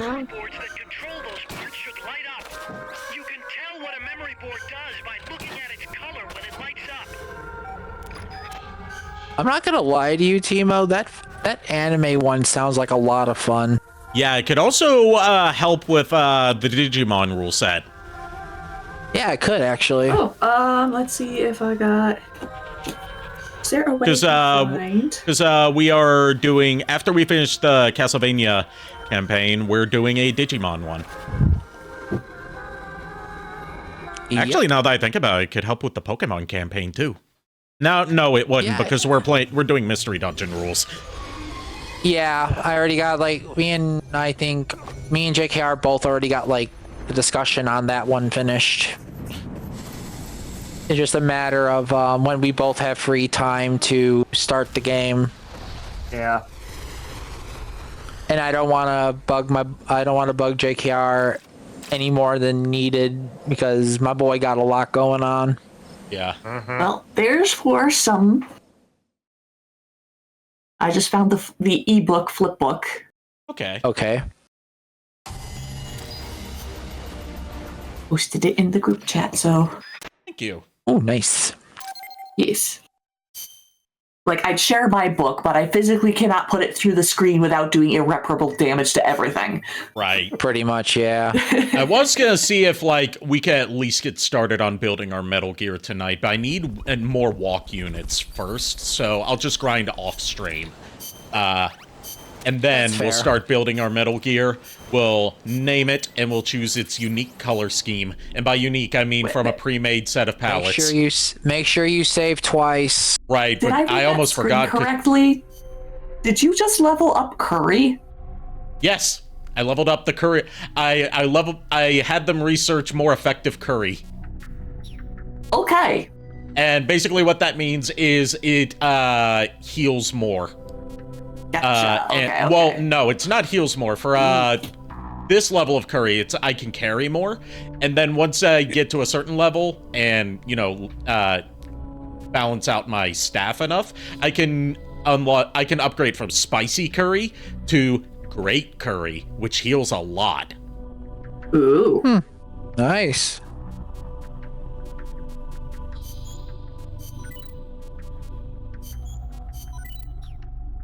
And Great Curry, I believe, is one of the highest healing things in the game. As far as I've seen, because I haven't unlocked everything. That would require way too much grinding. I haven't even gotten into the Monster Hunter side stuff. Because that basically requires multiplayer, and I'm pretty sure the servers for the PS3 version are dead. More than likely, yeah. Yeah. Given that if it's about online, I would be surprised. Given that it's about to come out on PS5, PC, and Xbox and Switch, and they said they are including the online stuff, I'm guessing people are gonna move over to that. Probably. Like that, if they aren't dead, if the servers for PS3 and Xbox aren't already dead, then that's going to be what causes them to kill them off, finally. I would laugh if the online wasn't dead right now. That would actually be genuinely impressive. Yeah, right? Ooh. Ooh? I heard an ooh. I just found out my Fantabula Ultima has a free PDF through DriveThruRPG. Oh, cool. Oh, nice. I would get that. I would get that. Yeah.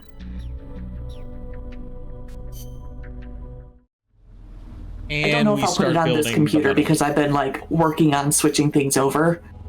I just thought of an obnoxious build from that anime 5th edition. Oh.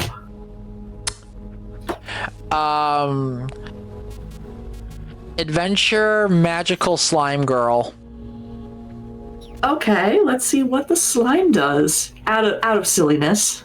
Yeah, I'm curious. Because that would just be obnoxious. Dragon Satyr. Slime. Okay, so. Sorry to cut this off before you really get into that, but it is after midnight, and I feel like Kitty probably wants to talk a bit. Yeah. Yeah, probably a good idea. So, probably, plus, yeah. I'm at the point that I said we would stop at. Yeah, so I'm yeah. just saving right now. I'm going to save twice because saving twice is always nice. Yep. And we're gonna find also to be continued. Yes, to be continued, and we'll update you on what the outcome of all this was when we return on Saturday for more Resident Evil Requiem. Okay. Let's see who we're gonna raid. Tonight was fun. Tonight was fun. The past couple streams have been a lot of fun. Yeah. In different ways. Uh-huh. They've also been like they've also been just like really fulfilling. Yeah. Also, Timo got me really intrigued on a bunch of new sets now. We're going to try and raid Oizy. Okay. See if we can. Who is playing Splatoon 3. Ooh. Raid message is going to be Chain Gun. Of course. Thank you everyone for tuning in. Thank you to my co-host for co-hosting. Go give Oizy all my love. Good boy there. I'll see you guys Saturday as previously stated, and until then, unpleasant dreams. No outro this time, because if we take too long on channels like Oizy's for some reason, it doesn't let me raid them. Okay. Okay. So, good night everybody. Good night. Good night.